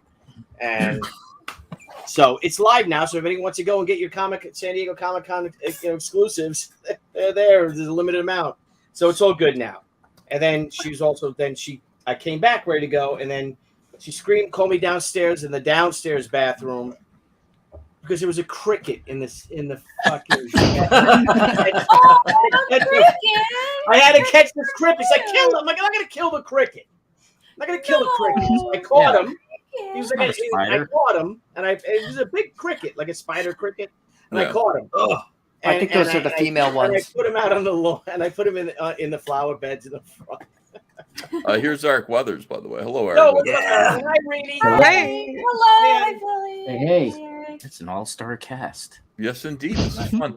Hidden Hand Media says, please send my CyberFrog 2. I'm going to be in the hospital for a while. I need something to read. Oh, I hope you're okay. Hidden Hand Media, Ethan12032@gmail.com. Let me know who you are, and I'll see what I can. I'll send you a nice care package. what are you guys talking about? So what is this? Who is this guy? Heather Antos. Face. Yeah, this is Heather Antos, who was. No, I can see that's a woman on the right. I see it says. That's true. It's not her name, but on the left it says questionnaire. Yeah, this is a show called Questionnaire. Like the Rocketeer, but the Questionnaire. It's a Q&A with Heather Antos, who QAnon. seems to be sitting on a toilet in her bathroom. That's what it looks like. Oh Yeah, it's actually at first it started out really boring, but it's getting better as he's starting to ask more questions about Heather's personal kind of finances and her views about is Marvel oversaturating the market. And this is the question. Heather is like, yes, they absolutely are oversaturating the market. Deadpool was popular, and so now they've got a Deadpool book every week. And she's saying that's too much. To which I say, no, it isn't. Like, why? Spider-Man has a weekly book. Batman has a weekly Is it book. her company? It's like you find what's selling, and if it's selling, you do more of that, right or wrong? Right, it's your job. You work for your job. If your boss wants to put out, more books, and it's popular and it's paying your salary, Mm-hmm. do your job. Sorry, I don't know this person. So DC used to do like the summer of comics where you had a Batman and Superman every week. Yeah, for the whole summer. Of course. Glitch says, already ordered a copy, Billy. The website seemed to work fine for me, and that was before you first joined the stream. Oh, great. Thank you. All right, cool. It works. All right. Wonderful. Got really great stuff on there. So really, really cool stuff. Eric Weathers, what do you think of the idea of a weekly Deadpool book? Do you think that's sustainable? Do you think that's something Marvel should do? Like, what's your opinion about it? Well, I think if it's selling, push harder and make money. I don't care about Deadpool personally, but no, me neither. If the hotcakes are going out the door, there's no reason not to keep piling them up. So, but weekly anything, why not? As long as you're making more than $30,000 a year, doing it. So. Yeah. ID Crisis says, did she really do a bad job, or did she just get swapped for having red hair? Ooh. Oh. Yeah, is her replacement black? I don't know. I'm not sure. I don't know if she did a bad job or not. She was really bringing a lot of negative attention to the company, though. The milkshake thing, I'm sure she thought was a good idea, but it was not a good idea at all. Marvel just went, what is this? How do we benefit from you guys? I know who this is. That's I'm sorry, right. I'm a little late. Sorry. Milkshake one. I didn't realize who we were Milkshake talking one. about. Oh my God, it's a pretty girl on. I don't know what that is. Okay, now I get it. Okay, all right. Yeah. That ain't pretty, Billy. Come on now. She's lovely on the outside, you know. She's pretty. She's pretty. That's a beautiful woman. No? It's just the people, you know what happens? Like, what goes on inside of you? Like, first of all, like, okay, Billy, here's the thing. Now, someone like me, cursed with, I don't think I'm physically attractive. I'm not exactly Brad Pitt, but I'm so beautiful on the inside that it comes out here. And so I radiate a sort of beauty anyway. Like, I'm really handsome because of how good my heart is. Okay. She, on the other hand, Heather Antos. Rainey, by the way, beautiful on the inside and on the outside. Oh, yes. And the same with Crystal McGee. Like, great these personality. ladies, nothing to worry about. I'm right here, Ethan. But I'm Heather right here. Antos, Eric Weathers, beautiful on the inside and outside, too. Thank you. That's what I came here for. But you've got Heather Antos, who is blessed with good looks on the outside, but she's so dark and evil on the inside that eventually you start to notice her physical flaws, and she does have some. because you're angry at her behavior and what she's saying. And then you start to go, look at her wrinkly forehead, look at her crooked teeth, look at how she's always sneering at everything, and how her face can't stop looking as though she smells poop around her all the time. Oh and you my. start to just, you go, why can't she do her hair? Is she thinning? Her hair thinning a little bit? And you start to just say things like that and see things like that. And it's not because you're a sexist pig, although I am. What it is it's more like you're just like, wow, she's ugly on the inside, and it's making me notice or be less pleased with her outer appearance. Yeah, Wow. And so that personality. works. Personality, right? That works both ways. It really does. Well, I feel like I just interrupted something you were getting to, or watching the video, getting to a good point, and I asked a stupid question, and now No, I just so great. No, Billy. the entire thread. So if you want to go back to the interview, It's No, a it's great context. No, Billy, you didn't. Oh, All right. okay, good. All right, Thank let's watch a little more of this. We're learning a little bit about the industry as it is now from this person who is really. And the thing about Heather is that she is deep, deep, deep within the Whisper Network. Like, that is where her power is derived. It's not from her paycheck. It's from her influence and the fact that people are afraid of her in the comic book industry. And that's the problem with her that I have. The problem that I have with Heather is not that she's a woman in comics, although what the hell? My problem with her is that she exploits the power that she has. She plays victim. She does all of these things in order to get people in line, and people are afraid of her. And so she's able to gatekeep and do all of these rotten things in the comic book industry that, I wish she'd focus more on fixing the spelling errors in her comics. Okay. Do you think that's a problem that both Marvel and DC suffer as far as, I mean, because I know how many Batman books are put out a year or a month, and it makes I'm not a fan of Batman. For anyone that is, Look at how it's many awesome. Spider-Man books they do, right? Right. Like that's the problem with DC is yes and no. Both companies have a lot of the same failings, but in very different ways. DC's issue is Batman is the only one. Are your teeth tied together? Like, I feel like your jaws are. I'm sorry, but I feel like her jaws are wired together. She's like taps through her teeth. You look at DC, like they can't sell Superman. They don't know how to sell Superman. They've been struggling to sell Superman for decades. They don't. There's, and it's very frustrating. I mean, Mark Waid has spoken on this so many times. Mark Waid just call it class. What an idiot! Who would? That dude looks bombed on the left, like he's drinking or He something. might be drinking a little. Yeah. He's drinking his spit Sure, cup. yeah. Why would you go to college to study Superman? What is going on in society? We just let that slip by where it's like, I'm going to college to study Superman with Mark Waid. You know what I mean? Wait, that's an actual course? That's what she just said. Mark Waid teaches a college class on Superman. Okay. That's It's the end of days. I mean, they have like Tolkienologists where great writers and great franchises are studied, but really, Mark Waid, I don't think that's like the best choice. I don't know where that gets you. Gentleman and a scholar. It's the problem is DC has this treasure trove of amazing characters that they don't know what to do with, or haven't known what to do with for such a long Well, they knew what to do with you, Heather. Tell you no when you tried to get a job there. time that they've burnt out their fans. They've done how many relaunches in the past, 10 years alone,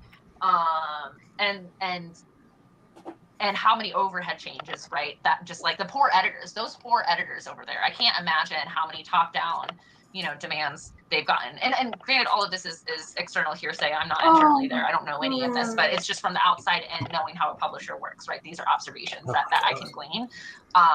The flip side with Marvel is just like, oh, this one thing works, so let's just do it times 1,000 at the same time.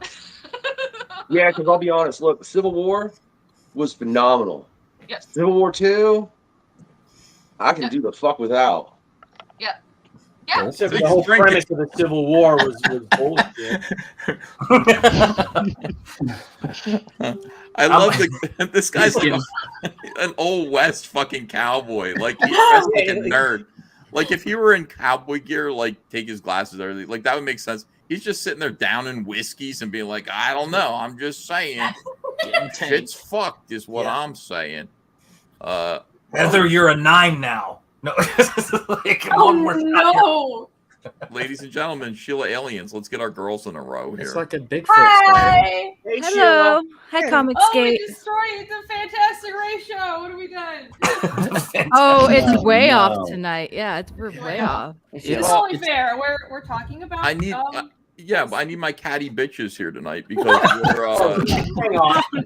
Hold on. I need to be drinking then. All right. I'm with you, Sheila, girl. Let's get it. It's like a Okay. Bigfoot sighting. You very rarely Oh, see nice. Sheila. I'm a Bigfoot sighting. Yeah, and now I got a podcast studio. I'm like a real person now. Oh, let's check it out. Hold on a second. This is your Oh, new yeah. podcast studio. Let's It belongs to a man, but he's into Godzilla. Oh. He's got Right on. podcasting equipment for me to use. It's all good. Nice. And she's wearing a Deadpool shirt, Shades which into is Godzilla. She's wearing Deadpool tonight. Perfect. Yeah, you should be on this show. Yep, I've been watching all night. Yeah. Let's just take a minute and remind people. Wow, we've got a full house of. I gotta say, this feels like ComicsGate Live.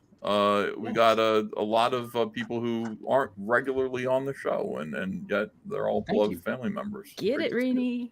Yeah, sorry. Yeah, what you drinking, Rini? Rini, what are you drinking? Yeah, I saw you hold a bottle up. Oh, I was drinking Kraken. Kraken is so good. All right. Very Wow. nice. Let a petty Wow. bitch begin. Cheers. Here we go. Crystal McGee's Good Night 2. It picks up another couple of backers. Ah, Thank you, awesome. everyone. Damn, congrats. Black Thank you. Phantom by Chad Townsend. We want to let people know to support this comic book as well. If you haven't backed Black Phantom yet, make sure that you do. Picks up some more backers there as well. Thank you. And we're so close. I don't know if we got another backer for Red Extermination yet, but we're so close with Red Extermination to 350,000 back. Shit. Really? Did we do it? We're almost there. Oh my gosh. A couple more backers, a few more backers, and we'll get there, and it'll be like fire tonight. And I'll probably have a couple of drinks. Hey, Why not? You're only sharing your good night right now, Ethan. Oh, I'm not sharing. Oh my god. Okay. See, this is terrible. I forgot to share Black Phantom. First, let's do that. Black Phantom did pick up another couple of backers. Yeah. So that's good. Thank you. And CyberFrog 3. I really don't like the way that this new sharing thing works. It's just not natural. CyberFrog 3, very close. We're about $350 away or so from $350,000. Thank you very much. Did you refresh? Yeah, I refreshed it Okay. already off camera, I guess. My bad. But back at today. And thanks, So everyone. close. All right, back to the amazing, beauteous Heather Antos. And that look on her face that she just smells poop all the time. Look at this guy. I really like this guy. The more I look at him, I don't know. He's cool, man. It's frustrating because a lot of these decisions are not made by the creative people. It's a lot of times at your larger companies, less so that the independent companies, but the larger companies, these decisions are being made by people in the sales department. They're like, we have this hole in the budget. We need another Spider-Man book. Spider-Man people come up with another Spider-Man book. Well, we already have 7 Spider-Man books. We don't care. We want another one. Come up with one. Wait, that's not a problem, though. The problem is you're as the editors and the editorials, they're also not letting the creatives, the people who are actually diehard longtime fans of the comics, trying to make them better, create them and do them their jobs. We're being assigned that you have to have these, you have to make these comics a certain way. There's limits to the ways you can draw the characters, and the series needs to have this and that kind of representation, and you're inhibiting creativity, and you're complaining that the comics aren't doing well while you're part of the problem and you inhibited creativity while you were working in the industry. I just don't get it. This is really pissing me off. Yes, I agree. You're part of the problem. Don't blame everything on just the capitalism and the finance department. Yeah. Some stuff is selling people. If there's a demand for something, God forbid, it's like probably do more of that. I will never forget This is the first time I got a personal pitch of mine greenlit at Marvel my first year there. It was one of those 100-page Deadpool issues because tomorrow, literally tomorrow, the next day, we are sending the previews catalog to print. We've decided we have a hole in our budget. So Deadpool office, you're going to do a 100-page Deadpool comic. Come up with an idea, come up with a creative team, come up with a cover. This goes to print tomorrow. And that is how we came up with. Oh, I think they were like, "Oh, we'll give you the weekend to get a cover in. You get 3 days to get a cover." That's plenty. Yeah. There's plenty of time. Wasn't she the one that said she would never forget? Like she used that word again, that phrase again. I'll never forget. Holding grudges. Oh, this is right. It's weird. She's really antsy and she's like twitchy. It seems like she's. I don't know. It seems off, and I'm just noticing that it seems like she has clearly a lot of grudges, and she seems really worked up about whatever happened. You know, she's talking shit about her former employer. Not a good look. Not a good look. You were playing it faster. That makes sense. Yes, I saw you in the chat. Thank you. I appreciate you acknowledging that. She's still kind of a spaz, though. Yeah, a little bit. Something like that. 100 pages. And that is how we got the Deadpool Shakespeare issue that Ian Dosher and Bruno Oliveira, the Mercenary of Venice. That's how we got that issue done. Was I had this idea and I pitched it and we needed something and they liked it and it worked. But that was because sales decided we needed X amount of hundreds, whatever thousands dollars that month, and we're just 100 pages. Now, for those who don't know, solicits come out 3 months before a book is on sale. A book goes to print roughly a month before it's on sale. So if solicits are going to print, and the book is going to go to print in 2 months, that means I have 2 months to come up with a 100-page Deadpool book, a script, art, whatever. No, you don't have to do shit. You just have to call up people and give them work to do. And harass them. Yeah. Ethan, is that the way it used to be done? Wouldn't some of these wouldn't these things be done way ahead of time, and then like you'd be like a year? Okay. Sometimes, not always. I mean, there are times when there's like for whatever reason, something needs to be done right now, and it's going to print Monday, and it's Friday, and what she's describing is not that weird at all. But see, the thing is, when you're Marvel Comics and you're an editor, you theoretically have a good relationship with hundreds and hundreds of talented people. So if you need a 100-page book, you get on the phone to like 10 people, 10 writers, maybe 10 artists, and there are plenty of people looking for jobs, and you say, I need 10-page stories out of all of you, and they have to be in a week, and you'll get them. They're going to be shit, but you will get them. You'll easily get them. It's not that hard. It's not that big a deal. It happens all the time. Most of the time, stuff is planned out, way ahead of time, important things, but just shitty, things like what she's describing, you can bang that out pretty quick. Yeah, and she's acting like she's being asked to do this. You're not. You're being. We have work to give to people. Mm-hmm. Go give it to people. Mm-hmm. You'd think with the quality of writing and art coming out of Marvel these days, it'd be easy to get 100 pages out of anybody. Yeah. Well, and the other thing about it is that makes me so frustrated when you hear these guys is they're talking about a scenario that is a lot of people's dream, as if it was the worst thing that happened to them in their lives. You're working for Marvel Comics on these characters. That's the thing that nauseates me, is the opportunities that have been handed off to these people that they've been blessed with that made them miserable while they were making us miserable. I mean, who won, for God's sake? Mm-hmm. Here. And I don't. Was the 100-page book she's talking about? Was it all one artist? Because if it's all one artist, I mean, if you really push yourself, I doubt it. Think some people could do it, but I doubt it. That's like probably 10 artists or 5 artists each drawing 20 pages. That's completely doable, and I don't get the complaint here. You're just telling people to actually meet their deadlines and be professional.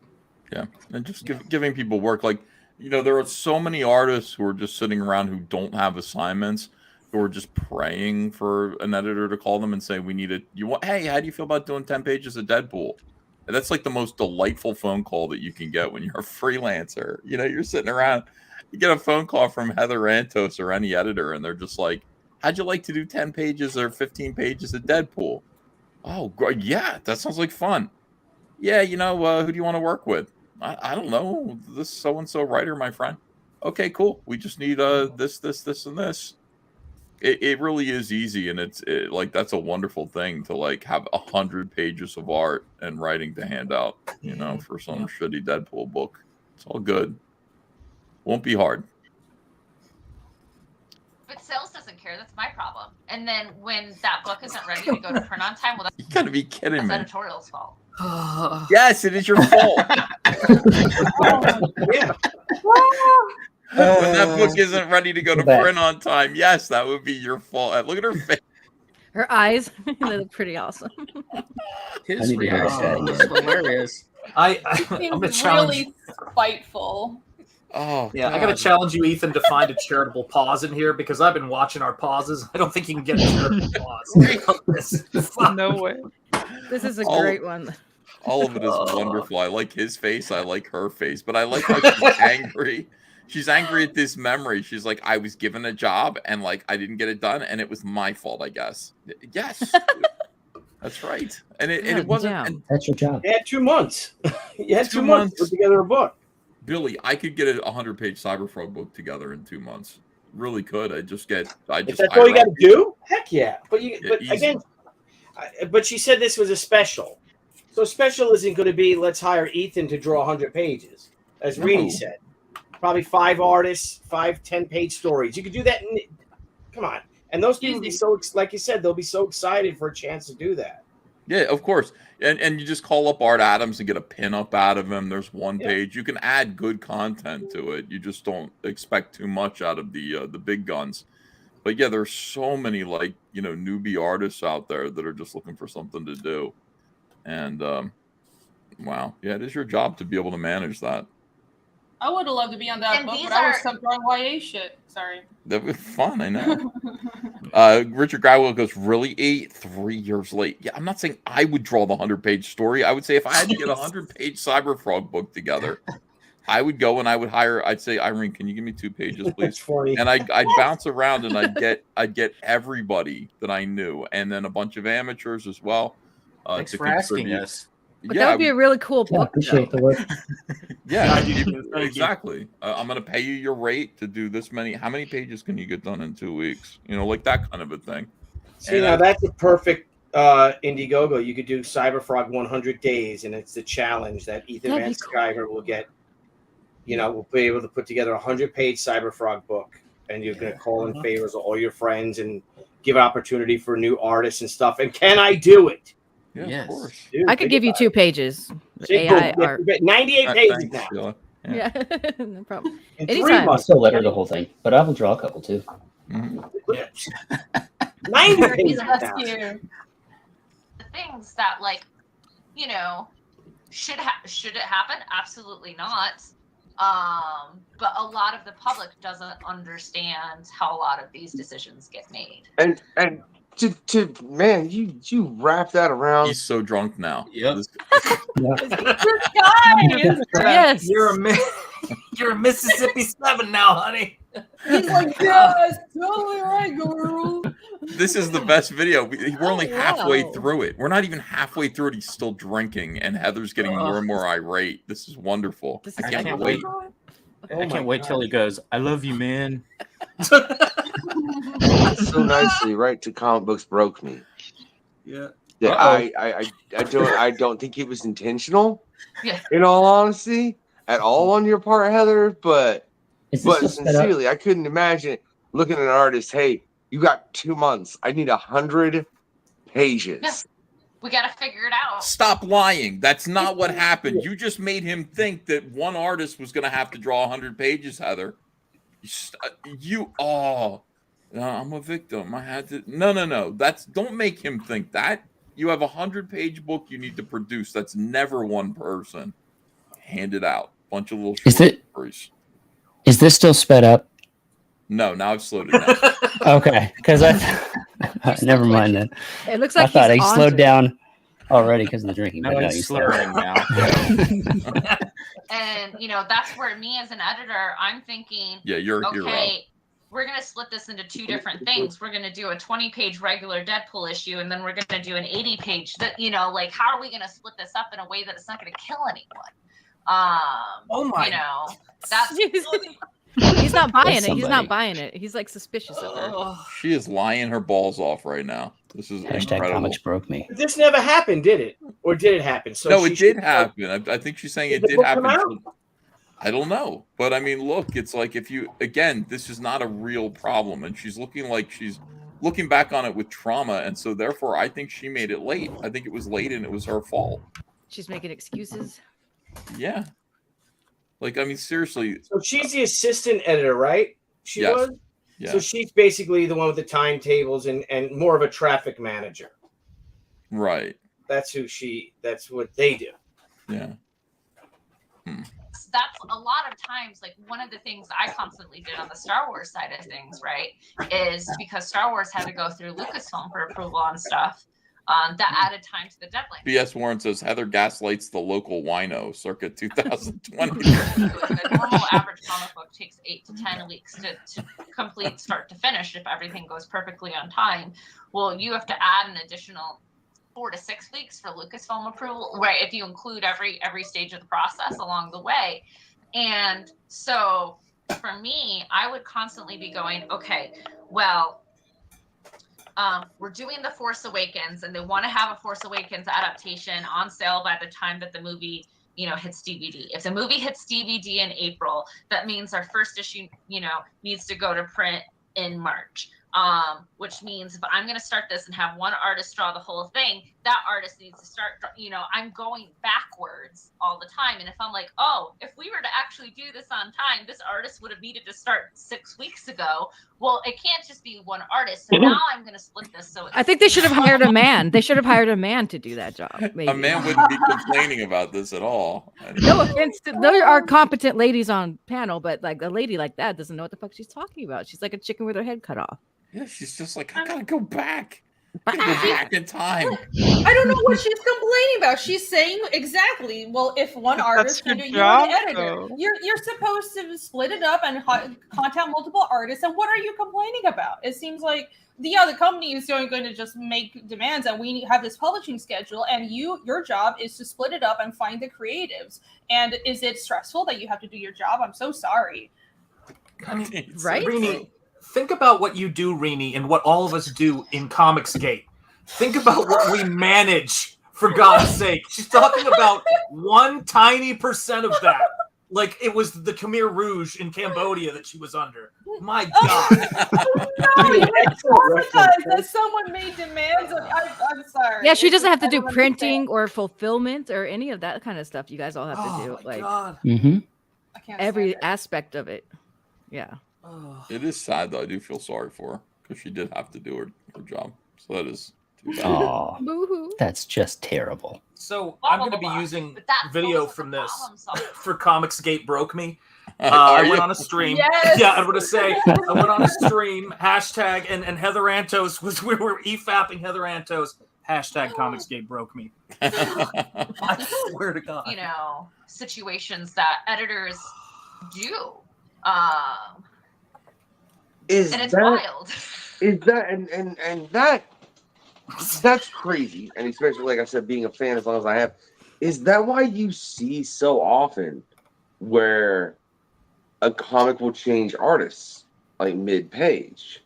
Mid-page. All right, you know what? I gotta go. I'm sorry. All right. Oh no! I love you guys. I just. Who's leaving? Oh, Billy, what? you don't Later, need to. Billy. All right, I love you guys. I'll see you soon. All right, bye everybody. Take care. It is pretty late. That was the shortest Billy goodbye ever. Yeah, it's like, that meant something. Yeah. He's sick of it.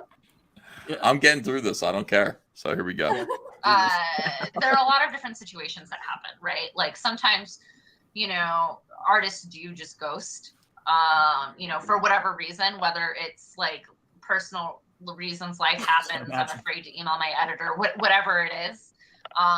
Never Why do would they that. be afraid to Also, email you, Heather? Why would they be afraid to email you? Again, every frame of pause is always rewarding here. The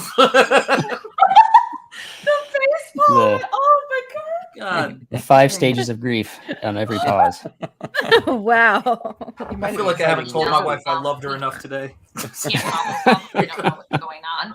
Why is he like a lot of face hugger? It's like a face hugger on his face. Yeah. times we're willing to work with He's you drunk. so long as we can and so long as you're honest. But if you're not What honest, we what can is he help you. drinking? What's I he don't been know. drinking? He's Okay. just got cups of things. It looks like whiskey, but who knows? But you know, there are artists who ghost. There are artists who, you know, oh, absolutely, I can totally do 5 pages a week, and then regularly turn in 2 pages a week. And you know, to me as an editor, you're only good as your word. And like, if you're telling me one thing and it's hard, right? It is hard. So you get situations like that. All right, hold on a second. We got a new friend with us. Everyone loves this fellow. Everyone loves this fellow. Everyone loves him. You let your tiger out. So, the territory. Many guess it. You let your tiger out. What is going on? Hi, Shane Davis. God damn, she's aging like cheese. Not, I mean, like dairy products. I'm sorry, dairy products. Dairy products. Oh, that's better. Look kind of like a mouse. Cheese retains value. Yeah, cheese actually is good after, in some cases. Wait, so cheese gets better with age. So you're saying she looks good? No, I'm saying I corrected myself. Oh, okay, I said yeah, dairy milk. products. She's like I a said dairy milk products. that melts in the hot sun. Oh yeah, what a those go. Milkshakes. Those are bad. Okay. Yeah. She's not aging that badly. It really is the personality, what she's Nah. done to people, you know. If she was on our side, she'd be hot as hell. You guys know. Heck She'd yeah. be like, oh, she's so Yeah, hot. Yeah, but if she were on our side, like she'd be upbeat and she'd be fun and all these Yeah, things. she'd be one of the good guys. She'd be beautiful on the inside, right? She'd be happier and she wouldn't be broke and living with 5 cats and 20 roommates. Let's leave the cats out of it. Leave the cats out of it. It's okay to have 5 cats. It's true. That's true. I love cats. Some of us have 5 cats. Shane Having 5 cats is fine. The But cats not are- eating cat food. I think it's 4 cats. I can't even keep up. I'll take another one. Okay. Shame on you. I wasn't even talking about you, Shane, but yeah, you do have like 4 cats. It's all All good. right, Shane. So we're watching this interview. We've got a guy who is drinking whiskey, I think, becoming progressively more and more intoxicated. I believe. I could be wrong, but it certainly He's seems talking that about way. me. He's going to start asking for a number pretty soon. She's looking better and better. Yes. Yeah, For to for him. him. Yeah. Well, he's feeling her pain, and then you've got Heather gaslighting him and saying weird stuff about how. You got to see this. It's wonderful. Like, Pretty- she's selling out Marvel. She's talking shit about DC, and comics broke her. Pretty soon, this guy's going to be going, Heather, I love you, Heather. Any minute now. There are some comics where, you know, multiple artists are pre-planned, whether or not it works in execution or not, right? That's neither here nor there. And then sometimes, you know, like in Deadpool, what we would often do, because we're doing 18 issues a year, we planned it out so that it was alternating artists. So one arc would be Mike Hawthorne. Deadpool the Duck. Mm-hmm. Like that's a comic that exists. All right, tell me what she's talking about this moment, because I'm not going to go back and watch this. Like right now, what is she talking about? Okay. She's complaining that she had to do 100 to tie together a 100-page Deadpool comic in like a weekend, hire the people to do it, 2 and then she went on But some what if it diatribe was about like it. just reprints or something? Like how do we know which book this was? No. It doesn't matter. not a major Yeah, of like Marvel would get these assignments sometimes when I worked there, like where they would get a deal by Target, and then it would be for, I don't know, like a 100-page Spider-Man thing, and then automatically they would have to go hire 4 people to draw these 4 issues that really weren't 4 issues. They were just made for Target. Like this isn't anything special to Heather. This shit's been going on since early 2000s. Yeah. and Terry Pallett on pencils and inks. One arc would be Matteo Loli. And then we would have Mateo. one-shots in between every single arc that Scott Koblish would do. And we built that schedule that way. I was often working on 3 arcs of Deadpool at the same time, just so that those artists could have a realistic schedule where they didn't have to kill themselves. But we could have Wow. you know, Hang on. He's trying to hang on. for artists. However, a lot of editors, Is he hiding a yawn? Is that what Yeah, he's he doing? is. He is. How is she like framing this? Like that her job is more important or more like sacrificing than the artist? Like, did you catch that? She just acted like she's she's the one taking taking advantage credit of. for the whole process. No. Well, she ain't fucking doing that. She's kind of like she's just handing the job. Like, this is a simple task for her. Like, somebody dumped 100 pages. I just need to find multiple artists that will do it. That's it. Yeah, Like, exactly.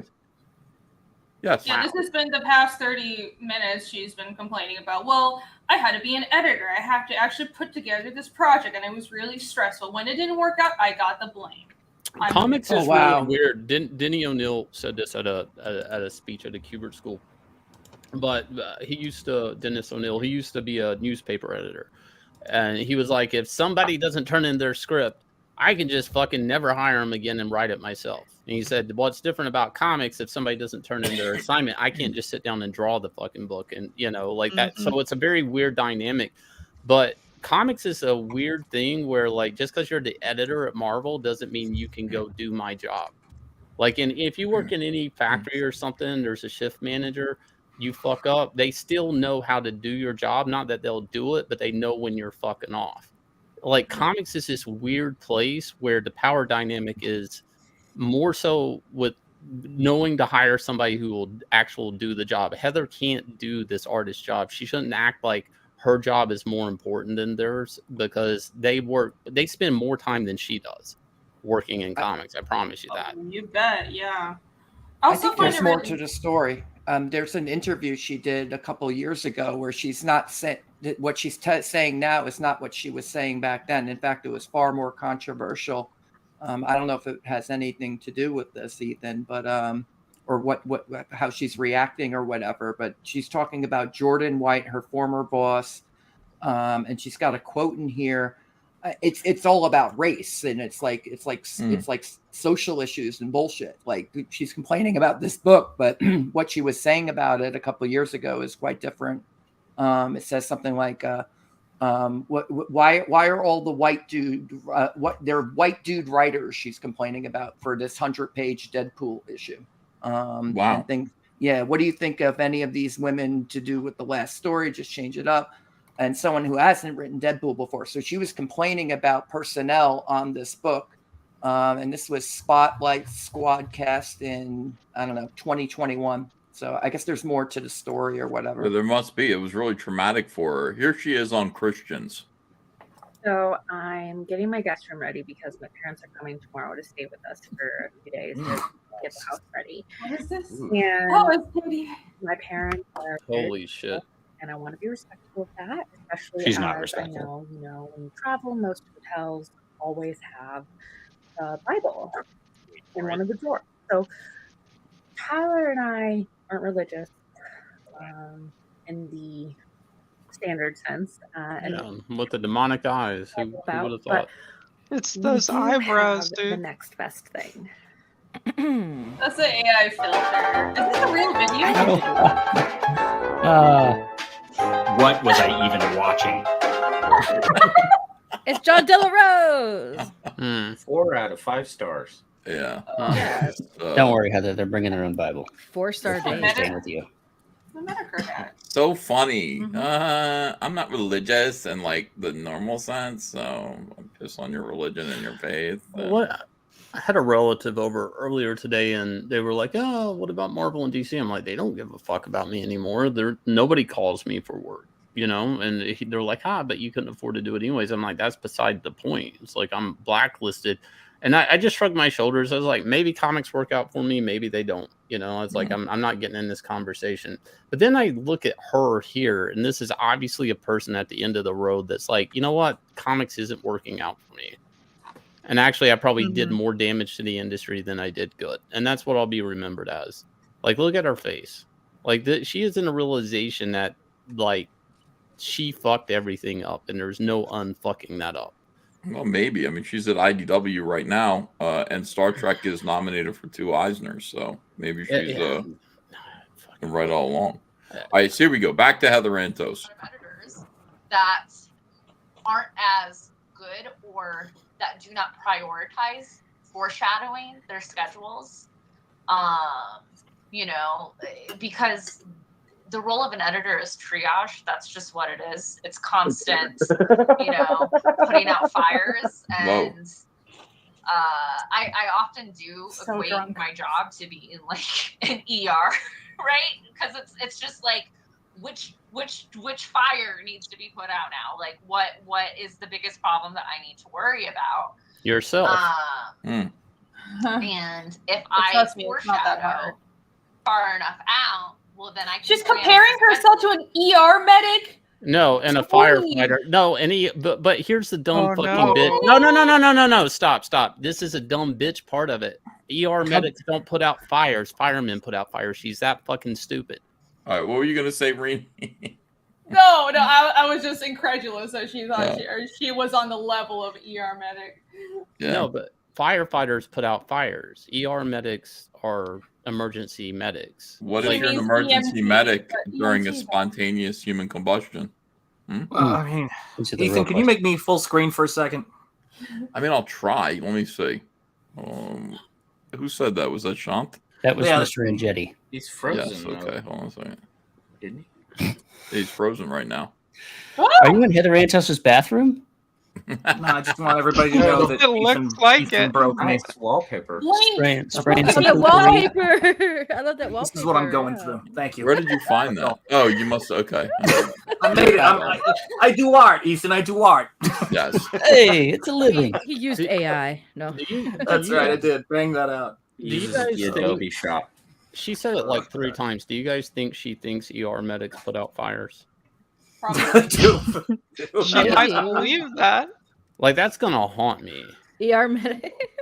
Maybe something that's burning but not a fire. What does she? Yeah, what does she mean by that? Like crabs or something.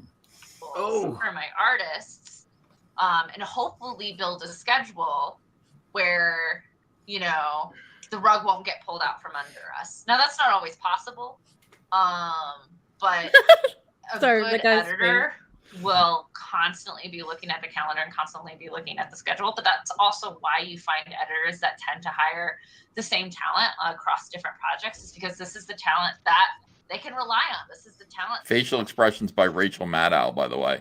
I don't know if you're noticing that, but like that's that like kind of thing where you're sort of like, you know, talking out of one side of your mouth while your eyebrows are doing that. It's fake. Yeah. Is Rachel Maddow. That's so affected. It's so annoying. Holy shit. Charitable pause number 85. No. His face, dude. He's just not. He's not buying her bullshit at all. I think he's really, really hammered. He's embalmed right now. Yeah. That too. Oh, it's great. This is the best video I've ever seen. She's totally unaware of this as well. Yeah. This is the talent that delivers. There's a lot of talent out there that cannot hit a deadline, or will agree to deadlines that they can't hit, or it's just unrealistic, you know. Hold on, regarding that, sorry, I think that was really interesting. I wanted to come back to, because she was saying, well, these artists flake out and artists are only as good as their word. When you work for Marvel, there's supposed to be a whole process, and these are supposed to be vetted artists that you start with 10 pages and you start as a fill-in and you prove that you can hit these deadlines. And when you have a rush project, you have a list, because like Ethan said, or someone else said, that you have a relationship with these artists and you know who to go to for those rush jobs. So you won't get burned. And so at the end of the day, it's still on you that you didn't build this relationship. You don't know who the trustworthy artists are, and you fucked up the project, and you're complaining about it like you're a victim. True. artists tend to get slower. That's nothing against them. But it's just not realistic to do a monthly book if it's going to, as Comics Broke Me, hurt your body. You know, you get a lot of people, why doesn't so-and-so do books anymore? They physically can't. Doing a monthly comic book is hell. Oh my so God. Yeah, it's a lot of nuance. It's a lot of nuance across the board, but with, yes, the industry should be better. Yes, rates should be better. Yes, editors should be paid just as much as the talent should. No, they should. No, they should not. Editors should not be paid as much as the talent. You are interchangeable. There's nothing special about you. Anybody could do your job probably better than you. Am I wrong? I'd heard that the Comics Broke Me hashtag, the guy that passed away, really, it was suicidal. I thought I'd heard Good that. chance. Yeah. I mean, here's the sad truth about that. And we don't know for sure, but when somebody says they died suddenly or they don't tell you the cause of death, that's, you know, that's the thing. Usually, especially when they're young. No one should be underpaid. I think that's just a systemic capitalism issue across the board. So you're paid your worth. You just think you're worth more than you actually are. That's correct. Sheila's a magician. Look. What I do? What is Sheila doing? She's in the same guy's room right now. Like, Oh, you doxed me. You just doxed my boyfriend. Raid his liquor cabinet while you're over there. I need to, because yeah, that'd be great. We only hold so much power, just as much as you do as well. Oh my God, Heather. It's not just editors are mean. No, look, I've had several editors on this show, guys. Sure. It's been a pleasure. Tom, Brevoort, well, I'm sure you know. James Emmett, which I don't know if you know him or not. Because he works quite a bit with Eric Schultz. I mean, you've all been a pleasure. I've not had an editor on here that's like, what an asshole. Well, that's because we're not hounding you for your deadlines. No. I mean, that's true. I'm waiting for an editor to be like, "Are you gonna get that episode out, man? Like, are you serious? Like, what's taking so long?" I'm like, "Look, it's editing. Leave me alone." Like, that would be funny if an editor ever hit me up about why their editing episode wasn't out. I'd be like, "Because I'm editing it. All right, would you shut the fuck up?" No editing was.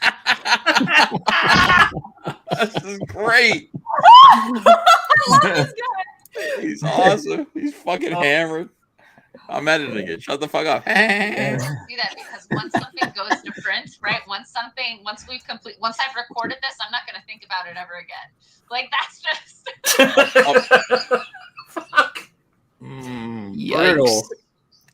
Something tells me that you will, though. Something tells me you'll be thinking about this tomorrow morning, Heather. Something tells me.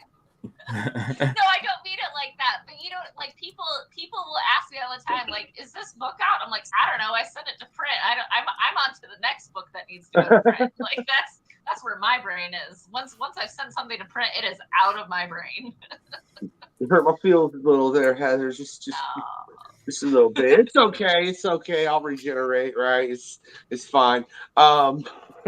So I'm curious though. What's the difference in working with Marvel as opposed to working with IDW right now? Like, is there a lot of difference in the process? Is it less weight? Is it more weight because it's a smaller company?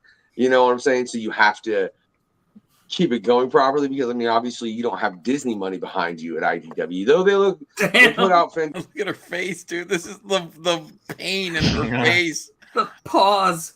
Oh, she's like weighted down by this question. What's it like working at IDW compared to Marvel? And she just got done running down working at Marvel. Holy God. They paying you products. I'm telling you right now. Breath of Shadows from Rich. I by the time this is dropped, I hope I've got the time to read episode 5. Issue 5. They're like episodes to me. What can I say? Yeah. Because it's Breath of Shadows was phenomenal, especially being a musician. It kind of hit a different chord. You know what I mean? That's right. He's a rapper. Oh yeah. So I mean, you guys, and I mean, I could sit here and pull out a lot of IDW shit. I'm not going through my comics right now like that. You know, I have an idea. If we do get Flint Flotsy for the Fans Fest, this guy can open for him.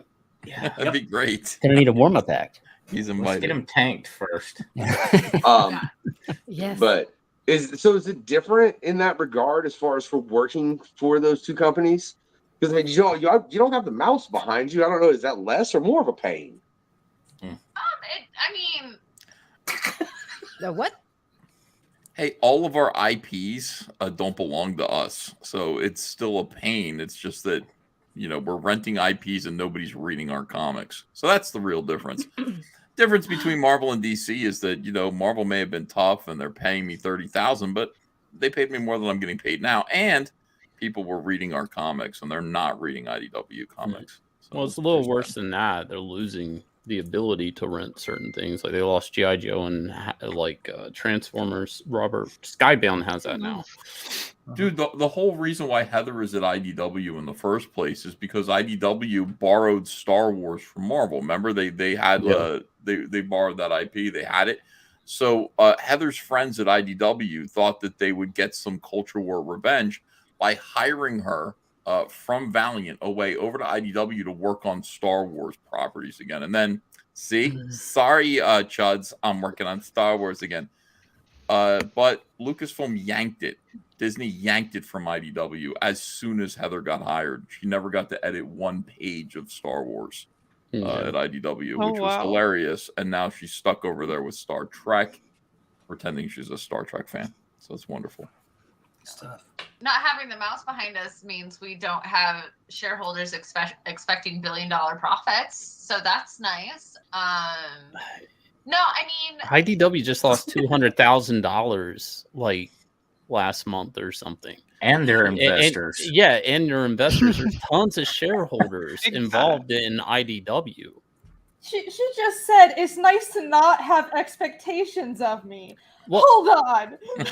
That's the problem. I would love to have expectations and be challenged and be like, we expect you to deliver something and make comics awesome. I mean, why are you complaining about this? I can't. That's why no one's buying these books. Yeah. Jeez.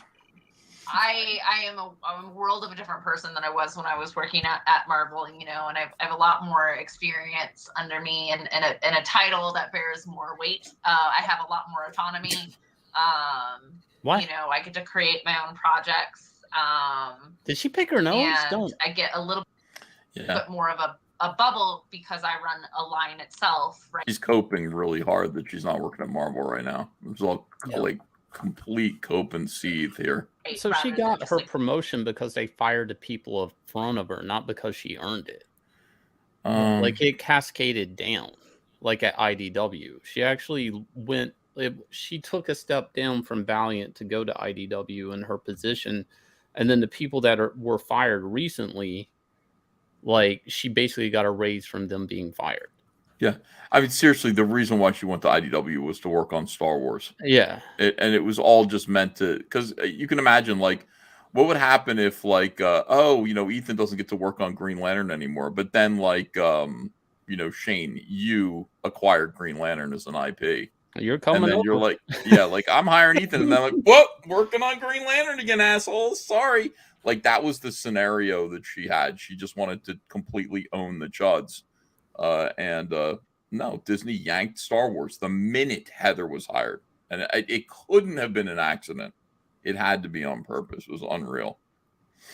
Deadpool that has to fit into a larger Marvel universe. I run the Star Trek universe. That is, if books are going to cross over or interact with one another, like I already know what's going on. That's not true. She doesn't run the Star Trek universe. They still have to submit that to Paramount for any type of approvals and stuff. Course, I mean, no, but according to her, she runs it. She doesn't. You do what they let you do. 200 Watt Studio says this is like being interviewed by Mickey Rourke and Barfly. So that in and of itself he is so drunk. Although everything still has to go through Paramount. But I mean, what did Star Trek do to offend God? Like, I just want to know that. Like, what did it do? Like, why is this happening to Star Trek? Anyway, continue. Sorry. I mean, I just like the last 10 seconds here that we just witnessed. It's like It's not even 10 seconds. Hold on. This is really dark, like what goes on inside her. Just watch Heather. Through Paramount. But I mean, Watch. it's that 4 seconds was so dark. it's still, you know, it's still a business. It's still a job. It's still, you know, there are still goals that we need to hit. There's still, you know, day-to-day pressures. I do think that the current group of people at IDW, because so many of us do come from DC and Marvel, we've seen how toxic this industry can be. Oh my god. Toxic. This industry. God. industry. Yeah, like all that shit. I haven't been watching this. Does she touch her nose a lot? She just snarls a lot. She kind of sneers. But does she touch her nose a lot? Yes or no? I haven't noticed. She told 2 lies just then, and she touched her nose right before telling both of them. Oh, damn, Shane.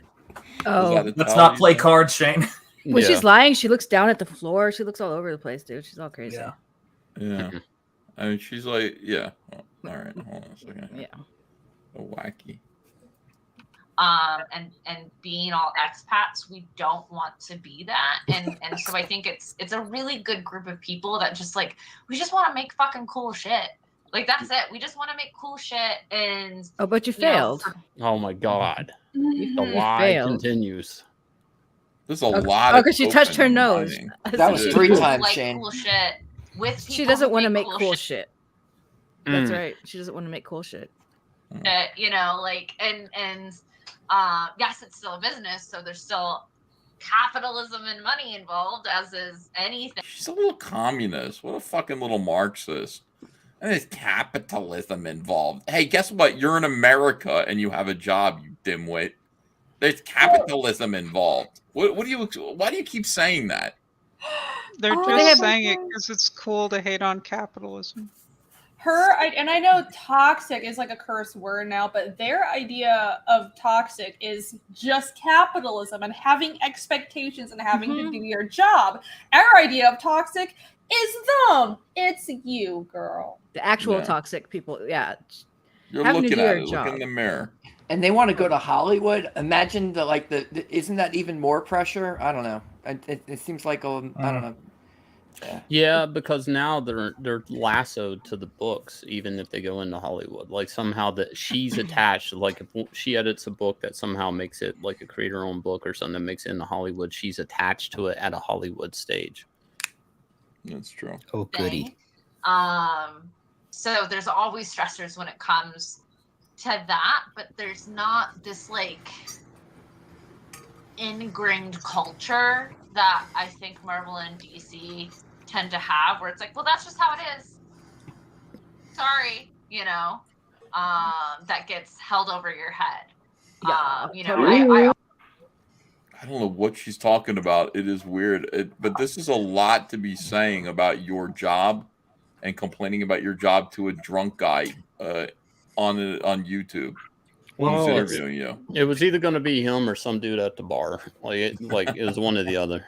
There's a reason companies do the things that they've done for so long, because that's what works. Not that they're holding it over your head. Yeah. Does IDW realize that she's giving interviews like this to drunk guys on YouTube, like just spilling all these complaints and like spilling your guts about capitalism and how people don't give a shit and how it's like, oh well, that's just the way it is, and I just want to make cool shit. So her jobs are usually where she doesn't have to do much of anything, just have the title and just be there. Like, I guess no. I mean, or she just does it That's very. what she wants her job to be. Oh, okay. Yeah. Oh, you want her job, Sheila? Did she do this? No. Did she do this Taco Tuesday? I don't want her job. Tuesday. I don't want any job. Yeah, this is Deadpool. It says Taco Tuesday. What does that mean? Yeah, it's more like Vocal Friday. With the Marvel being the Devil Wears Prada. Like, Well, you know, Flick your bean Friday. Have this job, right?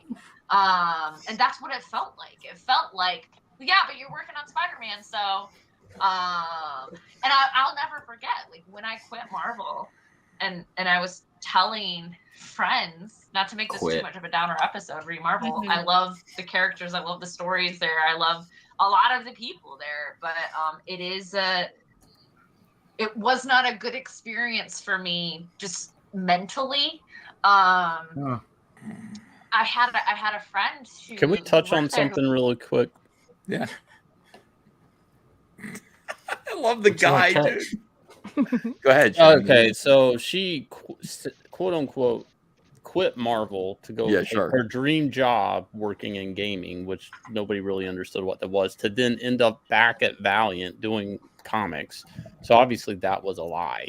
Right. You know, I mean, if that was her dream job, why'd she go back to comics at a lower company that happened to be in roughly the same vicinity, you know, she can commute to?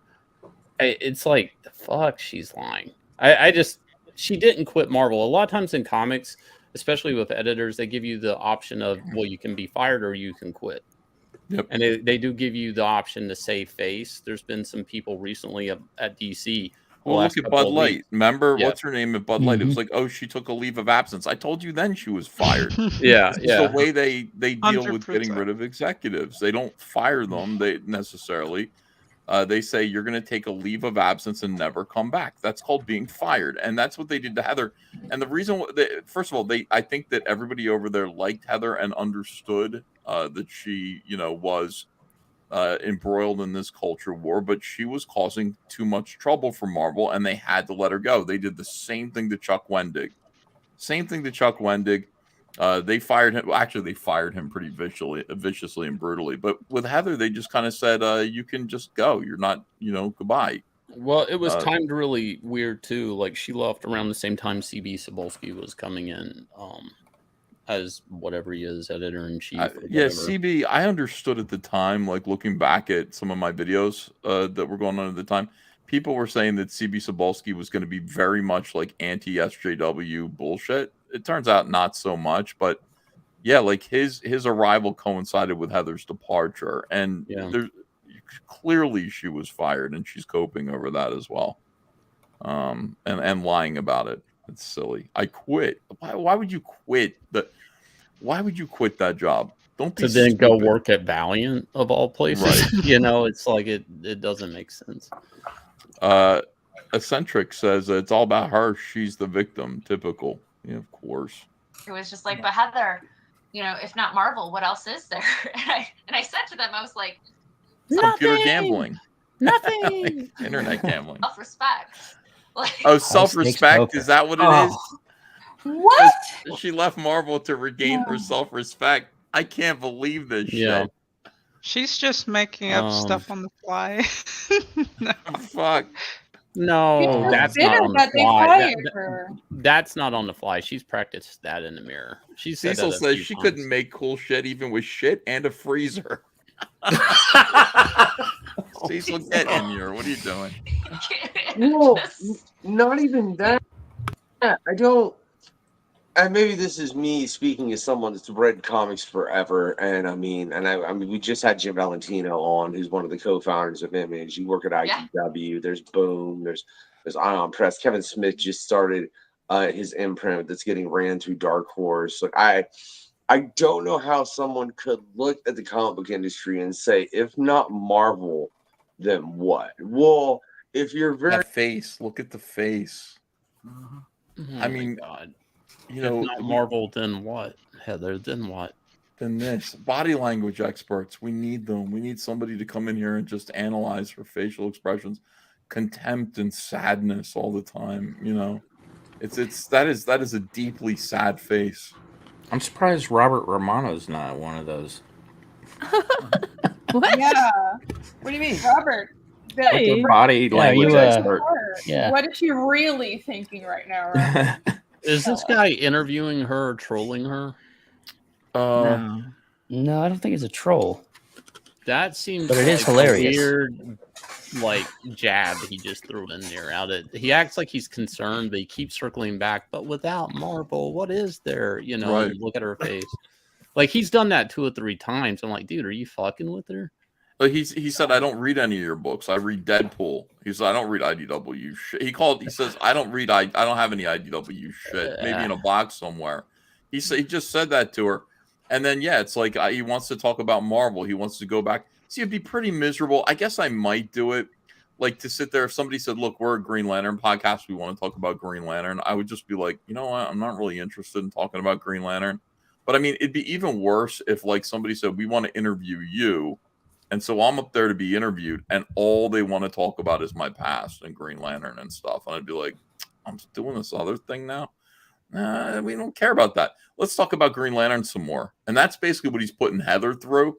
But look at her face right there. She said she quit Marvel, which is a lie, for her self-respect. There's no way she has any self-respect. And that face there is something else. That is the face of what is that? Like, what would you be saying to her to get that face?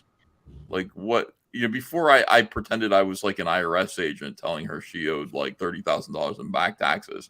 What would I say to make her make that face? Yeah. I just crawled off your sister. I think that'd be a different face.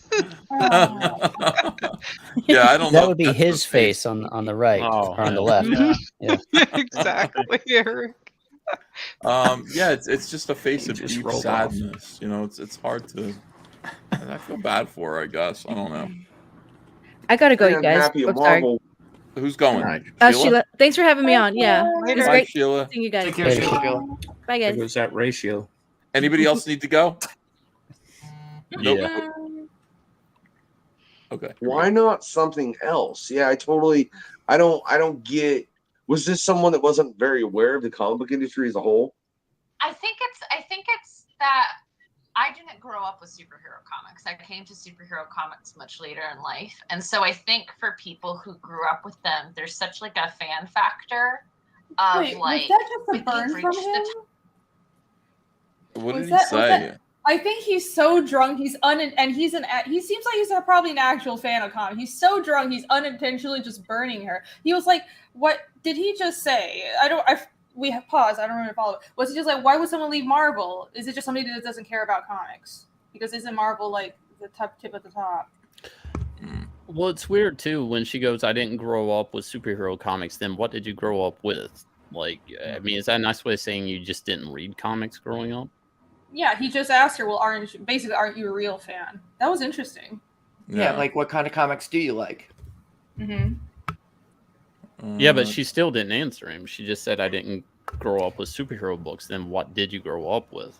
Well, earlier I was complaining that she wasn't even hucking the Star Trek lines that she's working on right now. Like that she just kind of glossed right over it. Like she mentioned maybe one storyline, even if they have multiple titles, and it's like, okay, like I don't know, you would expect someone to be well informed about the subject matter or something when they go to do an interview or something. Like you would do some show prep.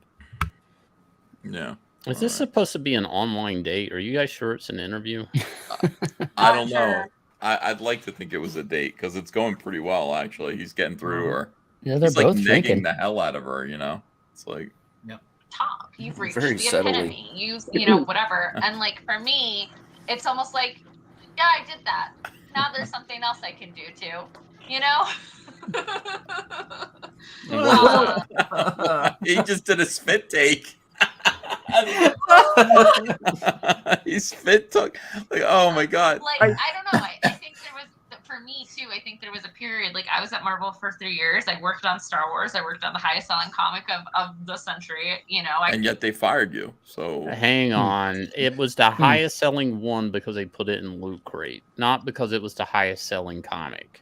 What, it the went Star in the Wars fucking book? box. Yes, what she just said. The Star Wars, that one issue that they say is the highest selling issue was in a Loot Crate box. It Oh, I didn't know didn't that. sell. That's right. Yeah, that fuck, I hate her, dude. I forgot about that. She's saying a bunch of weird shit. I'm- She was saying you missed it before. She was like, just me and Jordan, like we were outselling DC Comics their entire line. And I was like, maybe once you did, maybe 1 month, but like not consistently. And I think that's what it was. That one comic that sold 1 million copies.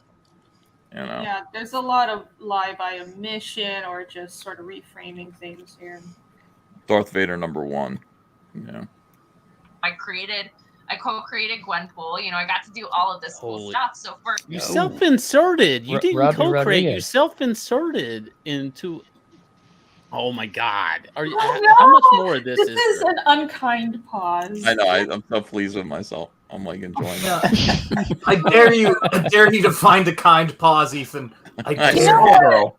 You know what I think is happening here is because Marvel was going through this whole social justice initiative. We're going to hire young women who they say they're geeks, so we're going to believe them. And she got hired, and she thought, well, I have the power, and she thought she'd made it, but she didn't get treated like all these veterans who had the power that she desired, and she's mad about it now. But because she thought she had made it and got put in this place, and she wasn't ready for those expectations. So I feel bad for her in a sense, but at the same time, there's no excuse for her failures and what she's done to people and what she's done to the industry. Don't feel bad for her. Feel bad for the comic book industry. Like we had to put up with her. do. Like fuck her. I mean, she took a job. She was put in a job that she wasn't even interested in. He asked her, what books did you read growing up? She's like, well, I didn't come to superheroes. Like, then what comics did you read? 0, 1?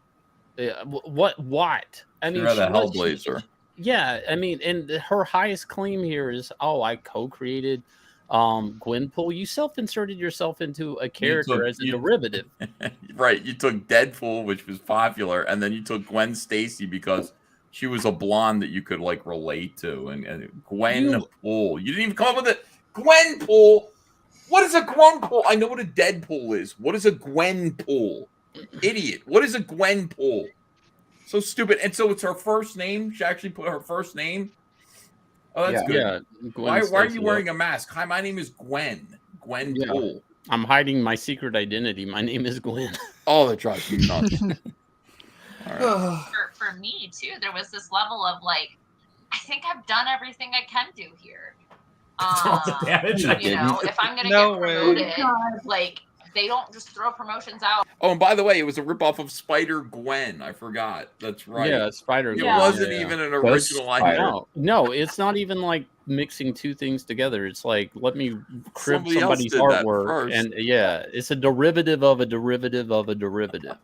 It was weird because I think the original idea might have been a ripoff. It was like, let's smash Spider-Gwen and Deadpool together, but the actual character wasn't Gwen Stacy in a Deadpool suit. I think they realized that was too derivative and did a last-minute change, but it still seems like it's pretty obvious where the origins were. No. They now call her Ghost Spider, I think, though. No, that's a different character. That's Gwen Stacy. Oh, really? Yeah, Spider-Gwen, Ghost Spider and Gwen Stacy is not the same character as Gwenpool. Right. Well, right. I just meant like in the movie in that they addressed it like that and called her Ghost Spider. Yeah. To get past that Gwen part. There we go. Oh, like Candy, my boss was an assistant editor for 8 years before he got his first promotion at Marvel. You know, that's not. So I couldn't afford that. So it. Do you think she got a raise like at IDW? Do you think she's making more than 30 grand now? Yeah, she had to, like, because they moved her up in title. They don't. A title is a raise without. They'll say, look, we're going to give you a title bump without an increase in pay.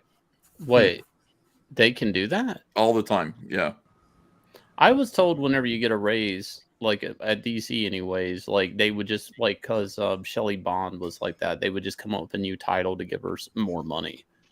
Like, it was just really weird. It's the other way around. Like, for the most part, they'll just be like, look, we can't give you any more money, but we're going to bump you up from assistant editor to vice editor. Something like that. Like, I'm going to bump you up from sucking my dick on your knees to standing up. Like, what the fuck? I mean, I don't get, like, it's still, what was she doing?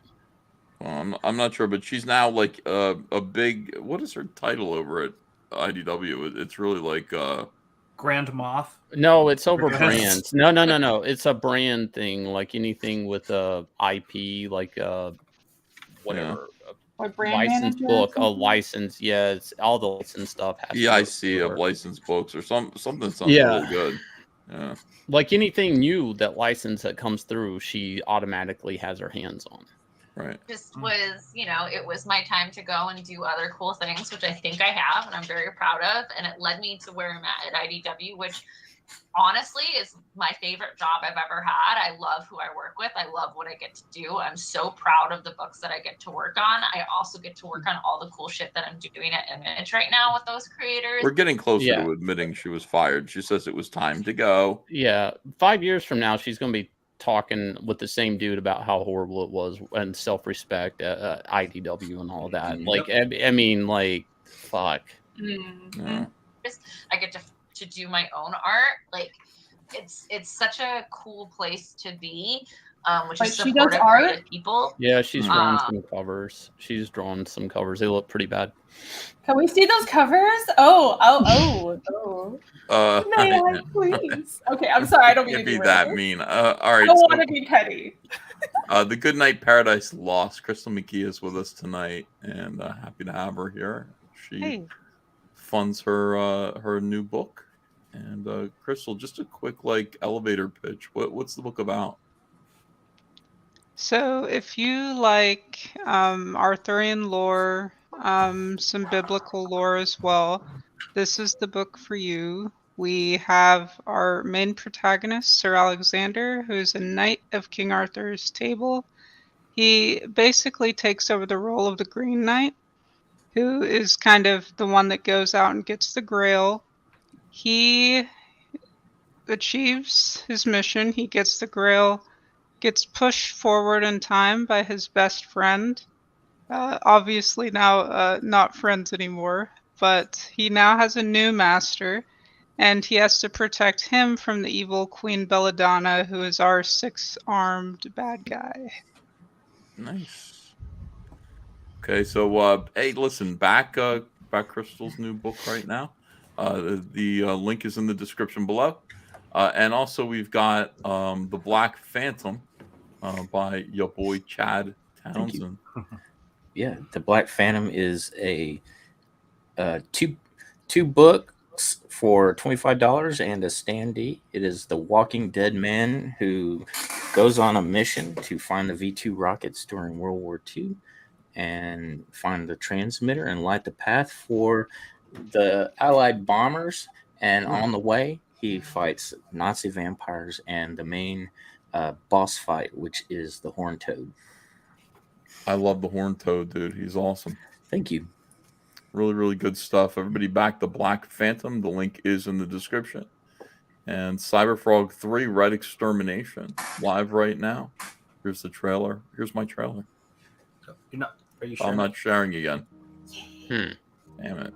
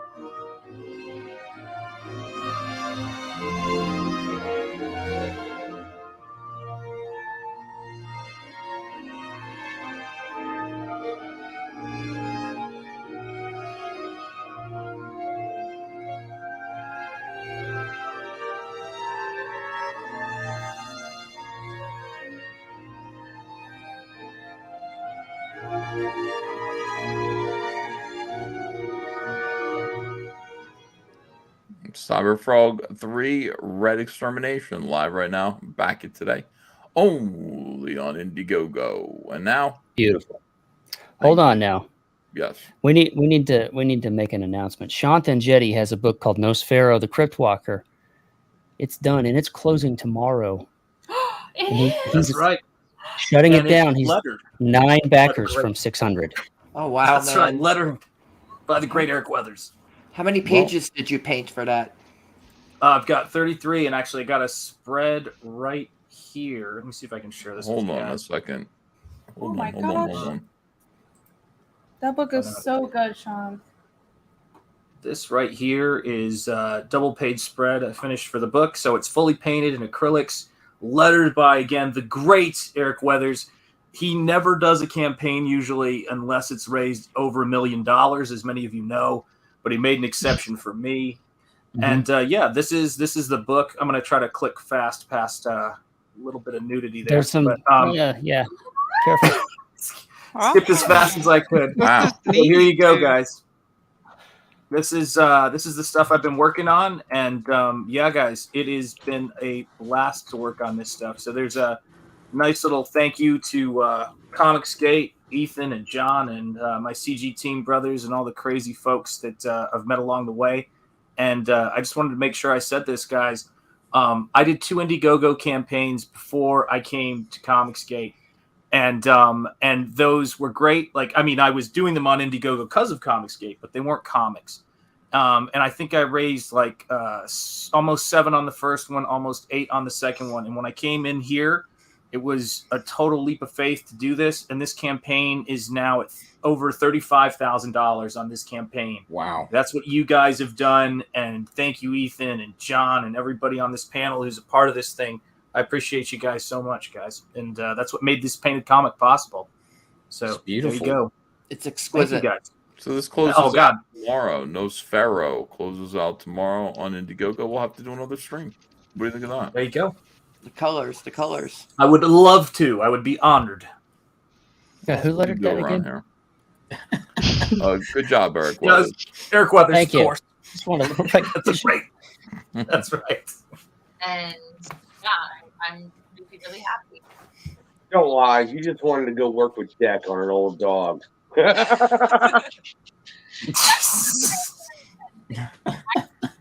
known Declan since before I was at Marvel, and it's wild to see like where our journey has gone just creatively together. You know, I'm the one who hired him on his first series at Marvel, Deadpool and Logan. That was me. Hold on. If you're gonna bring up Jack this much, all right? I just gotta say, I really need to read this. All right. There you go. All right. She's like, "What's I got that?" too many comics I need to read. I don't have enough time running this damn podcast. Where on my life, man? I got a stack. Yeah, but oh man, your life is everything terrible. I've read of old dogs was phenomenal as well, man. It's crazy. What do you think of creators that do that cross that line and work for both? What do you like? Work for creator? That's a heavy question. Yeah. I mean, it's smart. It's a business. Like it's When you say Now both, it's capitalism. it's capitalism. It's a business. He say, by the way, what do you think of creators who work for both? And she's like, what do you mean, Marvel and DC? Yeah, she works for IDW. You know what I mean? You're creating a binary for somebody who works at another company. You're saying there's only Marvel and DC. Why don't you just say, what do you think about people who work for IDW and Marvel? It's so depressing. Look at more pauses, more great pauses. I think it's really easy to get sucked up in the fandom and nostalgia of it all, right? Like, oh my God, I get to draw Spider-Man. This is so cool. I get to draw Spider-Man. But there's so many creators that I talk to about I feel it's sick. about a balance, right? You know, at first we do creator-owned work and do our own stuff because we want to get the Spider-Man, we want to get the Batman. But then it needs to become about, at least in today's landscape, it's about doing the Batman so you can bring those creators back to your creator-owned stuff. Because ownership is everything. Doing Spider-Man is cool. You don't own Spider-Man. You're not going to see a cent of that profit. You are just going to get that page rate. Sorry, that's what it is. You're not going to get a cut of merch. You're not going to see a single thing of that movie. You might get some fans to your table, which is great. You might get thanked in the movie. But then Graham again, Nolan was telling me yesterday. He said, you know, when he went from professional back into indie, he goes, the name Chuck Dixon and Graham Nolan and creators of Bane didn't mean anything like starting out again going indies.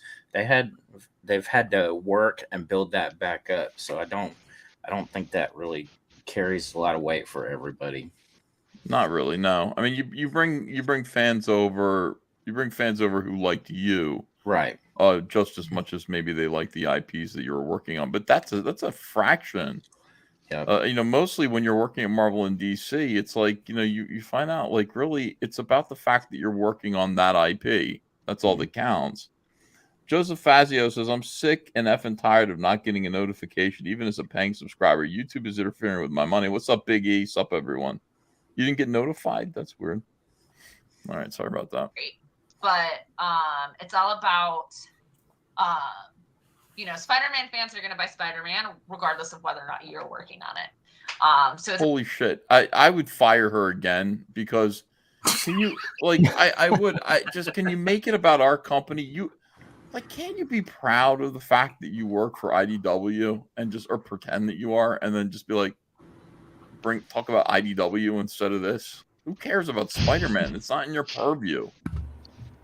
No, they're going to do more creator-owned stuff at IDW, and they will benefit from creators that work on Spider-Man and then come take their creator-owned stuff over there. So Marvel does the marketing on the creator, and then they publish their creator-owned stuff. That's basically how she's framing this and manipulating this. No, whatever. I would just be like, there are other companies than IDW. I'm not aware of them. I work for IDW. And our Star Trek books are awesome, and our Turtles books rule. And I'm not aware of any other comic book companies other than IDW. I don't know why you're asking me about other comic book companies that I don't work for, that don't pay my rent. Right, change the subject. They're treating her like she still works for Marvel. I don't think anybody else who's an ex-employee from 3 years ago would get this treatment. Yeah. It's about how to turn those Spider-Man fans into Heather Antos fans, into Declan Shalvey fans, into, you know, whatever. What? Declan Shalvey is one of those creators that I think does this very, very well.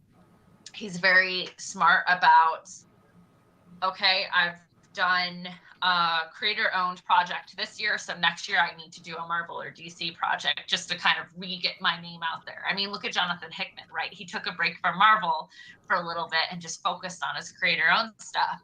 And then coming back to Marvel, right? How excited were people about that? But if Jonathan hadn't left and he had just stayed there consistently, there's no excitement to that. There's no excitement about a return. There's no excitement, right? It's business. Oh, wow. It's just a good business. And, you know, creators starting out like really need to treat themselves and their work like a business, because that's what it is. And there's nothing wrong with being a workhorse for Marvel and DC if you have, you know, if you're doing consistent work and getting a page rate that you can live off of. But I worry about creators who tie themselves so closely to one editor or one company. We saw this with DC with the recent layoffs. There were so many creators that just... We saw this at IDW with the recent layoffs. Everybody's getting laid off right now. I don't understand why she's talking about the entire industry. I just gotta compare all of this to like the way Dan DiDio stayed focused on DC Comics all the time. And she is the Dan DiDio of IDW right now. Shit. Like, if Dan DiDio was doing an interview, it was like, well, listen, the other guys, the competition, sure, they're blah, blah, blah. But over here at DC, he stayed focused on his Yeah, brand, you have his to bring it company. back. Yeah. That's what you're trying to... She is like a fucking scatterbrained dimwit ninny who's talking about things that are none of her business. And I mean, really, like I know this is just a guy who has a YouTube channel, a tiny YouTube channel. 10 people are watching this, but you know what? She's the one who chose to do this interview. And now 1,000 people are watching it. And by the time other people get through watching this video, thousands of people are going to have seen this interview. Thanks to me, Heather. You're welcome.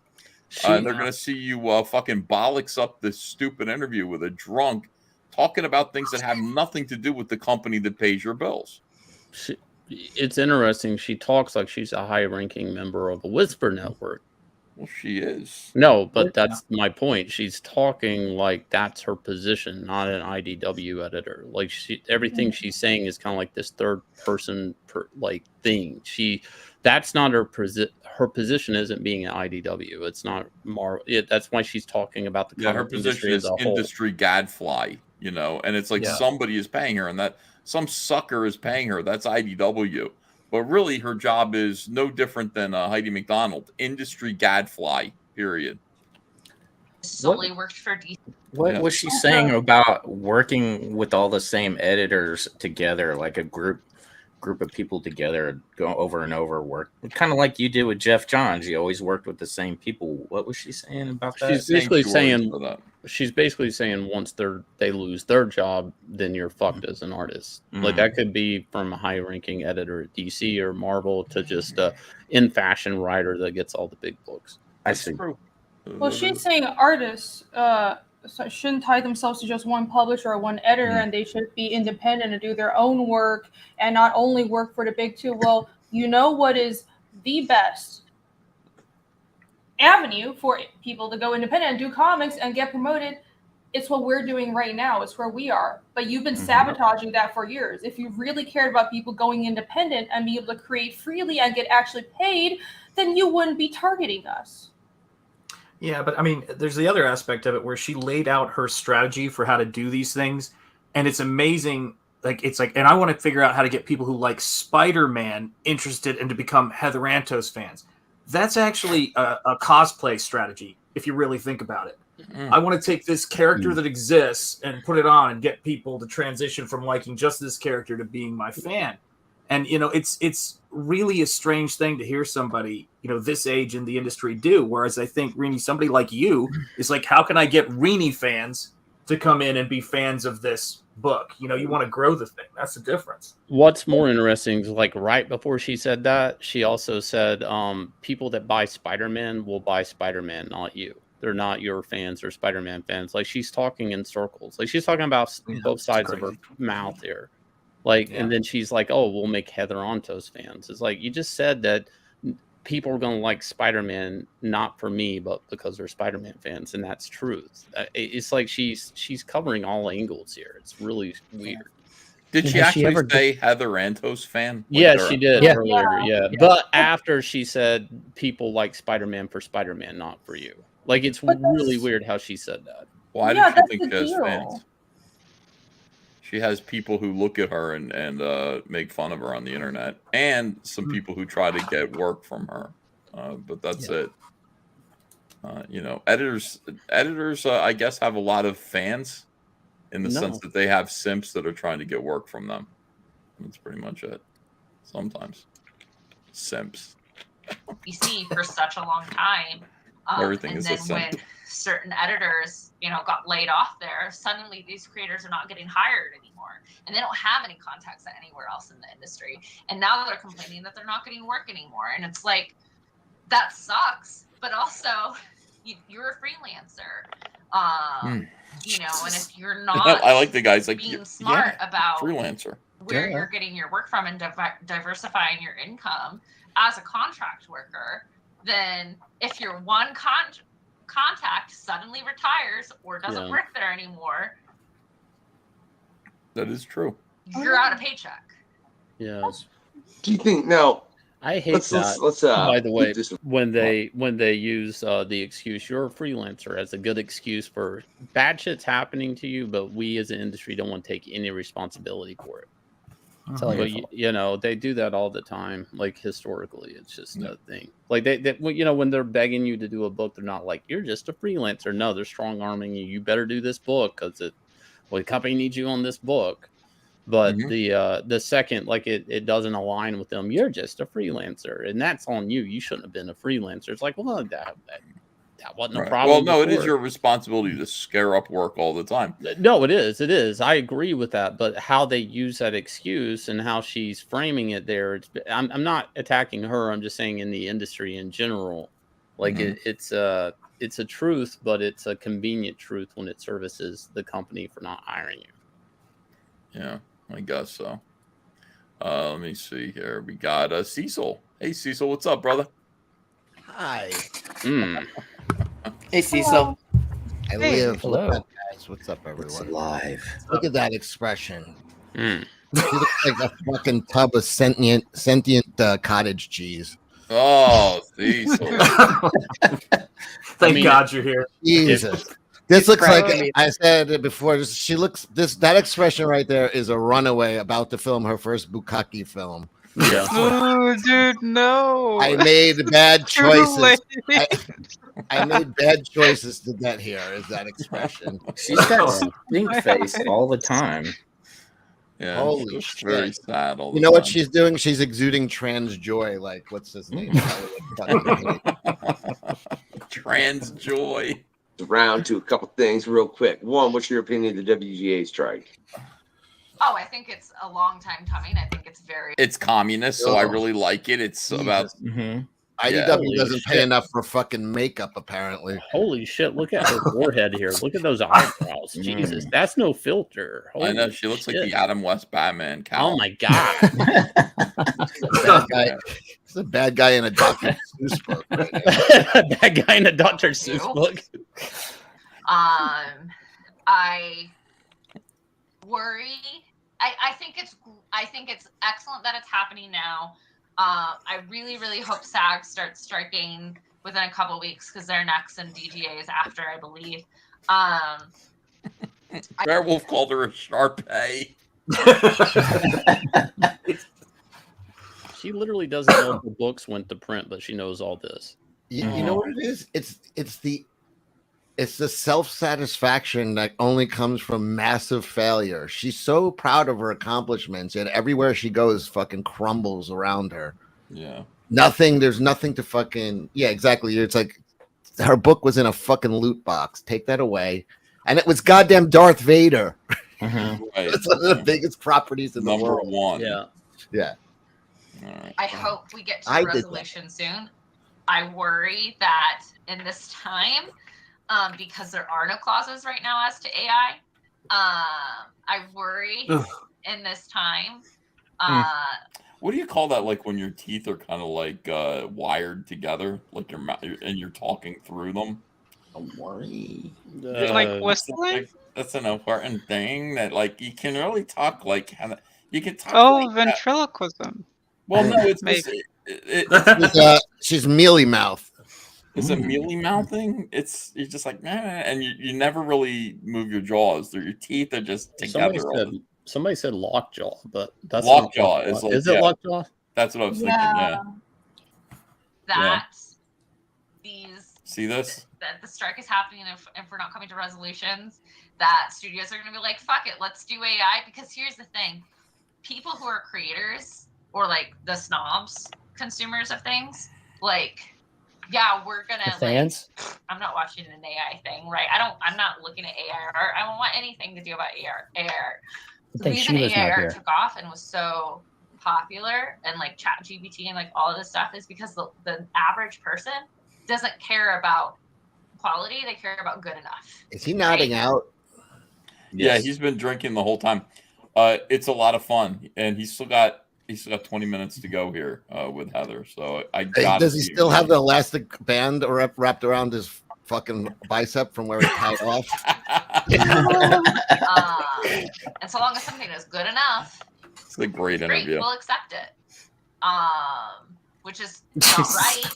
He's nodding But out. I worry with how fast the AI has grown, and that we as a I society don't think have he's to listening to her. Nope. No, have you been this Zoned drunk out. when you're pretending not to be drunk? You're like, I got it. Hold on, I got it. Yep. I'm nodding out. I gotta make some animated facial gesture to show that I'm not drunk. So it's like Spider-Man like or something. I mean, I'm so bored. He I'm really thought paying he attention. he thought just like she. Oh, sorry. Go ahead. No, go ahead. No, I was just gonna say he thought he had this industry giant who knew everything about how the industry functions, and she'd have some insights. But he realizes, well, this is a grifter. That's what's happening. She's a grifter, but he's like, look, I'm a Deadpool fan. I really just wanted to talk about Deadpool, and she's here bitching about her job to the 5 people that are watching. I mean, it's like, I don't see any of that. I see a guy drinking and the girls talking to him. That's it. Yeah, that's all that matters. Ferociously over the past year. That who knows? What was that expression? 6 months. What did he just do? And I worry that the studios are behind the scenes already like trying to put together. I mean, they have to, right? The first AI show, the first AI movie, the first AI whatever that we can do without these people. Did he just have a stroke like a second think ago? Did about you what see his eyes go happened wild? in the last. That was great. Oh, let's see if we can find that again. He's hanging on. He's about to tip. Yeah, this is when you fall asleep behind the wheel. That's the expression your face makes. Yes. Right before the but I worry concrete with how wall. fast the AI Open has the goddamn grown, window. That we as a society have trained it so ferociously over the past. There it is. Lord help me. Who knows? I think he did that on the word heroically or whatever. Like, Wait, now he looks like the teen who made wrong choices in his life. Right? How did I get here? This is the thumbnail right here. I mean, this guy's posing for my thumbnail. This is excellent. This is like wrong turn city, like just questioning his life right here. All the wrong turns he made. Let him hear. Where it's going to be, right, in 6 months. And I worry that the studios are behind the Can scenes. she even read the room that he's like dying? I think she's in another window. I don't think she's. Is he checking to see if his nose is bleeding? Yeah. To put Oh, together. he's smelling his I mean, finger. they have to, right? The first AI show, the first AI Well, he has been scratching his balls. I mean, he has been scratching his balls. Oh my god, she can't see him and be like, "Oh man, I'm losing the audience here." Oh What is my she? God. All right, quick. Does anybody know what she's been droning on about? Can anybody repeat what she's been About, no, I don't. It's not about AI artwork and the strike. He asked one simple question, and it's like 30 minutes later. That's terrific. He's acting like Brian Wilson in 1977, just bedridden and fucked up, and she's just droning on and on. He's like, "Oh my god." whatever that we can do without these people. Because think about what happened in the last strike. In the last strike, they shot James Bond without a script. They shot a bunch of movies without a script. And people still saw it, and those movies still made money. Are they regarded as good? No. Did they still make money? Yes. Are we still too... By the way, this is Shane Davis and Eric July's interview. Oh my god. Which one? The first one or the second one? The second one was good. They were both good. I want to see that guy and Shane. Movies? Oh my god, I'm not going on there. Oh my Blockbuster god, yes. billion-dollar movies getting shot where they still don't have a script. Oh my god. You're shooting 100%. So that's what came out of the last. You know what strike. this is? This is his comics broke me moment. It's another Antos victim. Comics broke me. I was expecting him to pull a fucking what's his name? Dwyer. What was that guy's name? Bud Dwyer. He's gonna go Bud Dwyer on us right now. Holy shit. And that's my biggest concern with this strike is what is Hollywood going to learn that we don't actually need? No, Heather's, by the way, I think Heather's got a glass of white wine that she's been sipping on, so she's starting to get tipsy now too, which is great. I'm gonna spill all the tea to this fucking guy who just went into a coma. That's I can trust you. You're unconscious. slightly terrifying. Isn't that depressing? Well, I and look, this is why, like, one of the, I think it was the very first PanCon that we had, which y'all can go check out. It's under the PanCon playlist. They're all there. Right on it. Was a discussion into AI art, you know, and the fact of how it could affect creators, and just four artists that were very pissed about it. Which, fair enough. I mean, as someone that reads comics, I don't want to read a comic that was generated entirely by AI, especially if it was generated by AI. What do you think that is? Is that wine? A little rosé? Mm-hmm. You think an AI comic would be worse than anything Marvel's putting out right now? Like worse than the fucking Gala, the fucking Dude, Hellfire? the hands will be all jacked up. I don't know. Right, but it's still be an gonna look improvement. better than what they're manufacturing. That's the It'd be oddity of written it. better if it was written by AI. It depends on the input. There's the AI is what you get is the output. So everything depends on what you tell it to do. Everyone is gay. Go.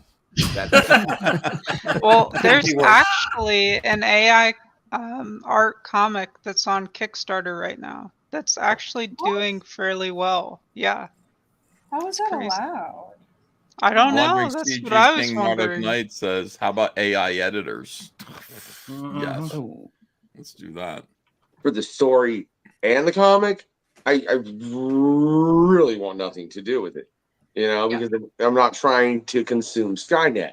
I'm really not. Nor am I trying to lead to Skynet. Because anybody, and I think I want to this see is that the thing.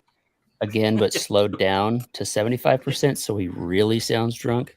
She doesn't know what he's saying. She doesn't know what Skynet is. Yeah, what that's are you what I mean. doing? She doesn't get that reference. Is that from Spider-Man? I think the last 5 minutes we should slow it down to 75%, We like will. of the interview. You know, when they're right at the end of this. Oh Jesus! This God. is the thing that hurts my head, Heather, more than anything else. Is Well, they're both so drunk. She like ordinarily like a person would see their interviewer do that and go and register concern, but look at her face, like she's Or just check out because you're If- just like, yeah. all right, well, you know, this was fun. The guy's fucking grasping his head and fucking. If they were in a bar together, a real place, would they go home together? Yep. No, at this point, maybe possibly, yeah. I mean, Heather's face right now registers some like, what is that? Like, It does not look like a bar couple. This looks like a No. homeless couple. Like No, her look. you know when you see the somebody- homeless couple living on the street, this is them right perfectly.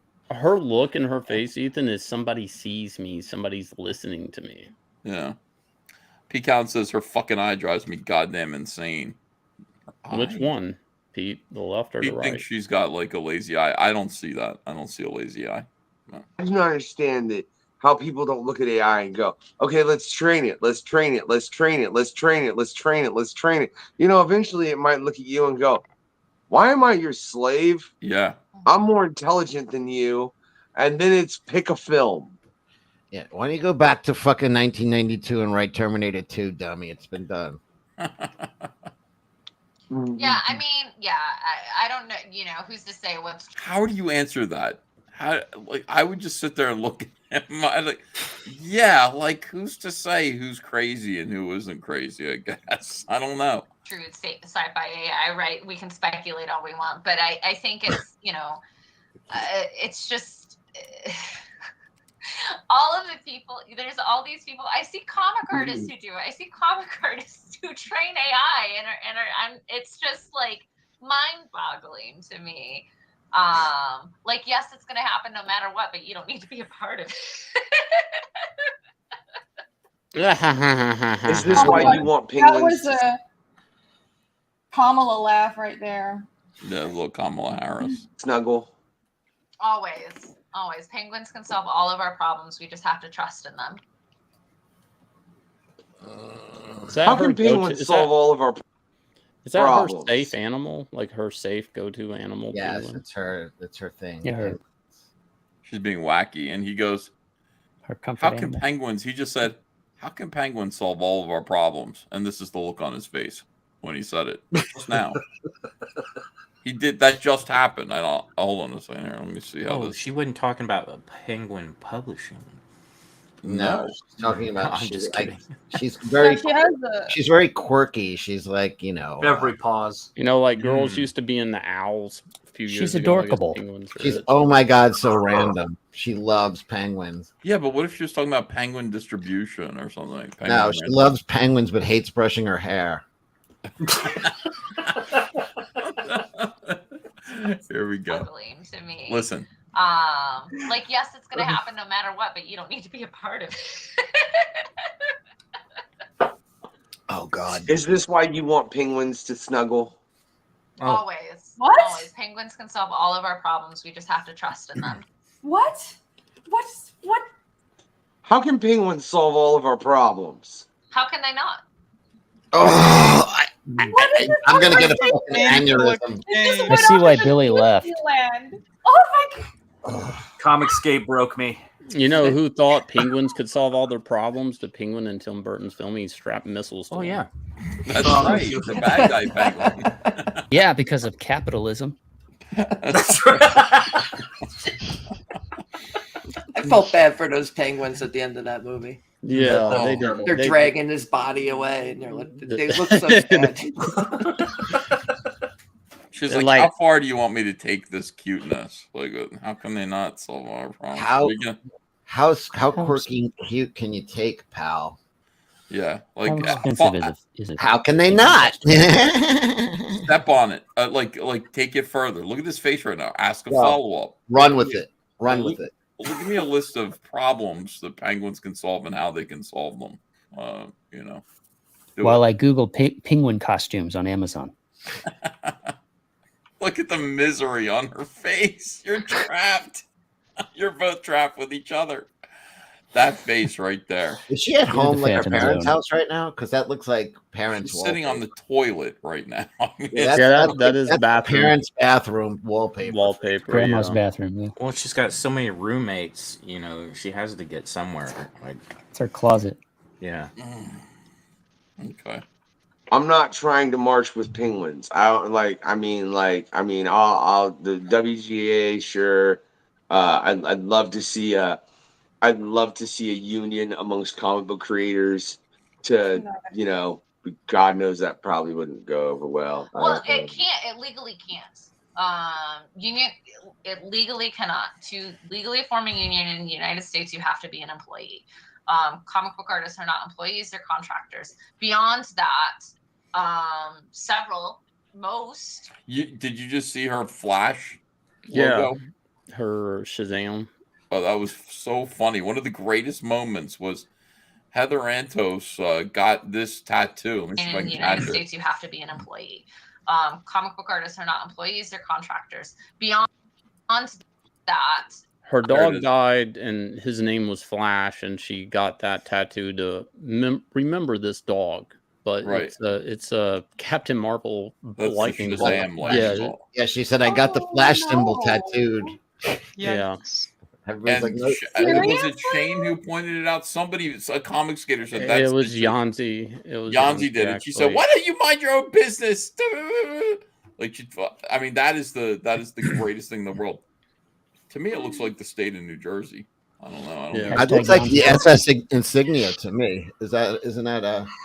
That's right. It's a Nazi SS insignia. That's great. Oh my God! Actually, we did do that. We found because I mean, basically, there's every symbol means white power somewhere. So I did retweet that at her. I found that it means white power, and I sent it over to her on Twitter. She blocked me. And that's why she's flashing it when she's talking about her penguin insurrection here. They don't come any whiter than her, man. I'm starting to get on board with the ginger side after watching this. Oh yeah, you want to replace her with the get a black chick in there quick. Yeah, a lesbian. Several. Definitely a most. lesbian. Declan Shalvey is not part of the United States. He's not a citizen, so he cannot join a United States, union. So if you're then to say, well, then if we're going to start a comic book union, but it can only be Americans. Well, then now all of these foreign artists, these international artists, writers. Well, we can't. You're not going to get your Kieran Gillen anymore. You're not going to get your Declan Shalvey. You're not going to get your Assad Rivik. You're not going to get your Matteo Scalera. You're not going to get your Tula Lote. You're not going to get all of these international beloved talent. They can't be part fuck of it. them. They're not Well, American. fuck them. Well, fuck them. Let them come to America if they want American jobs. Fuck them. Seriously. Be a part of an American union. You're not going to get over like half the people I've had on the show. I know. Who the fuck has Like, ever used? Yeah, man. Who the fuck has ever used? We can't hire foreigners to stop a union. Like the fuck is she talking about? Like that was the dumbest argument. No. Seriously, like over half of the people I've had on the damn show would be. So never mind. Fuck a union. I guess we just need to bite the hand that feeds hard enough to where it realizes, oh, I'm not feeding enough. Maybe I should feed more. That's how so I that don't works, does it? Biting the hand that feeds. Yeah, that you get more food then. You get more food. Yes, it's usually the right that way old to go. chestnut. But again, as you said earlier, I think that's something that systemically needs to be done. Systemically? Everywhere. Have you ever worked at Amazon? It's no fun. I've worked at Oh Amazon. man, these two are a laugh riot. Heather's like, listen, that's my next stop. Are you kidding me? Going to my dream job at Amazon. Yeah. Yeah, In a it's fucking a very 30,000 foot fucking warehouse. Dream job coming up. complex OnlyFans. and nuanced Dream job at situation that there OnlyFans. is no simple answer for. I really wish there was. You know, it's frustrating. It's frustrating. I think a great first step in the United States to solve at least some of this would be universal health care. Like, honestly. Oh my god. What the fuck is she going into this for? How did we get here? Political. Immediately. Communist. But why don't they just print more money and give the money to the poor people, and then no one would be poor? Yeah. Yep. Makes perfect sense. Everybody could get $1 million. I like his hand gesture, which is like, there you go. Finally, someone said it. Universal health care. And we went from unionizing artists and then immediately, oh, well, if we just offered better health care, that'll fix everything. That's a big one. Like, you know, so many of these artists are doing GoFundMes because they don't have insurance. They can't have retirement funds. They can't have, because the industry doesn't support it. At least, you know. Because they don't have laptops or vaginas. Because the stories are shit and no one's buying it. Yeah. See how that works, by the way? It's like you're creating a product that nobody wants. So there isn't enough money going around. There used to be. I had a really good health insurance system, health plan with DC. Yeah. Until It was Barack like- Obama was elected. I was paying $1,300 a month. They were paying the other half. I feel you. I feel you. And it was great. I had awesome insurance with WB until the Discovery WB merger. Yeah. And that was it for that. And by the way, like, that's just the way it goes. Like, the more you people get involved, and it isn't that weird. Like, the more people like Heather get involved in anything, these parasites, everything just gets The money worse. goes away. The money disappears. There's Well, not yeah. enough Very- money. Why, Heather? Like, let's dig deeper. Why is there not enough money? Because you I have to don't know. bring Does it money make in. everybody Books fucking aren't gay? selling. Sell more comics. Bring more profits. Come on, guys. Comics are booming. Yeah. Yeah. in the other in a lot of these countries that a lot of these other artists, again, why are so many of the artists that we love international? It's because they live in countries. Well, because They're cheaper. They're I cheap. agree. Hire Americans. No, don't hire any more international people. Yeah, we have international people playing in the NBA. They move here to play, and they get in the union. You know what I mean? Like, Well, but a big driving goal for them to hire outside the United States is just difference in economies and exchange rates. So, like, she's skating past that. Like, you know, she's making it out to be something it's not.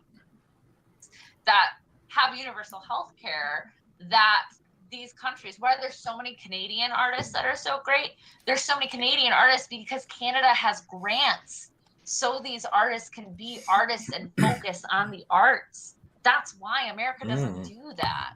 Yeah, there's no great artists in America to hire. I mean, aren't there like people who like they'd love to work, you know, on an X-Men or a Deadpool, etc. I don't know. I mean, is it really that hard to find great artists? I mean, just on Twitter and in ComicsGate or and elsewhere in the indies. I mean, there's so many even younger artists that are up and coming. It seems like there would be more artists than there would be titles to attach them to. Yeah. There's so many artists out there. If the government, if everybody paid for every need that an artist had, there's somebody who thought they were an artist. I don't know. Maybe there would be more shitty art out there. I think we need more chainsaw sculptures. That's what I would like to say. Those guys are great chainsaw sculptors. yeah, the guys who like make a bear out of a hunk of wood. Fucking love them. Can we compliment Ethan on his perfect pauses? I don't think we've done that enough this stream. Every pause beautiful. Fucking art. It's fucking it's like faces of despair. You can tell that this is literally this is the there's been a car accident expressions on both of them. The government is taking the farm, Mom. The government is taking our farm away from us. you know. Yeah. I thought you And, meant sculptures of chainsaws. A second plane has just hit the towers. Oh no! What? No. Too Are soon. we under attack? November 8th, 2016, around 10 p.m. Both of these people. And like there are so many systemic issues that are beyond just Marvel and DC. Did you bring up Canada? Yeah, you should run for office.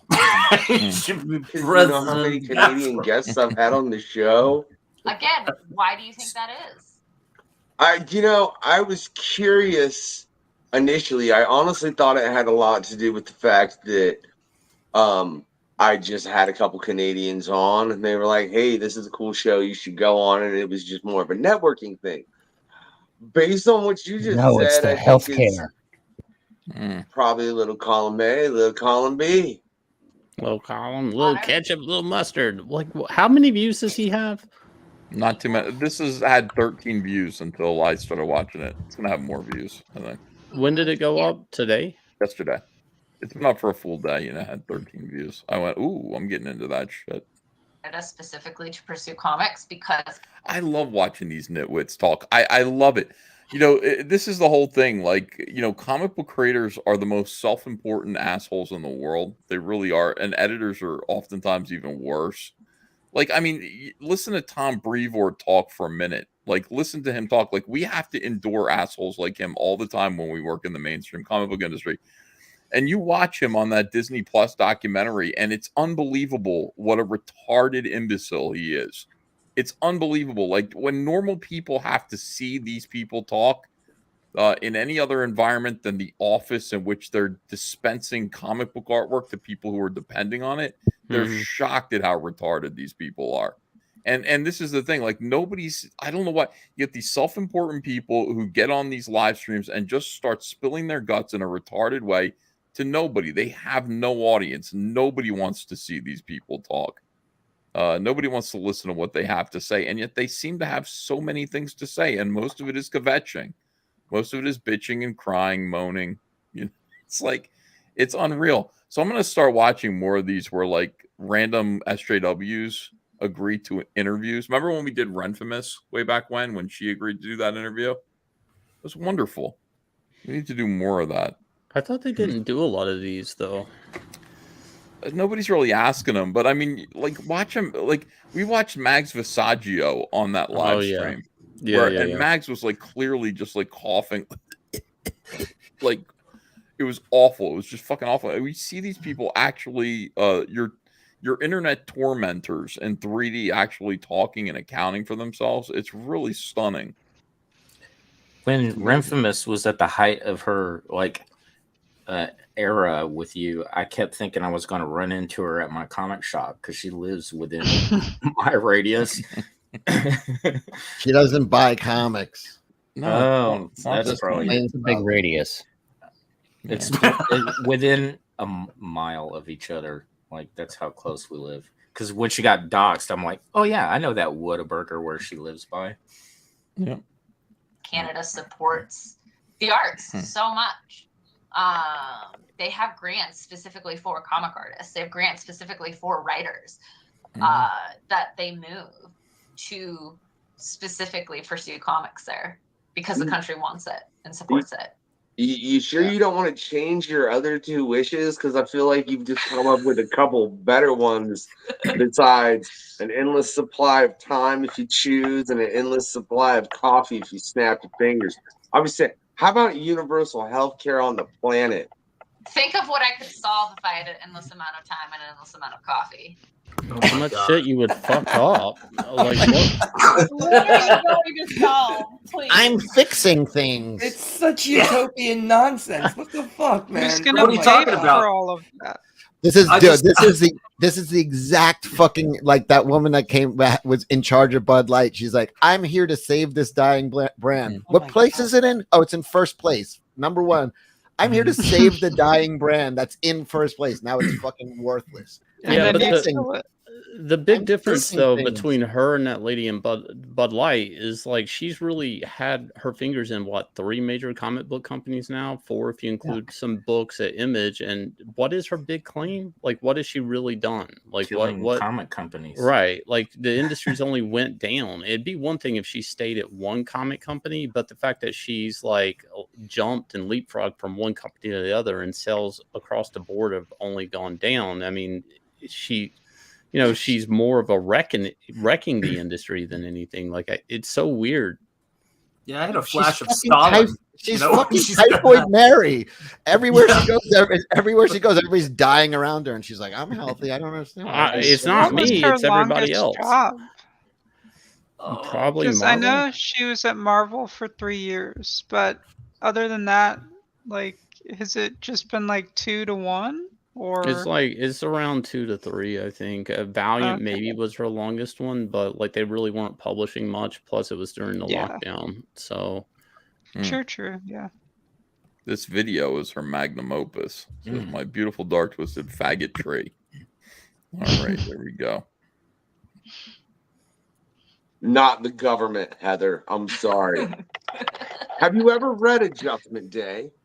Have you? What? I didn't hear. Sorry. Have you ever read Adjustment Day? Oh yes. Yes. Go do your research, ladies and gentlemen. Read Adjustment Day. I'm just gonna leave it at that. I already put a link to my music in the description of all this, and if I go into that, I'm definitely gonna end up on a list somewhere that I really, really, really don't want to be on the list too, because Child predator list.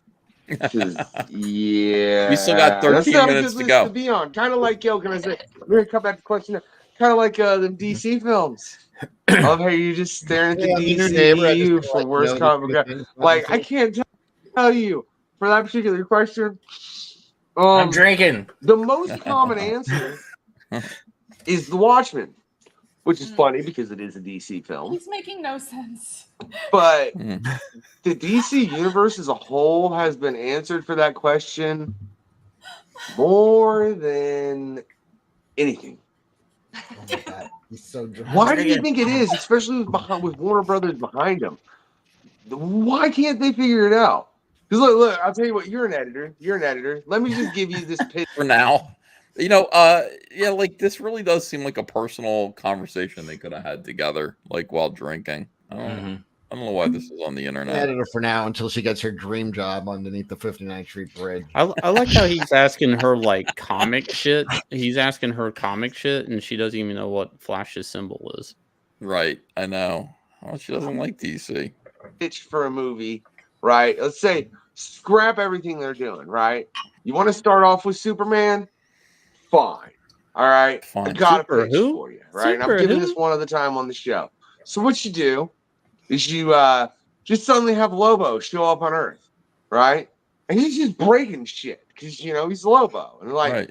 he's just breaking things. He's obviously looking. This is a pitch, Heather. He's pitching to you right now. All right? I'm sure you're delighted with this. Give me a job.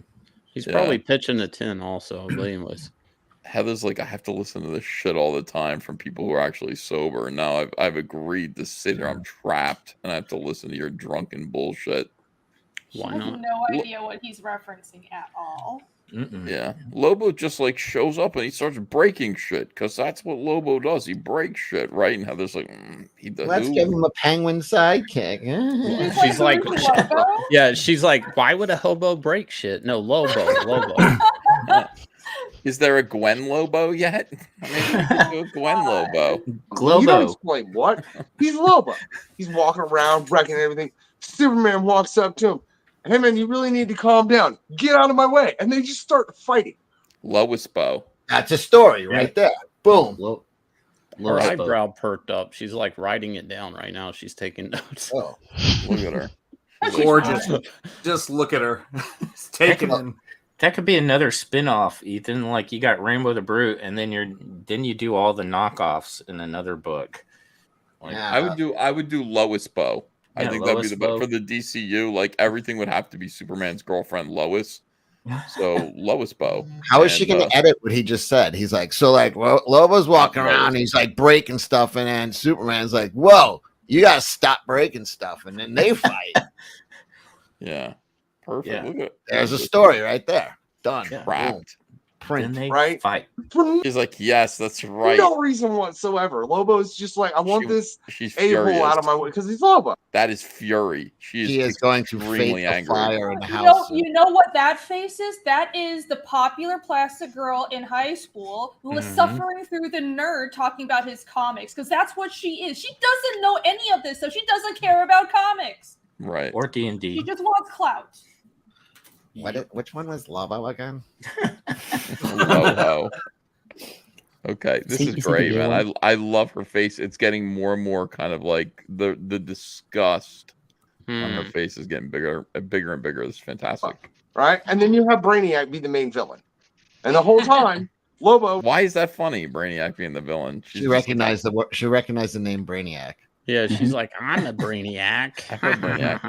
No, but also I think it's that she was aware of what her face was doing, and she figured she better break that because that was. Was just looking for Brainiac, and it ends up a Superman Lobo team up film. You've instantly introduced a character that's never Going been right introduced back. in film. Works very much Going right back to where it was again.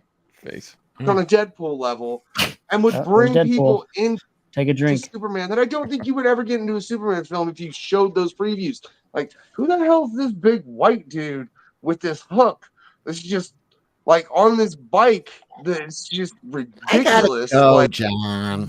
What's the guy's name? She just looked to the side Quest. like she was bored. Okay. I don't This is understand fun any of this. stuff, but if you're gonna talk about this shit, I gotta go. This does happen though. I'll be at a convention and somebody will come up. God bless them. They're Oh, on the yeah. spectrum and they just start ranting at you like this about their weird ideas. And you're stuck. Like you're behind a table. You're making eye contact with them. And all you can do is do this at them, like, yeah, that Lobo, right? Sure, Lobo. It's Spider-Man, but he doesn't even know he's Spider-Man because he's only Spider-Man when he's asleep. Oh, right. And somehow they always want you to tell DC about it. Like you're gonna be the one to get their pitch through to DC. Oh yeah, you're the gatekeeper. I'm the guy. I'll get you in touch with this idea. Master. Yeah. This is good. This is good. You sure you want to give this out You- for free on YouTube? if you show that next to Superman, I think you would attract a different audience than you ever have with any DC film. Yeah, people with head injuries. I just want to say I thanks. think the issue is beyond what characters you're throwing in there and what they're doing. Here's the thing: Here's their disagreement.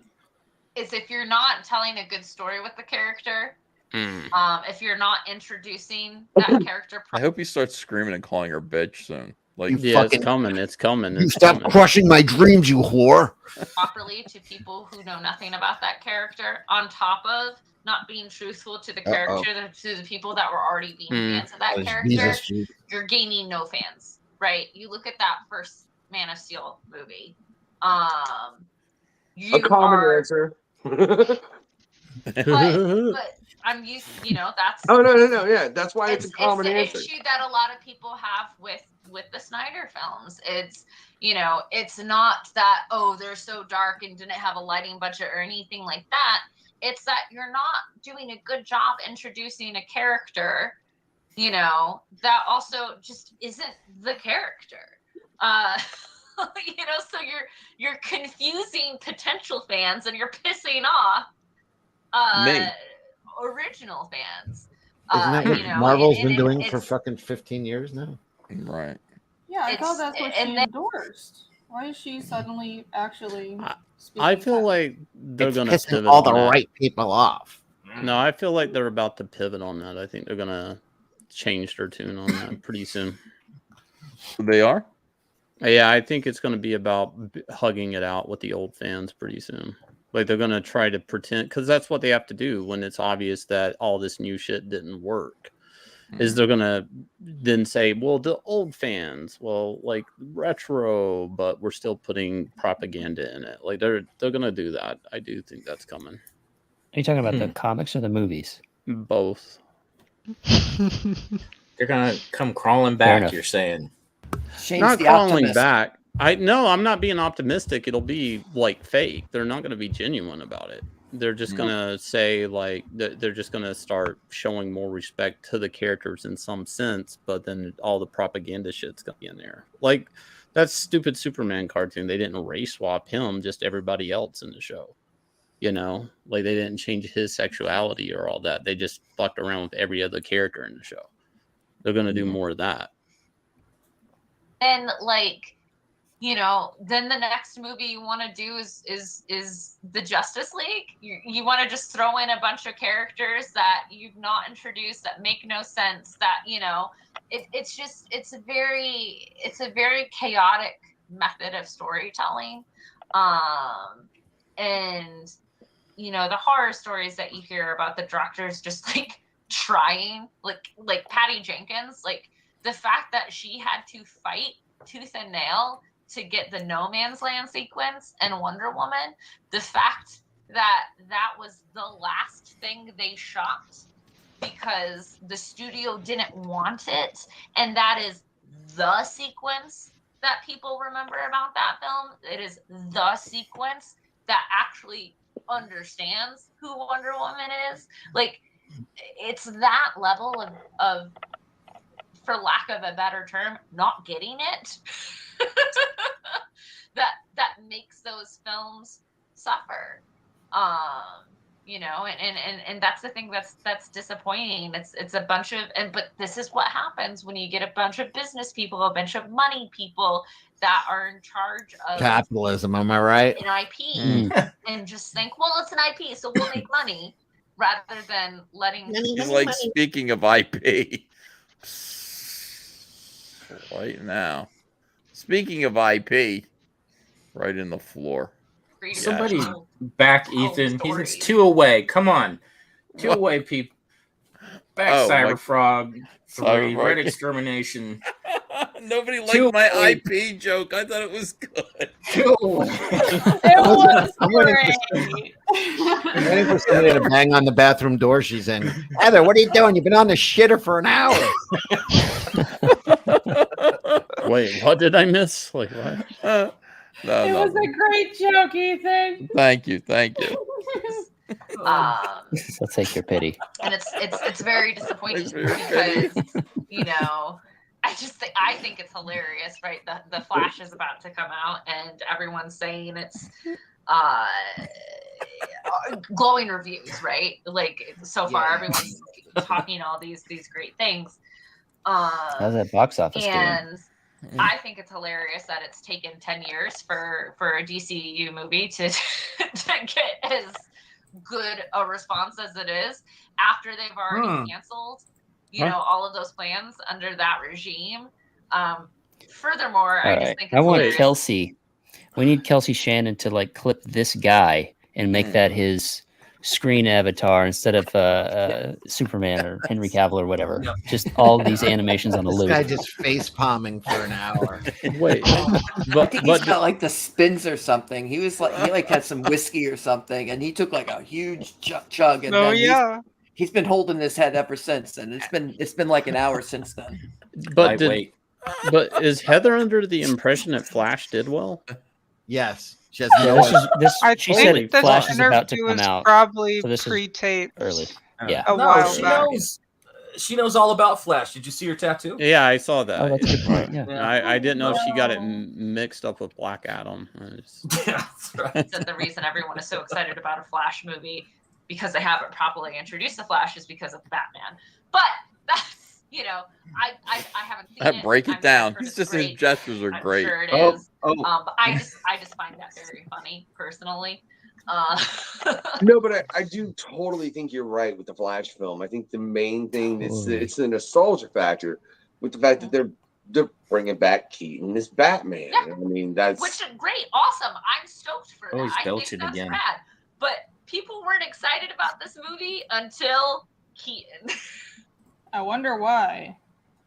The actor's a disaster. These are some great points. You're still there, Heather. You got to stay there for another 7 minutes and 10 seconds. 7 7 more minutes and 10 seconds with this guy. Come on, let's go. Yeah, I mean, it's sad how much that's true. I still say my movie. That's a pretty good Liefeld cover, Deadpool. I gotta admit, that's not bad, man. Sorry. I don't know who he copied it off of, but he did good. Movie idea would work. You don't need to reintroduce Superman. You just have Lobo show up to Metropolis. And if that ain't a proper introduction for Lobo, besides him just showing up. But that just sounds like a Lobo movie. It doesn't sound like you want a Superman movie. Well, no. You make it to where they have a whole fight. You know, you just have you have to start the movie with like Lobo just showing up and wreck. Yeah, this is them breaking up, Ethan. This is them breaking up. I can't watch this. Yeah, this is her trying to tell him that his pitch. She thinks No, his it's pitch good. is bad. Lobo's breaking things, and then Superman's like, "Yo, stop breaking things." That's a movie. Yeah. No, dude. This is how my parents split up, and this is this is two Christmases happening right That's in too front much. of us. Too much. Sounds like you want a Lobo movie, not a Superman movie. Well, wait a gonna be second. dating a firefighter. Sounds like you're being a bitch. Things and like he's the initial fake villain, you know, where everybody because he's an anti-hero. But then they but team everybody up. thinks he's But a- then they find everybody out fully they thinks have a common enemy and team up. When has that ever been done before? Amazing, yeah. and he's the villain, and then you have him and Superman like after this whole fight, Lobo being like, "Dude, this guy But just also, won't die." you're telling this as someone who Works for IDW and has nothing to do with any of this shit. Can we talk about IDW stuff, please? Oh my God. Let's talk about G.I. Joe. is well informed on these characters, who knows who Superman is. You don't know who Flash And is. God damn. that's a lot of the issue with a lot of these things. That's a lot of the issue with the Marvel movies right now. They're telling these movies as if you already know who these characters are, and if you don't know who these characters are, well, screw you for not watching the last 15 years of movies and television. Yeah, I Except will every say. movie starts with an origin story over and over and over again. It's getting more desperate, more desperate. That was only 1 minute, by the way, that went by. That whole exchange, as desperate and dire as that was, He's going to minute. repitch it, isn't he? He's like, "You're not hearing me. They fight, but then Brainiac shows up. You understand what I'm saying? Brainiac. Why is it so hard for you to understand?" Watching Quantuminium, I'm like, man, if you ain't seen like at least 4 or 5 films, and you probably should have watched Loki. Look at her face. She's absolute hell.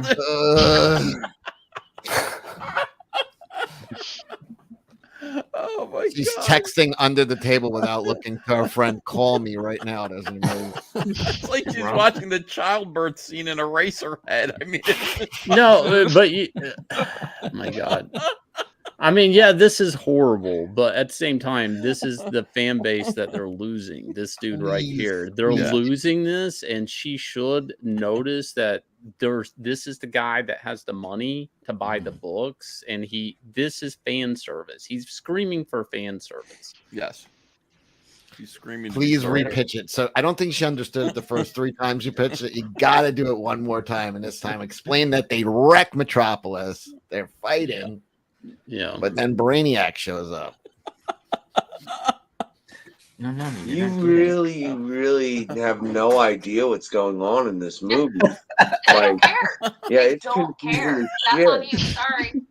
But in my They need to, okay, Jesus somebody Christ. please cut this where he's explaining his Lobo movie, and then cut it with that how he's telling her she doesn't understand and she doesn't get it. Dude, that's You why don't they're get it. losing people when you just tell people like you don't care. Like that just shows what you're up to.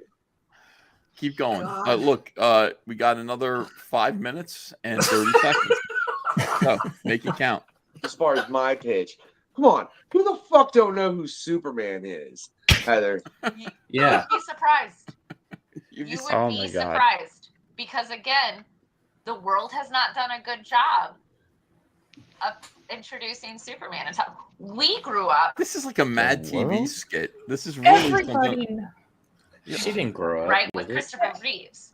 We grew up reading comic books. If you did not grow up with But those no, things, you didn't. You did not grow up reading comic books, and everybody across the whole planet knows what Superman is, except me. Yeah, she just said earlier that she didn't read superhero comics. Show the Superman symbol to an 80-year-old guy in Tibet on the fucking side of a mountain. You go, what is this? He goes, Superman. Yeah, but her cat that's named Streaky could die, Cecil, and she would end up with the wrong superhero symbol tattooed on her arm. True. Did she named Streaky after her underwear? What's going on? No, Streaky was the super cat. Streaky was the super cat. Comet was the other thing. That's the other thing, Cecil. The other thing. Oh God, here we go. Front hole. Yes. who is Superman? Man, look, I never read Superman. My favorite version of Superman is the blue version. Is the electric one? Everybody hated it. The 90s. I loved the blue electric Superman. I thought that was a phenomenal take on the character, as opposed to this dude who is just like, I am God, nothing stops me. Heather, it's okay. He never said that. Superman never said that. Superman never said, I am God. Superman never said, I am God, nothing can stop me. And they had a character who had electric powers. He was called fucking Black Lightning, dummy. Yeah, Black Well, can I share a real quick Jason Pearson story, which is one of my favorites? Is when I was at Gaijin, Jason came out of his office and goes, "What the fuck is this Superman electric boogaloo?" Heather, it's okay to just cry. You know, My favorite version of Superman is the one where he wasn't Superman. And he was like, I am God. Because normally he's like, I am a god. Yeah, exactly. I think you're thinking of Dark Side. What the fuck is it? But I'm so moral. Look at that. As soon as she started looking again, this is the look. Nice. That's good. Yeah, like I don't know. Something about that character just always tweets me the wrong way. Yeah, I can't lie. I was always like, if you want to get to a character that's morally has a high ground like that, I was always more of a fan of Cap, because you can shoot Cap in the face and he's gonna die. Superman, you shoot him in the face and he's gonna grin at you, bend your gun in half, and be like, "Let's have a conversation." And you chose this line at work, Heather. We didn't ask you to come here. Like, this is something that you decided that you wanted to do with your life, and now here you are, listening to this. Booth Barnacle. So his movie pitch is Lobo meets Blue Electric Man. Just to confuse the audience. To Tibet. Just to confuse the audience even more. It's Blue Electric Superman. I don't know. There was just something about that was always highly unrealistic to me. I don't know. Man, you're the second person to do that, and I was about to do that, and now I might have to edit that. I ain't even know what I'm talking about editing, right? I'm just getting ready to. It appears all big on the screen.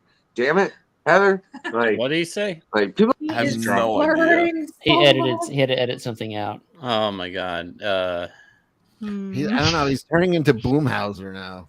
Yeah. We're gonna be talking about that twice and be like, what the fuck is he talking about? Like, the screen went black for a minute, and then he came back like bitching, and then like, what the fuck is going on here? All right. But hey, on a sincere note, look, do me a favor, check all the links in the description. If you intend to be an editor in comics, go to Heather's site and read, I think it's 5 parts? Yeah. I said 5 parts. That doesn't quite work. Because you're drunk. Right, but 5 parts. Yeah, whatever. Because I did. And I mean, even if you don't, I really feel sorry for Heather Antos after watching this.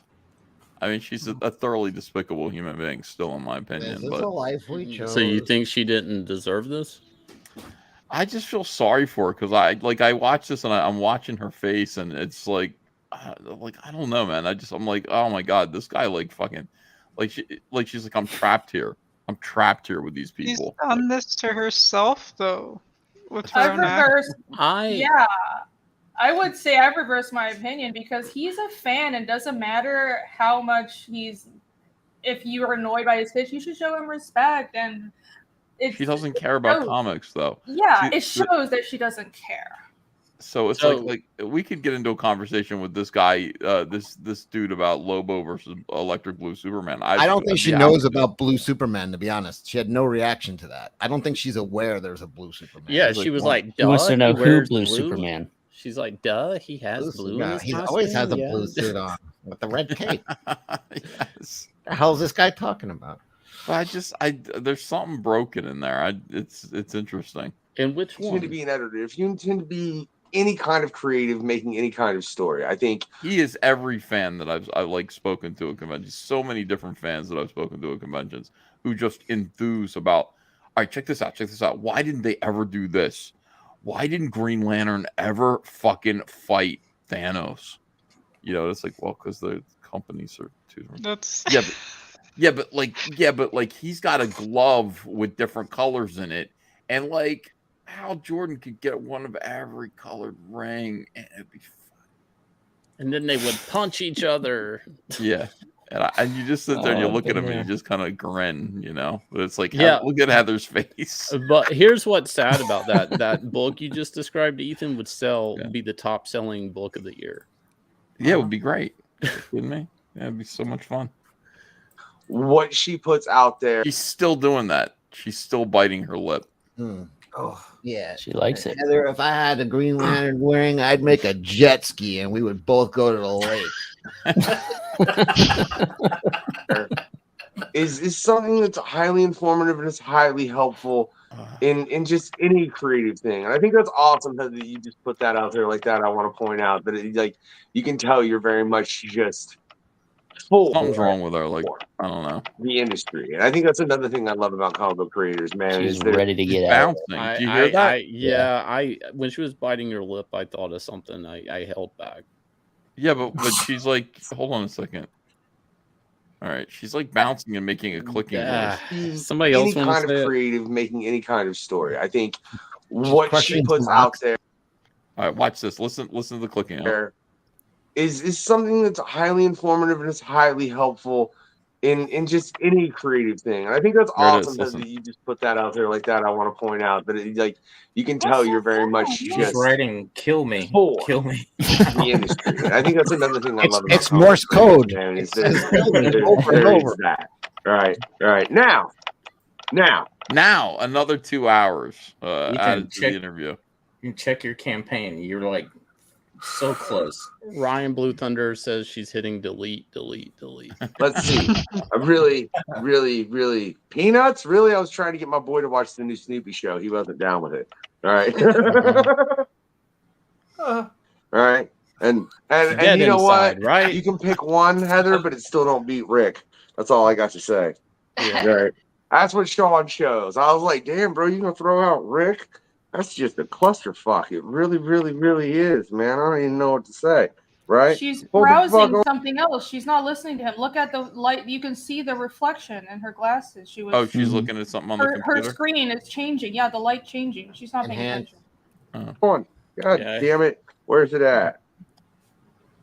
Oh, can I pick on you for 1 second real quick? You don't like the mask? Yeah, now's the time to get into That this. was one of those movies that was on all the time, like so much that I could not watch it, you know, Mm. another time. It's a good His movie. face I know it's was, a fun movie. I never want to see it again. He got really sad. excited about asking that, and then Why? when she said movie, I think it was because more than his face anything, dropped it, like he was talking it about led the me to the comic. comic, and I love the comic. I truly do. That's There you go. totally fine. Yeah, I do. And but if you're suggesting the comic for your kid because you watched the movie with your kid, don't give the fucking comic to your kid. Don't wait until he's like 15 There's or a 16 before you comic? hand him the fucking mask from Dark Horse. I mean, do it then. That's fine. It's a phenomenal piece of work. But check your shit. Not all comics are for just everyone. There are Did comics somebody for give you the everyone. mask but at 15? Did somebody give him the mask at a young age? It sounds What's like he's going on here? traumatized They by must it. have. Yeah, my God, dude, what'd it do? She's Not ordering all comics CyberFrog. are So for bring some everyone. food. Let's make that shit perfectly clear, right? But this has been a phenomenal interview with Heather Antos. I agree. Yeah. It's the best interview I've ever seen with Heather Antos. Thank I you. loved know. it. Top 10. Are there a lot of You- interviews of her out there? I've never seen them. I don't know. I just got this one. But this is the sent to best me. one. Yeah, like this is the Please- best one I've ever seen. You Yeah. please rewind when he's on a rant and slow it down to like The 50%. Citizen I have Kane to of see it. Heather interviews. Lowered expectations. So it's like I said, click all the links in the description. Now, if you've enjoyed this interview, right? What I want you to do is I want you to send Heather a bunch of penguins, yeah, carrying ice cream sandwiches and moon boots. All right. Now, if you haven't enjoyed this interview, how was you just rude, Heather? You threw off my in bed. Like, really? Oh my god. Really? Really? Really? You know what? You know what? If you haven't enjoyed this interview, send some ghosts. 'Cause I don't care what you say. Spirits are real. Yeah? And you pickle radish. I can tell spirits are real. I can smell them now. Flat Earth, baby. Heather Antos. That's what you do. Ladies and gentlemen, this is the questionnaire. Like whatever, episode that it is, right? Like, subscribe, give that thumbs up. Make sure you click all the links in the description. Oh, I already said it, but give that thumbs up anyways. Have a good night, y'all. Wow, that was fantastic. That's his music, by the way. Oh no. There's a link in the private ICP. chat to a playlist Yeah. of his music. Oh, really? Oh, yeah. Wait, that's him singing? That's him. That's singing? him. Yep, That he started sounds at 32. No, he sounded like ICP. That doesn't sound like him. Trust me, it's him. Ethan's going to bring it up. You'll see. Oh. Check out his music in the link. Great interview, terrific job. That's what I said to him. You did good for being really, really drunk, though. Guy's a motherfucking juggalo. Let me That see first here. one there, if you want to know more about the hosts, you can find the Unknown Factors music here. That's the one. Oh wow, how about that? Unknown factor. Like that.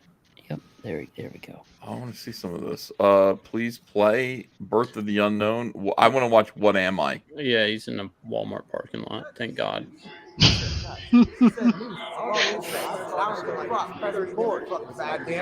Jeez. What the hell is he talking about? I don't know.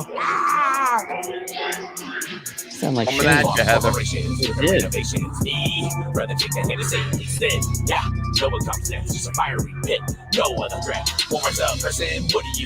Can find the next joke. Can you prepare a road? Call it, it becomes the truth. Truly nothing left for the youth. All we did, let Rome eat it up. No air Jaeger. Take a shitty luck where your foes made. As suicide death. You know what? It's not bad. For what it is, it's not bad. It's not that embarrassing. We need that. We need him to open for Flint Flossie. Yeah, let's let's stick with that. Bring him down. Yeah. Now, what if there's actually a crossover that they did a duet together? What do you call that in rap? I don't know. Rap. Oh, like featuring. No, yeah, rapette. like Flint It's a Flossie rapette. featuring Who knows or whoever. Like, that what is. if they fight at first, but then Gunther shows up and they're like, we should team up to fight Gunther. Electric Blue Gunther? Falco is there and he's just wrecking shit because that's what Falco does. And then Falco's dead. Never mind. Good Night, Paradise Lost #2. Crystal McGee. So very close to $3,000 tonight. Thanks to everybody for backing. Yeah, thank you Appreciate it. guys. I appreciate it. The Black Phantom by Chad Townsend. I This went is Chad over Townsend. not- 6,500. Oh wow, look at that. Great job. But it's killing me right now. You need one more backer on Wreck Planet 3 and to hit the Hold on a second. Let me see here. Share this tab instead. CyberFrog 3, Red Extermination, and we refresh it, and we're at we're $32 away. It's one Yeah. backer. One more will push you over the threshold. One single backer will take us to 350,000. Some hero will take us to 2,500 backers, and then also $350,000, giving everybody, all 2,500 people, will get key rings. We'll get Salamandroid PVC key rings. Whoever the next very kind and generous backer is, that is what they will be doing for everyone. Salamandroid is in this. CyberFrog is in this. Heather Swin is in this. It's CyberFrog 3 Red Extermination. And it's a great book. I think you're really going to like it, especially if you've read the first two. But if you haven't, you can get a nice collected edition here as well if you scroll down. Oh, look at all this great stuff. Blood Honey / Wrecked collected edition. I haven't named it yet. Right now it's a trade paperback, but I might make it a hardcover as one of the stretch goals. So I like to keep it simple. Does that have all the other like add-on books and stuff? Or Yes. Yeah. It's complete and up to the moment. Okay, it does not have the new CyberFrog stuff, right? Yeah, but not new the CyberFrog. old. Yeah. No, keep the old stuff away. But it's got everything up to and not including Dark Harvest. Have in you it. figured out the page count on that? Because it keeps coming. Like I kind of go to that when I'm on streams, but I don't know like how. Like, do you know the page count yet?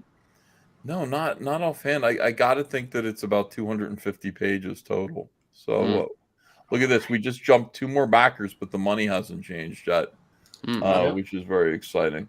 It's imminent. Fire. Yeah, like pretty much. It's going to be like fire tonight in a few seconds. Yes. Amazing. What do you think, Cecil? I think it's fantastic. 2,500 backers. Yeah. 0.501. Excellent. Tonight. All right, hold on a second. Let me refresh it one more time and see if it changes. Will it change yet or no? It should. Nope. Oh, it's so slow. Yeah, just Show us the they're money. just holding us back. That's the way it goes.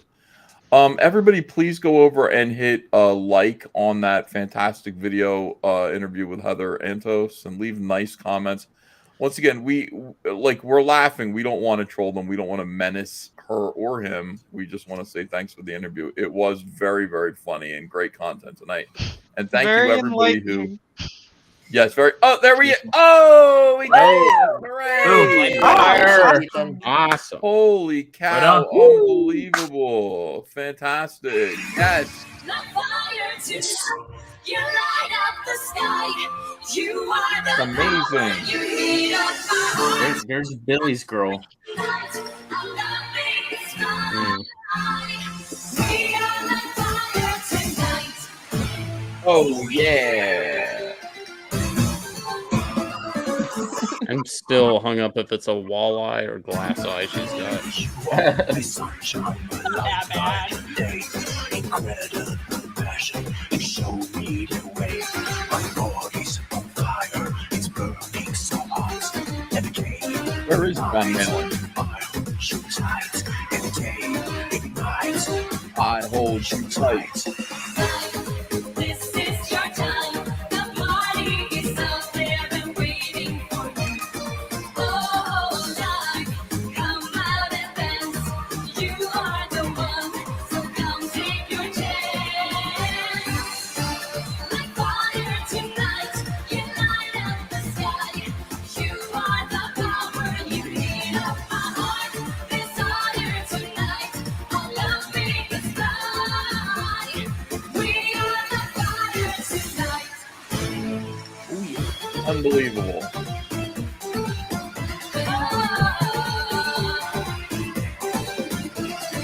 When we're together, I'm feeling so strong. Enormous emotion, yeah, oh my God. I'm here to please you. I am your man. Every day, at night, I hold you tight. This is your time. The party is out there and waiting for you. Oh, life, come out and dance. You are the one, so come take your Zip my chance. Like fire tonight, you light up the sky. You are the power, you heat up my heart. Desire tonight, our love make us fly. We are the fire tonight.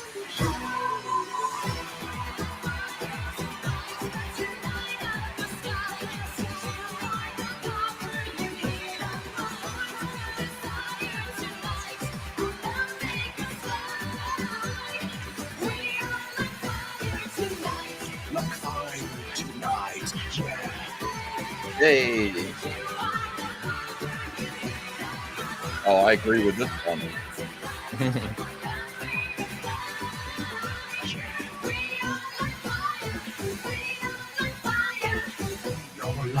fire tonight.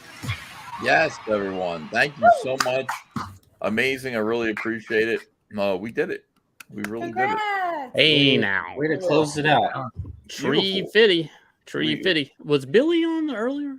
He was. He came on for a little bit, and it was marvelous. He did the best he could.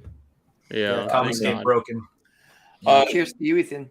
Cheers to all of you. I'm drinking my water tonight. I got to say, salute.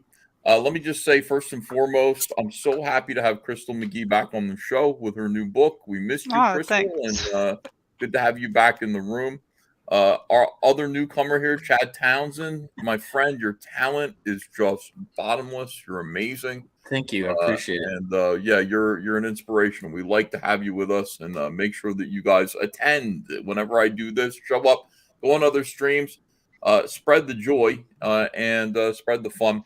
Thank you very much, Eric, Robert, Sean, Shane, Irene, and of course Cecil. Cheers. Happy Tree Fitty. 350, I guess. Yeah, happy 350.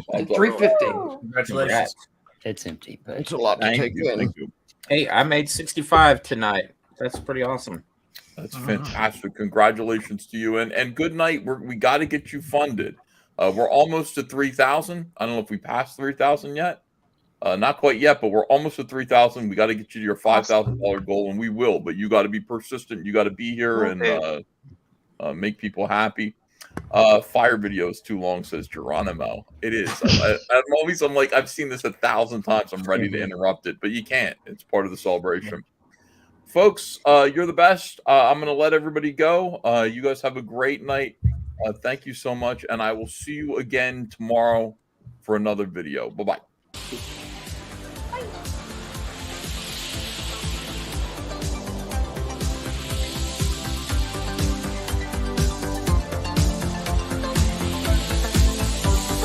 Turn around, look at what you see in her face, the mirror of your dream. Make believe I'm everywhere, I'm hidden in the light. Written on the pages is the answer to a never-ending story.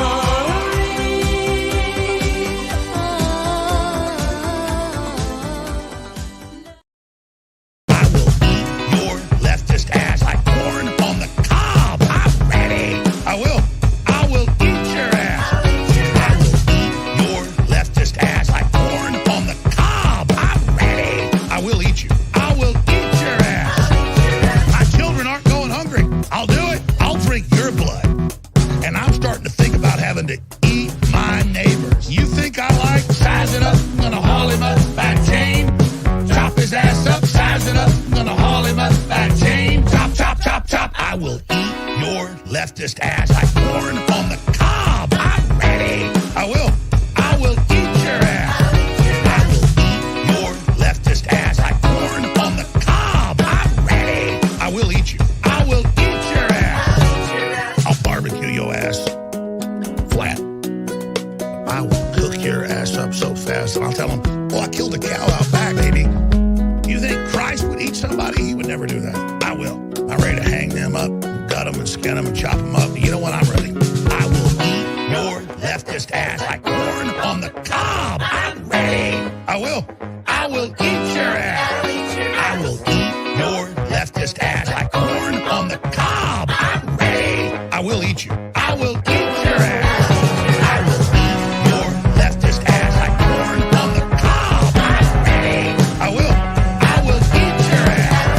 I will eat your leftist ass like corn on the cob. I'm ready. I will eat you. I will eat your ass. That's why I want the globalists to know. I will eat your ass first. I swear to God, if it's the last thing I do, I'm gonna get my hands around your throat. Hello, is it me you're looking for? I can see it in your eyes, I can see it in your smile. You're all I've ever wanted, and my arms are open wide. just what to say, and you know just what to do.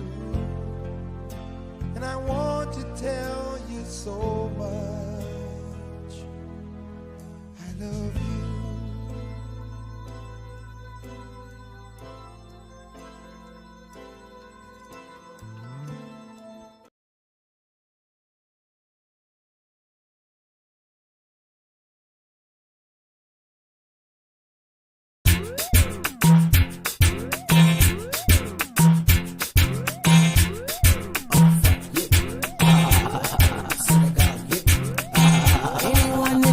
Tonight you don't wanna be a witness, then walk away. Cause I'm a soldier that love to fight, and anyone in my path will die today by my AK. Gunshot, AK. Gunshot, AK. Gunshot, AK. Gunshot. Have you ever spent one day on my block? Had to make good with crooked ass cops. Witness innocent bystanders get shot. Made a living ready or not to stay true. To all my niggas, things getting hard, but we still grinding up. To all my niggas, we done came up and cop scripts by the river. Yeah, we imported export keys before the feds came down on me. True bad man, no counterfeit cheese. Anyone stick around and trust you will see. Hey everybody, I'm back to do my super chat roundup. I wouldn't leave you without doing that. I also don't like to keep everybody, all the guests here while I do that. I don't think that's polite. So I let everybody go, and then I come back in and we do it again. Okay, I hope you don't mind. Let me see here. Let me get from the very beginning, make sure I haven't missed any. Pete Cowan says, why didn't you dye the beard darker? We got to you, lol. Yeah, I wasn't happy with the black beard. I thought it was kind of funny, but it was a little weird, and everybody told me it was weird, and I like it like this. Looks normal. Congratulations, your beard is only half gay, says Hiroshima Taro. Hello, Ethan, good day to you, sir. Hail ComicsGate, says Timothy Fitzgerald. 200 Watt Studio says, Hail EBS, looking extra gay tonight, sir. You think so? Everybody's nuts. This is just straight up murder, EVS, says Hiroshima Taro. Crystal, this is William F. Crystal has a nobody poster behind her. Great flick. We got Tom Tuttle says, back both campaigns. Thank you. And thank you to everybody who made this a really good ComicsGate night. I like doing ComicsGate live. I think I can, I think I can say I really enjoyed tonight a lot more than usual, just because of we had Crystal here and we had Chad here and their campaigns, and you guys funded them. So I'm very pleased about that. I'll do it more if you guys fund the campaigns. I'll definitely bring more people in. Eric Medved says, Chad, love the art style. Looks like Rob Schrab's Scud. Yeah, Eric, I agree with you about that. Sadness of Ethan Van Skyver says, Word Fab Stream. Jose M says, lol, EBS, we know who's a zero by who you don't follow. I don't know what you mean, but did you mean like I showed you my Twitter and you can see that certain people were not being followed by me? Has your boy Zack become a zero, says Jose M.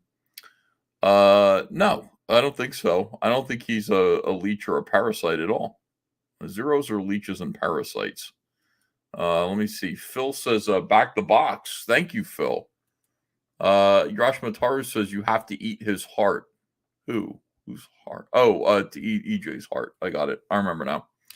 Richard C. Meyer, where the C stands for Cope, says Jose M. Yeah, I'm enjoying his videos now. I put a lot of distance between me and him, and I'm just fascinated by where he's going now. I don't think he's going in a good direction, but I still like his point of view. A lot of times, like he doesn't know anything else really when it comes to pop culture, but he understands social justice warriors so well. He understands SJWs. But I think right now he's distracted by being irritated by people on his own side. And I'm with him on that. I got to say, there's certain aspects of, the right wing. I see grift. I see griftery. And I don't like it. I don't want to call it out though, because I don't know. It doesn't seem like it's what I'm meant to do. I think I'm meant to stay in my lane here. Well-Read Comics says, catch my Eric July interview tomorrow, 10:30 p.m. That's Well-Read Comics. Go see him interview Eric July. Review Bra will end up in a falling down scenario, says Hiroshima Otaru. Jay Mama fan says, the South shall rise again, Lucasfilm Civil War. Yes. Let me see. John Peter Presson. Hello, Ethan. You mentioned you wanted to see the work I've been working on. YouTube isn't letting me send a link. Do you have contact info? Well, my back hurts. Yikes. Hold on a second. Let me rub my own back for a second. I just got like a pinch of like pain in my back from sitting here for 7 hours. Contact info, my eBay, or not my eBay, my Gmail, Ethan, ETHAN 12032 at gmail.com. So just send me a little message if you want. I'll take a look at it. Zack, DC lives rent free. That's Doomcock lives rent free in Zack's head. Depressing, says J Bomber fan. Yeah, I don't think Doomcock is really the problem here. I mean, that's one of the things I'll say. I mean, there are so many other YouTubers. Like you could can you imagine like Mecha Random is kind of a pill, and she's kind of like says some gross things, but I don't think we need to point her out. She's just seems more desperate than anything else. And when it comes to Doomcock, he's just having fun. Yeah, where do his rumors come from? I guess maybe they come from 4chan. So what? Doesn't matter. Android 33 says, anyway, here's another Mags video, quote unquote, Zack. What is the point in this video from Zack? The movie sucked. It didn't make much money, and the YouTubers were right. This sounds like copium from Zack, says Blast Radius. That's how I take it too. I just really think what it is he's sick of what YouTube has become. I think he sees a lot of these YouTubers as gross. Eric Winberg says, to the moon. Steve Roberts says, shoe store feel copying porn extra who predicted Indy would make $1 billion versus future ruler of Earth. Who to trust? That's a good question. Let me see. Jesus Christ, Zack, are you retarded? Says Hiroshima Otaru. Doomcock is the Jim Cramer of entertainment, says Highway Robbery. I'm Mega Art said, by mere curiosity, any of you think that if Lucasfilm fires Kathleen Kennedy and makes the sequel trilogy not canon, fans may return back? Listen, I'm anxious to return back. I don't care about the quality of the films. I've said this from the start. I don't care. Like I would like to watch even their bad, shitty Star Wars movies, but I can't until they apologize for Gina Carano and cease all political activity. And by political activity, I specifically mean opposing the Parental Rights Notification Act. No more of that shit. You do that again, and I'm out. And then I need you to apologize for canceling Gina Carano. That was a disaster. Really was cruel. They didn't need to do that. They need to know that they owe an apology, and they need to deliver it. And I'm back. I know I'm just one guy, but that's what I require in order to come back and participate in Disney. And I mean, I want to. I'm not like, well, their stuff sucks, so I don't want. I'm not about that. I don't care if it sucks or not. I will discern, what I consume based on whether or not it sucks. But the fact that a lot of it sucks isn't the reason why I'm not participating, I guess is what I'm trying to say. Doesn't matter.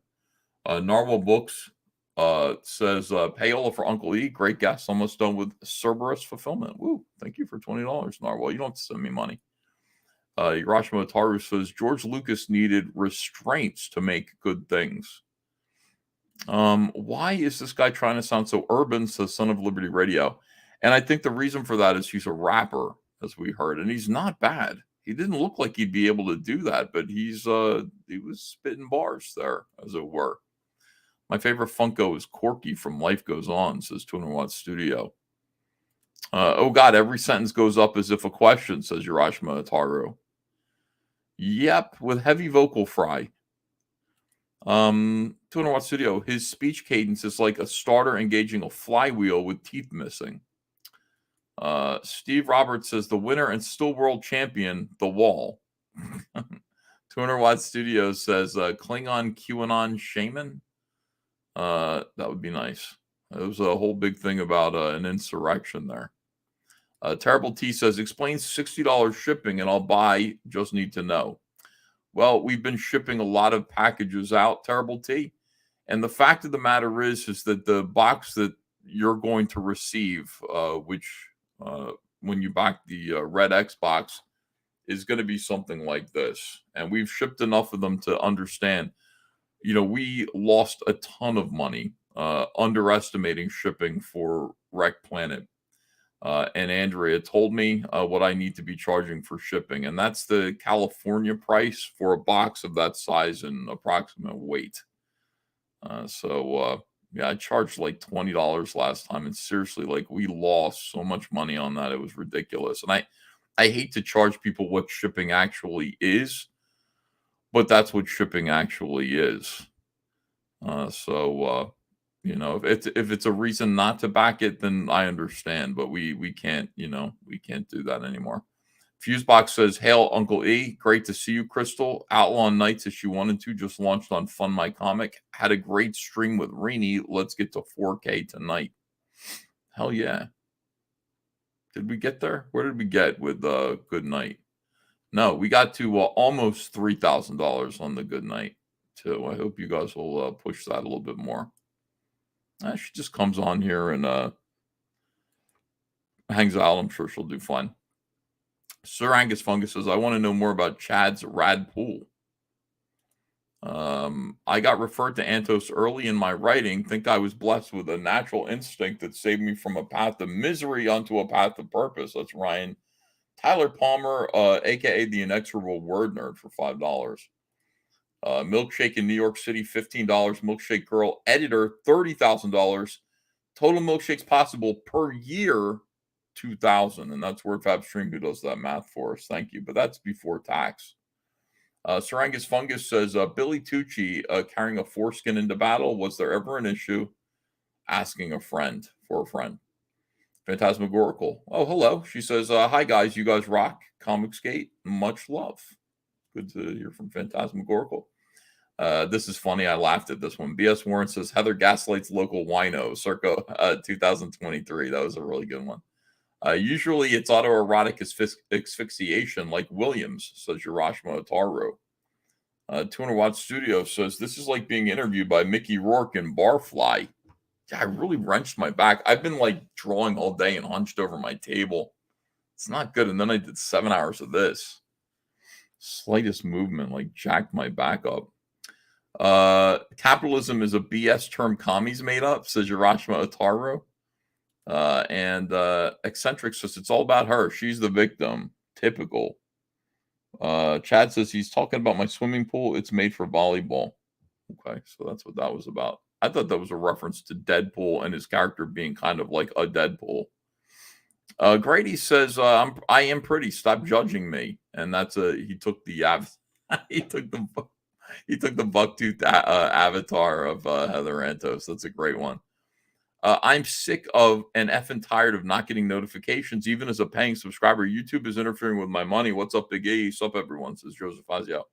Yeah, I heard they were kind of beating me down a little bit, but I don't know. I mean, if everybody just sort of spreads the word when we're live, we should be okay. Wandering CG King Marduk Knight says, this is what I wake up to at dawn. This is what goofs are spearing over. This, hail campaigns. They're just using her as a DC Marvel flag rag. She looks just like she finished laundry. Hail. That's brutal. Thank you for $10. Rin Wesley says, what's in his thought bubble while she's talking?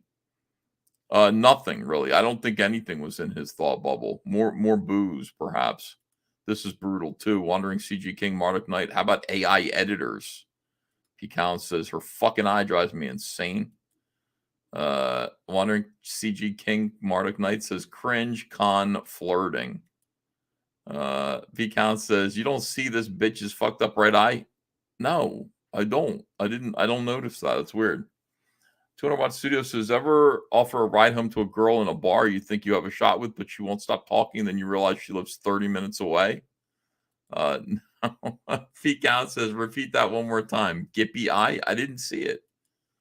I'll look for it next time.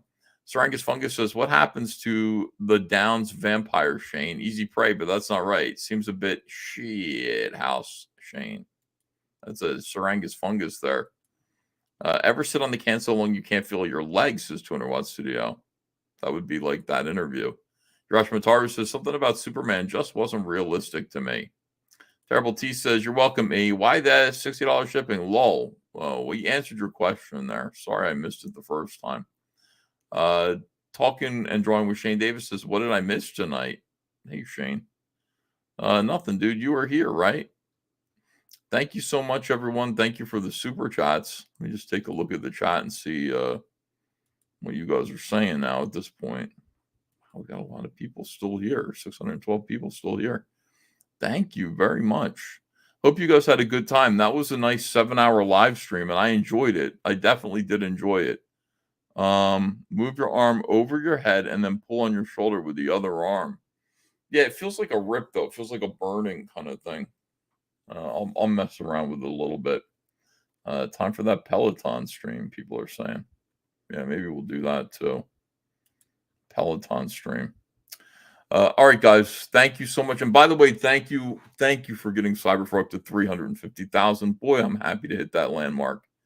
That is wonderful. And pretty soon we're going to be announcing some more perks and more stretch goals once we get to 400,000, including the CyberFrog Hot Wheels car, which is going to be a freebie at 500,000 for everybody who backs, and that is very exciting to me. Just flap your arms like a bird. That'll fix it. Congrats, says Mighty Healthy. Thank you, everyone. NZ guy says, love you, Ethan, and you are awesome. Love you too. You guys are the best. Go get some sleep. It's now 3 a.m, for goodness sakes. And I will see you. Maybe I'll do another. What's tomorrow? Thursday? Tomorrow. Yeah, maybe I'll do it. Maybe I'll do another live stream tomorrow. Got to keep promoting this campaign. It's important. Take care, everyone. I'll see you soon. I'm sick of all these witches and warlocks. You're full of shit. Pumpkin possums. I'm sick of it. You keep interrupting me. And all of it's lying. Because you're lying. That's why. Oh, there's energy and now we're done with Trump. You said he was the Messiah. You said he was invincible. I will not suffer your Q people after this. I knew what you were day one. I know what you are now. Witches and warlocks. You're full of shit. Pumpkin possums. I'm sick of it. You keep interrupting me. And all of it's lies. Because you're lying. That's why every goddamn thing out of your people's mouths doesn't come true. You said it was all over. You told us to stop. Shoot. Oh, God. Witches and warlocks, you're full of shit. Pumpkin possums, I'm sick of it. You keep interrupting me. And all of it's lies. Because you're lying. That's why witches and warlocks, you're full of shit. Pumpkin possums, I'm sick of it. You keep interrupting me. And all